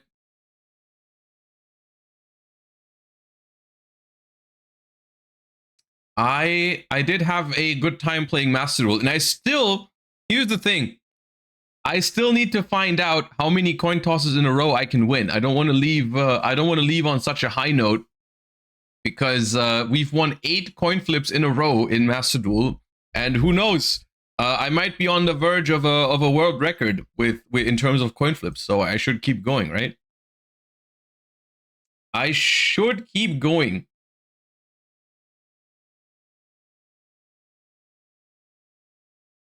So let's play some more Yu-Gi-Oh! And then we'll still have plenty of time to play some more Pokemon later. But for now, I want to play some more pure Mitsu.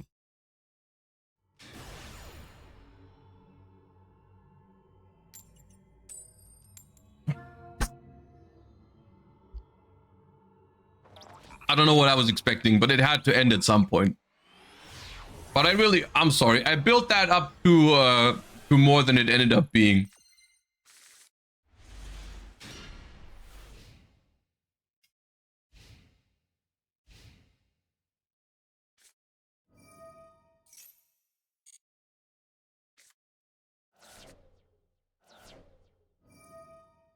What are the odds? I'm playing against Brandon.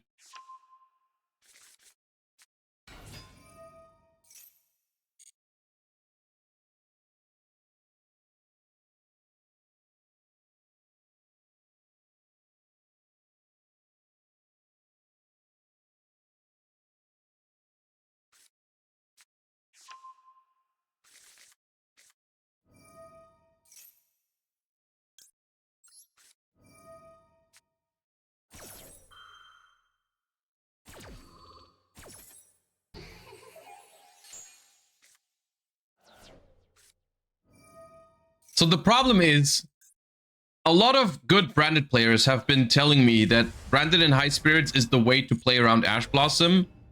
Because it basically can set up the full board anyways. So a lot of people add High Spirits to make the opponent let it resolve.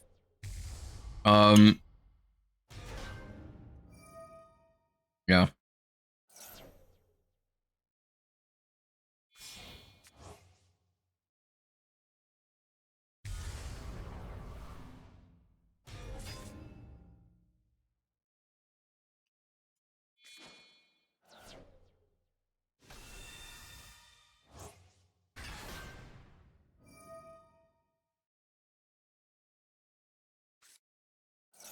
Why wouldn't they release a pack or structure of Albaz with the release of the new cards too? I was surprised by that as well. I'm not gonna lie. I was somewhat expecting them to also release the Chronicles stuff in Master Duel. Instead, we're getting BES cards early in Master Duel. Isn't that something?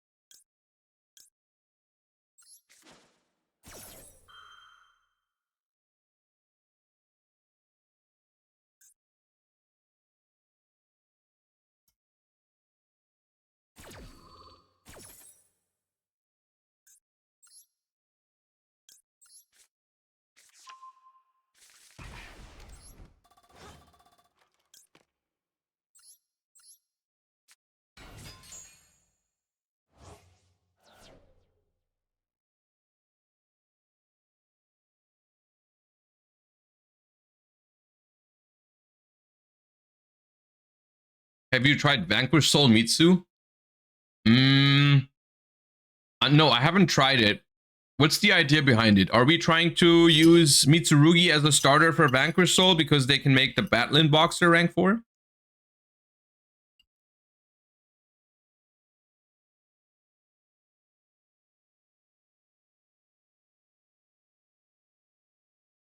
I guess it can. I mean, look, we are at a point where it's basically proven that almost any Mitsurugi hybrid works. So I wouldn't be surprised if that actually worked. And they're all darks for the Mitsu reveals. So sure, why not? It probably works. I'm not gonna lie to you. Probably fine.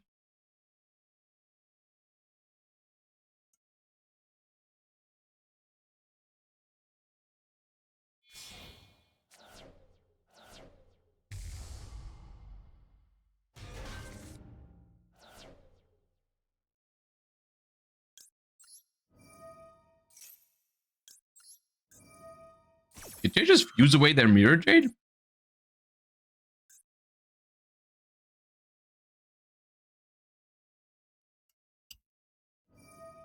These are not standard Mitsu lines. Branded, I mean. And even I can tell.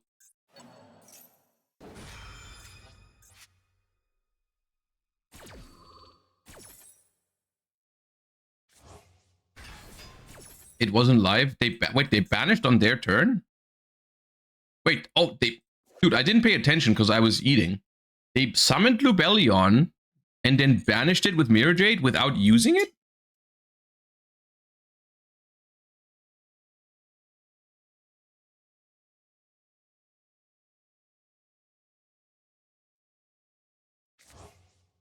That's awesome.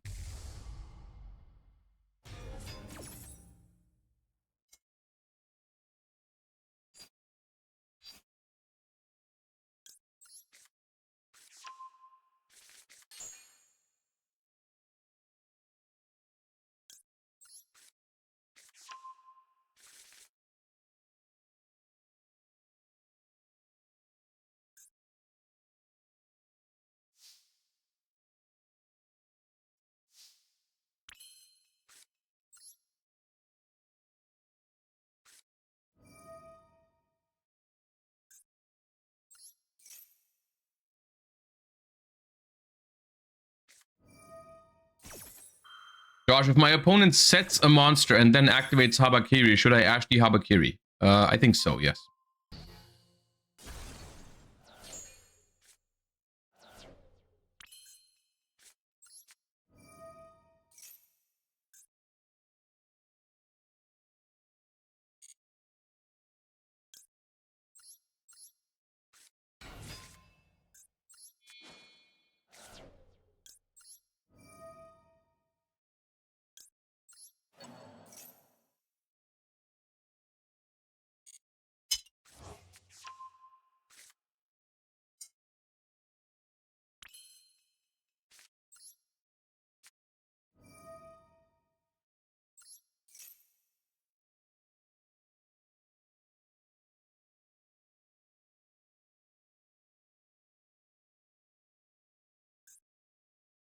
Is Mitsu Ritual still bugged? I don't know. I didn't pay attention.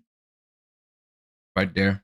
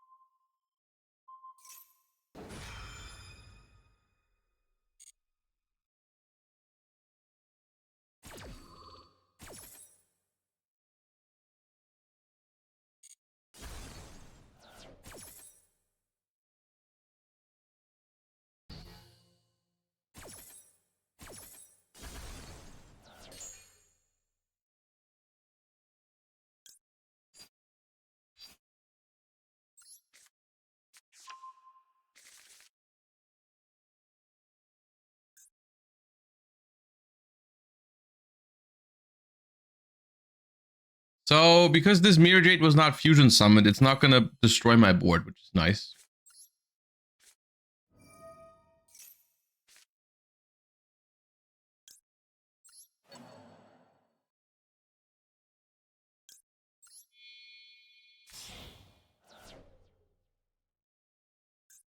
Should I go on the offensive?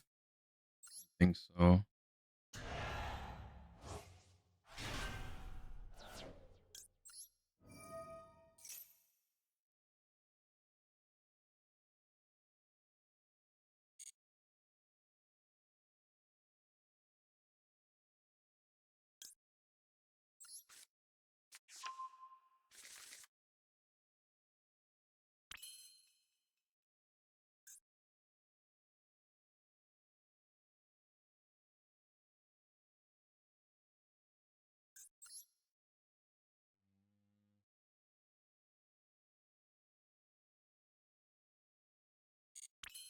Is it worth going for a Dark Charmer line here? Probably not.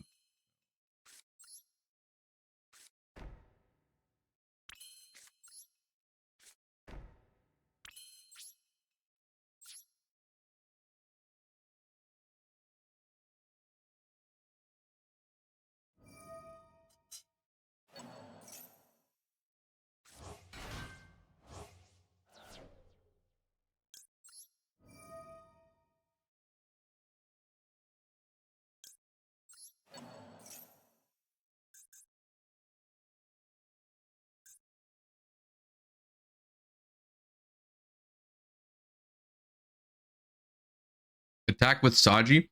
I was gonna go immediately to the end phase. But I think this works out well for me. It was Droll and Lockbird this entire time.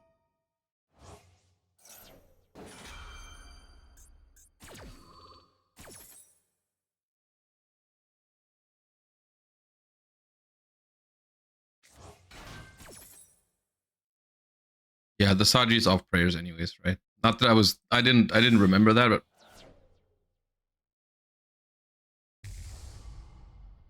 what the fuck?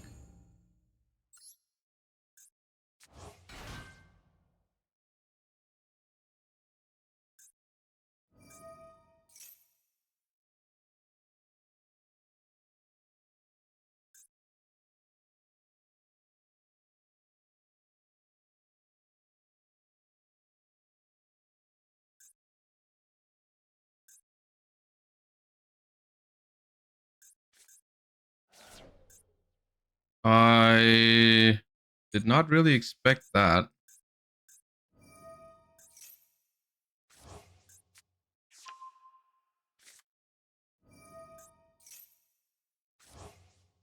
Oh, not the end phase. Wait. Just Cartesia and High Spirits.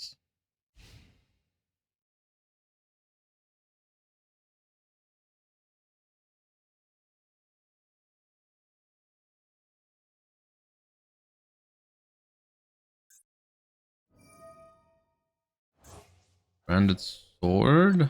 Add back the Golden Sword Soul. Okay. Golden Sword Soul, High Spirits, Cartesia.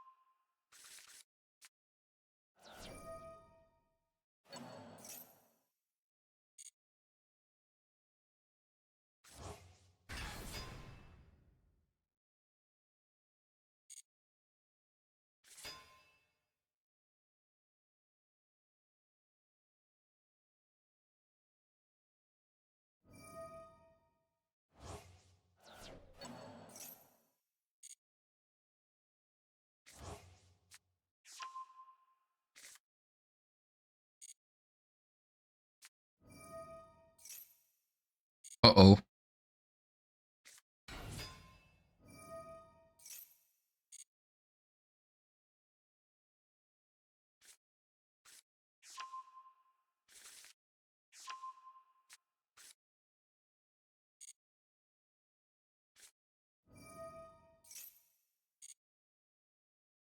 Okay, it's becoming less and less cards, which is good.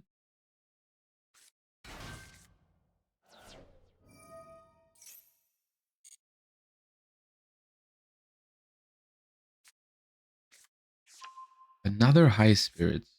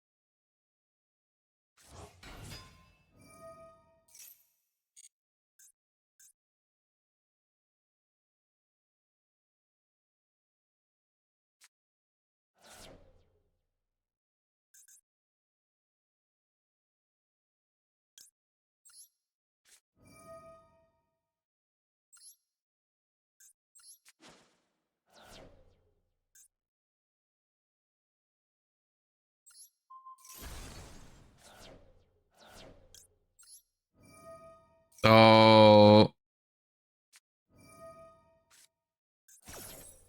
right. I figured the last card was Mercurier. Am I not fine now? I mean, the end phase is gonna slap a decent amount, but hopefully I'm okay.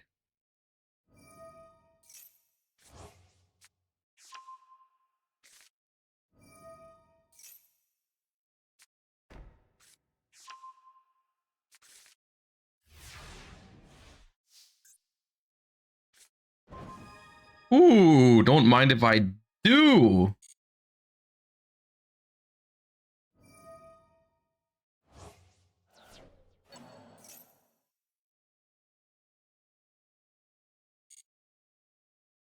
Why are they spamming this?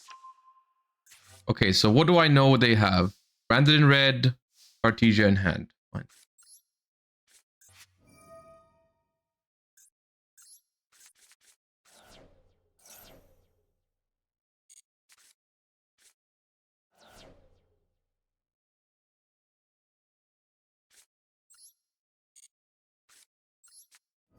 Oh, I can't draw cards anyways. I'm stupid. It forces them to trade anyways. Easy clap. All planned. Baited. Masterfully baited. Chat, they don't call me the master baiter for nothing.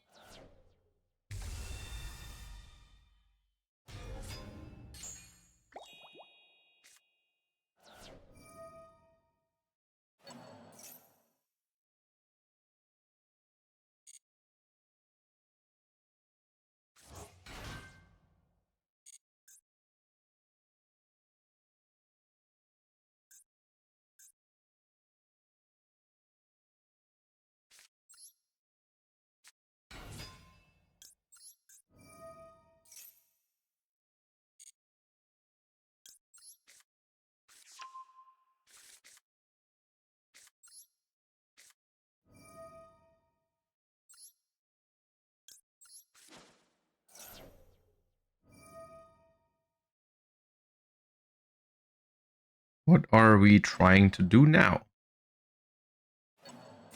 We are stealing the Fuva out of my grave, giving me another level 4. Okay.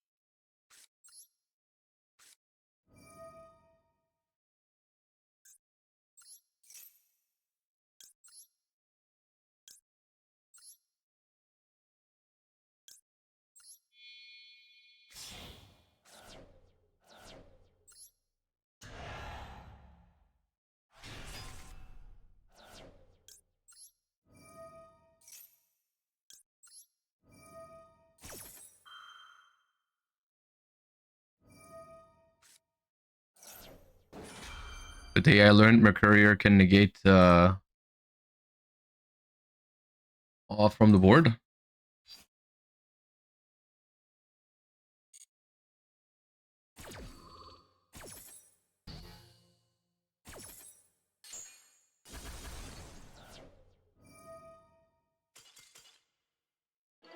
I'm not gonna lie, if they didn't time out there, I'm not sure if I was gonna win that, but Jesus Christ.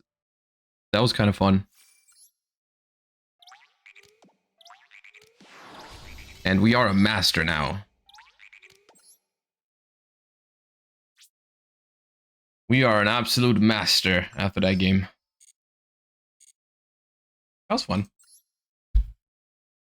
How long was that? Probably like 15 minutes or something. Maybe 20? I don't know. It was a while.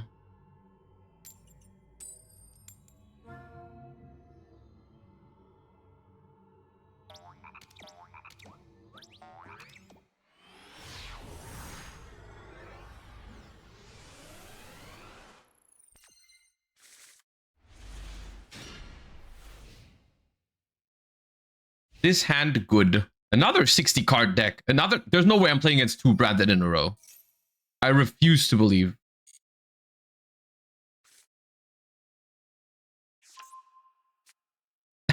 How?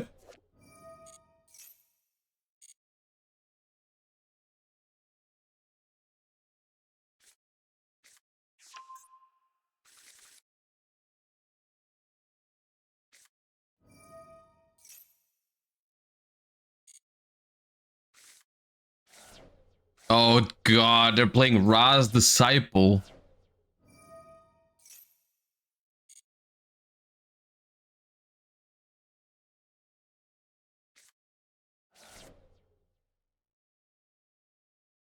And Brilliant Fusion.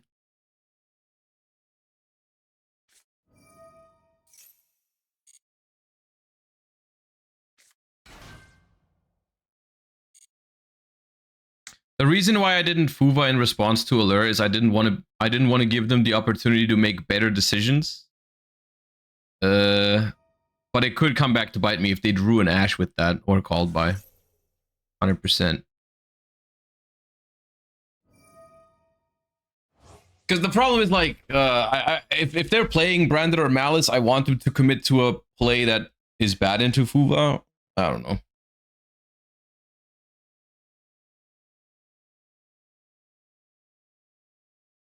Are you gonna Fuva Branded Fusion? Why would I not? Is there a reason to hold it for something else?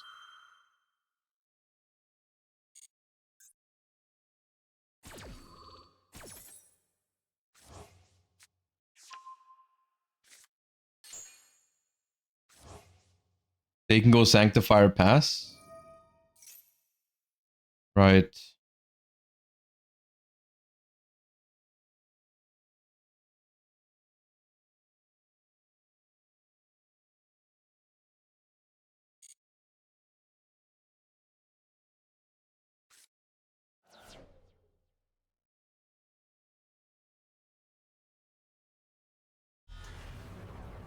Now you kind of have to. I mean, they can just normal summon it though, right? They can just normal summon it if they did, because they haven't normal, so they just search it and normal it. If I Fuwa now.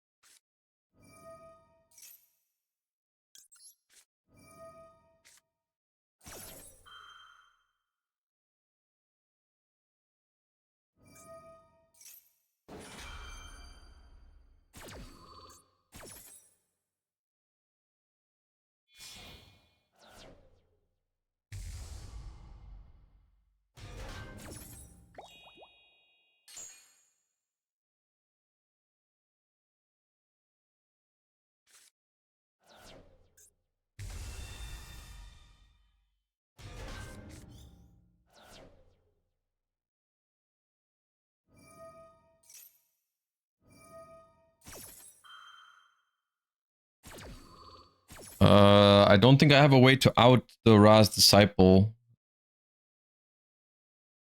So I probably just get locked here. Wasn't it better if Fuwa in response to Lubellion?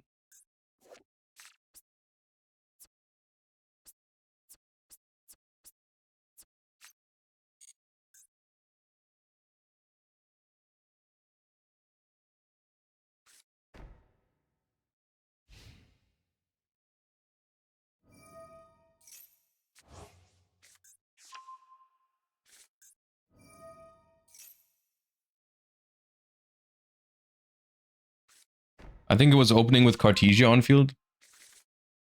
Maybe the problem is just like the Cartesia being able to chain to the Fuwa doesn't matter, because the thing I'm losing to here is the same. It's Albion into Ra's Disciple. So I wanted to let them cook a little bit to hope that they push into my Nibiru, because right now they didn't need the Grand Guignol for the lock. Like, I'm not losing to the Grand Guignol. The fact that they were able to make this is irrelevant. It's the fact that they milled this with freaking grass that makes this it makes all of it irrelevant. It doesn't matter.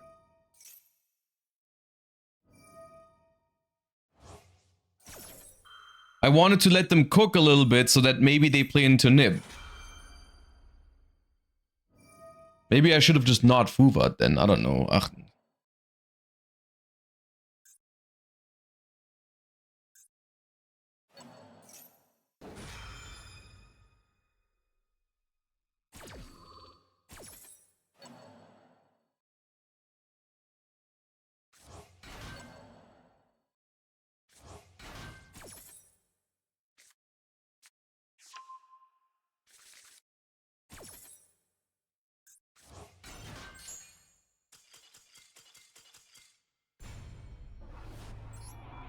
Cringe.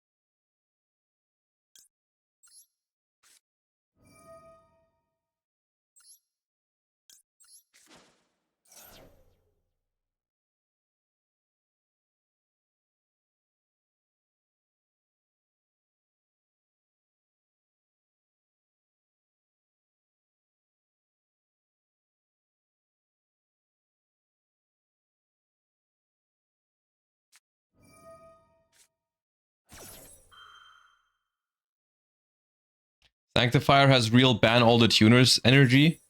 They really need, this is one thing that they need to stop doing is they need it's very simple and it's not a hot take, but they need to stop making cards that summon any monster to your opponent's side of the field. It is awful card design.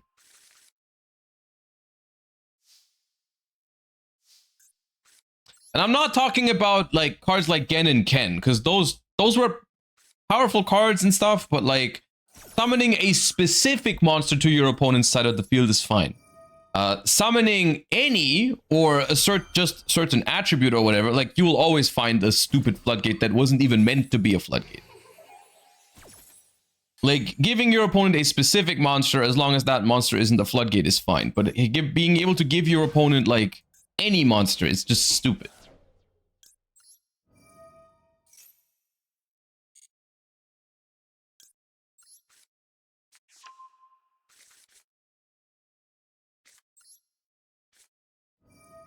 Gen and Ken still kind of enables it. I mean, sure, but realistically, that's more like transverser.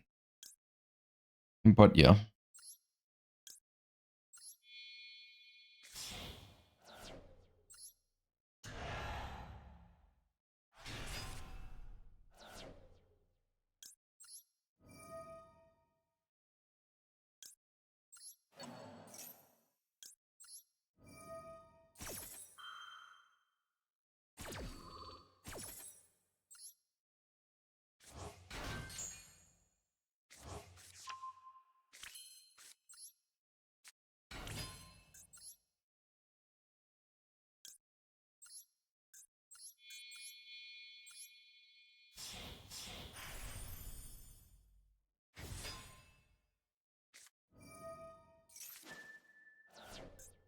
Oh, I forgot the prayer summon. I was like, that's summon 4. That confused me. It's fine. I still think it's the correct play to do it like this, because the Habakiri can still come back. It's not a big deal. It means we won't have my own nib for next turn, but at the same time, I don't have to worry about their nib anymore, which is good.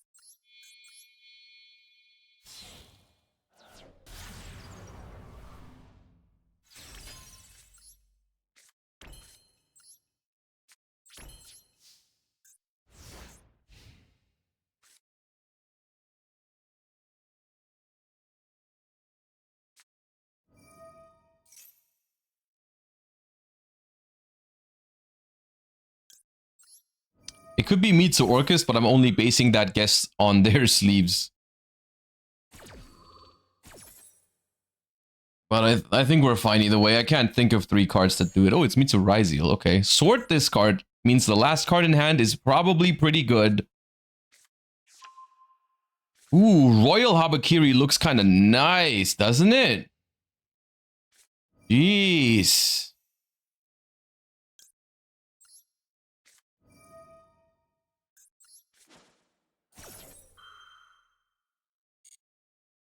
X in hand? That's fine. X doesn't win here.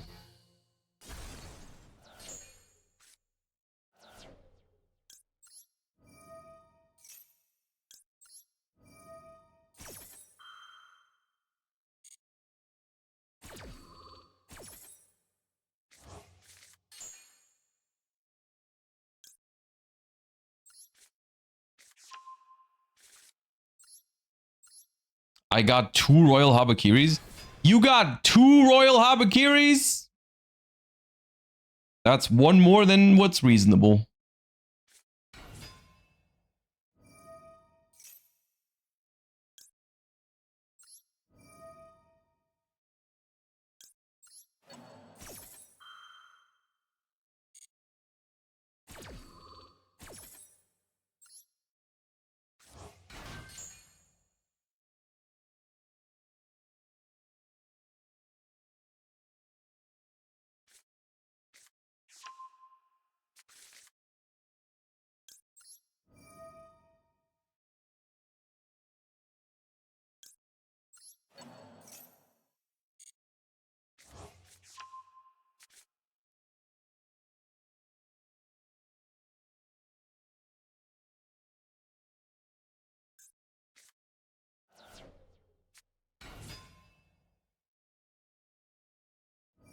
Brother, it doesn't win.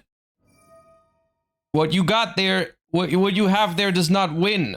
I'm sorry. But it doesn't win. I don't make the rules. It does not even beat a single IP Murakumo.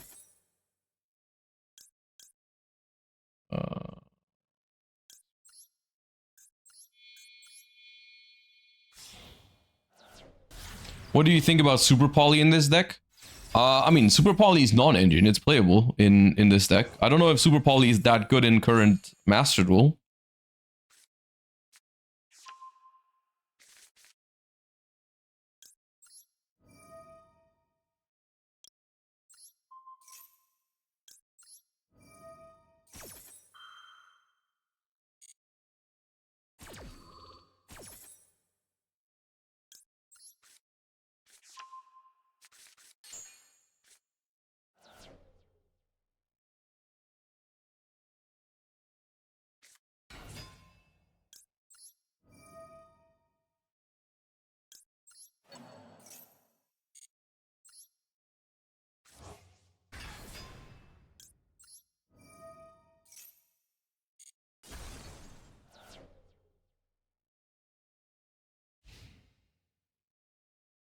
Right, never give up.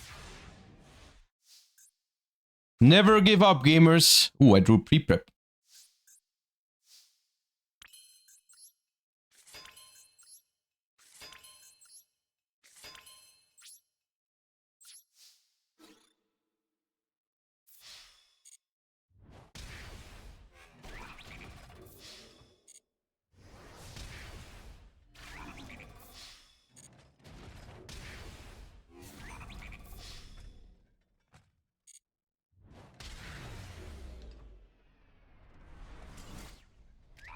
Dailies completed. Okay.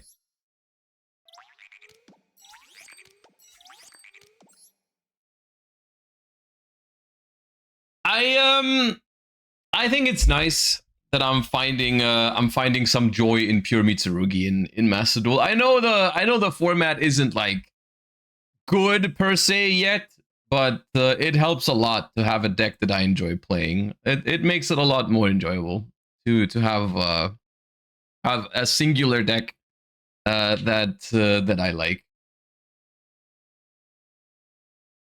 I guess it might be a different story once we get to Master 1, which I'm sure we get. I think we have a good chance at making it to Master 1 this month. We're not that far away.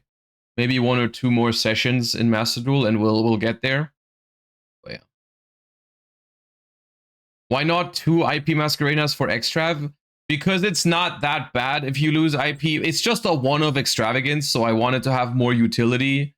And realistically, the only thing that really hurts if you lose it for Extrav is Dynamondo or SP. If you banish IP Masquerena for Extrav, just make the SP immediately or make Dynamondo immediately. It's not that important. At least the way I see it. You could do the other way around. You can do 1 Dynamondo, 2 IP Masquerena. That also works. But yeah. What do you think about cutting the serpent?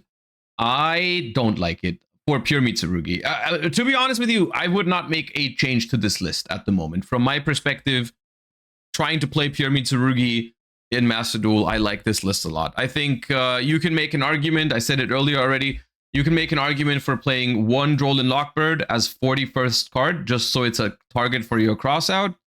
I think that's fine. I think I prefer 40 cards for consistency, but I think playing one Droll is okay. And it is a really good hand trap in the current format against other Mitsurugi variants, like Mitsurugi Ryzeal. It's really good against. So I think it's playable. What about Lamia? I prefer having the maximum amounts of Mitsurugi names, but it is theoretically possible to play one or two Lamias instead of like an Aramasa. Because technically drawing a lot, basically the way it works is Lamia is a better draw. Lamia is a better draw than Aramasa because if you normal summon Lamia, it also gives you the ability to search your ritual monsters, but it doesn't take up your once per turn from Aramasa. You can still send an Aramasa from the deck to the graveyard and then use its effect, which is okay. However, I think sometimes in grindier games, you run out of Mitsurugi targets in the deck to search with your ritual monsters and so on. And that's why I like the third Aramasa. I've never found myself really needing to go through Lamia and Aramasa on the same turn. In theory, one of the best consistency cards for this deck is Manju. Manju is really, really good in this deck. The problem is Manju conflicts with Dominus Impulse, and I think Dominus Impulse is mandatory in Master Duel at the moment because like it's really good against Mitsu, it's really good against Orchest, and it's really good against Malice. So I think if you're playing pure Mitsurugi, you want to play Impulse. I don't think you want to play Manju instead. But yeah. What about Wosu? Wosu is a cool card, but I don't think it's good enough in best of one. If we had Lunalight in the game already, you would play Wosu, but until we have Lunalight, I don't think you want to play Wosu.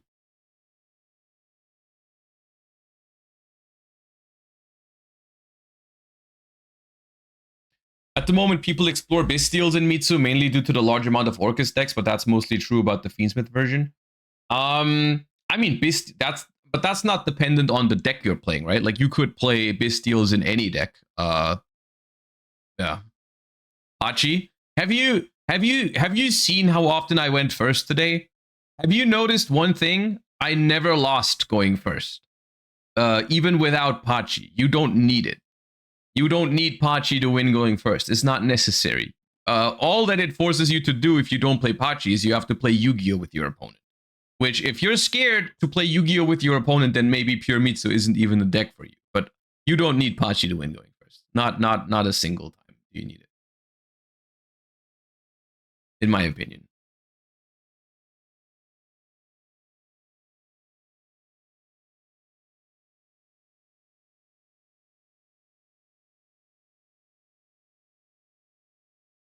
Ryan, you disagrees? Okay. This screenshot does go hard.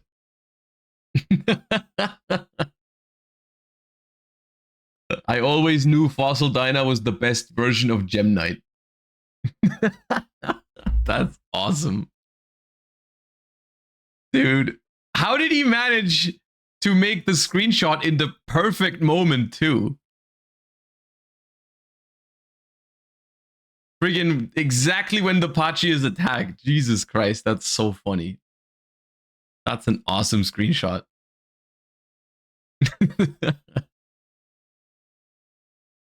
Oh, man. Thoughts on Ogdoadic Mitsu? I don't have thoughts on Ogdoadic Mitsu. I always knew it was a version, but I never actively tried it for like a longer period of time. I played like maybe a couple games with it. I think it's fine. I don't think it's better. Especially in Master Duel where Maxi is a thing. I would value more non-engine rather than playing like the Ogdoadic cards.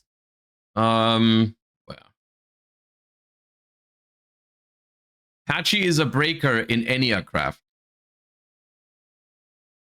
That is cursed. That is a cursed sentence, but I guess it's true. Fair enough.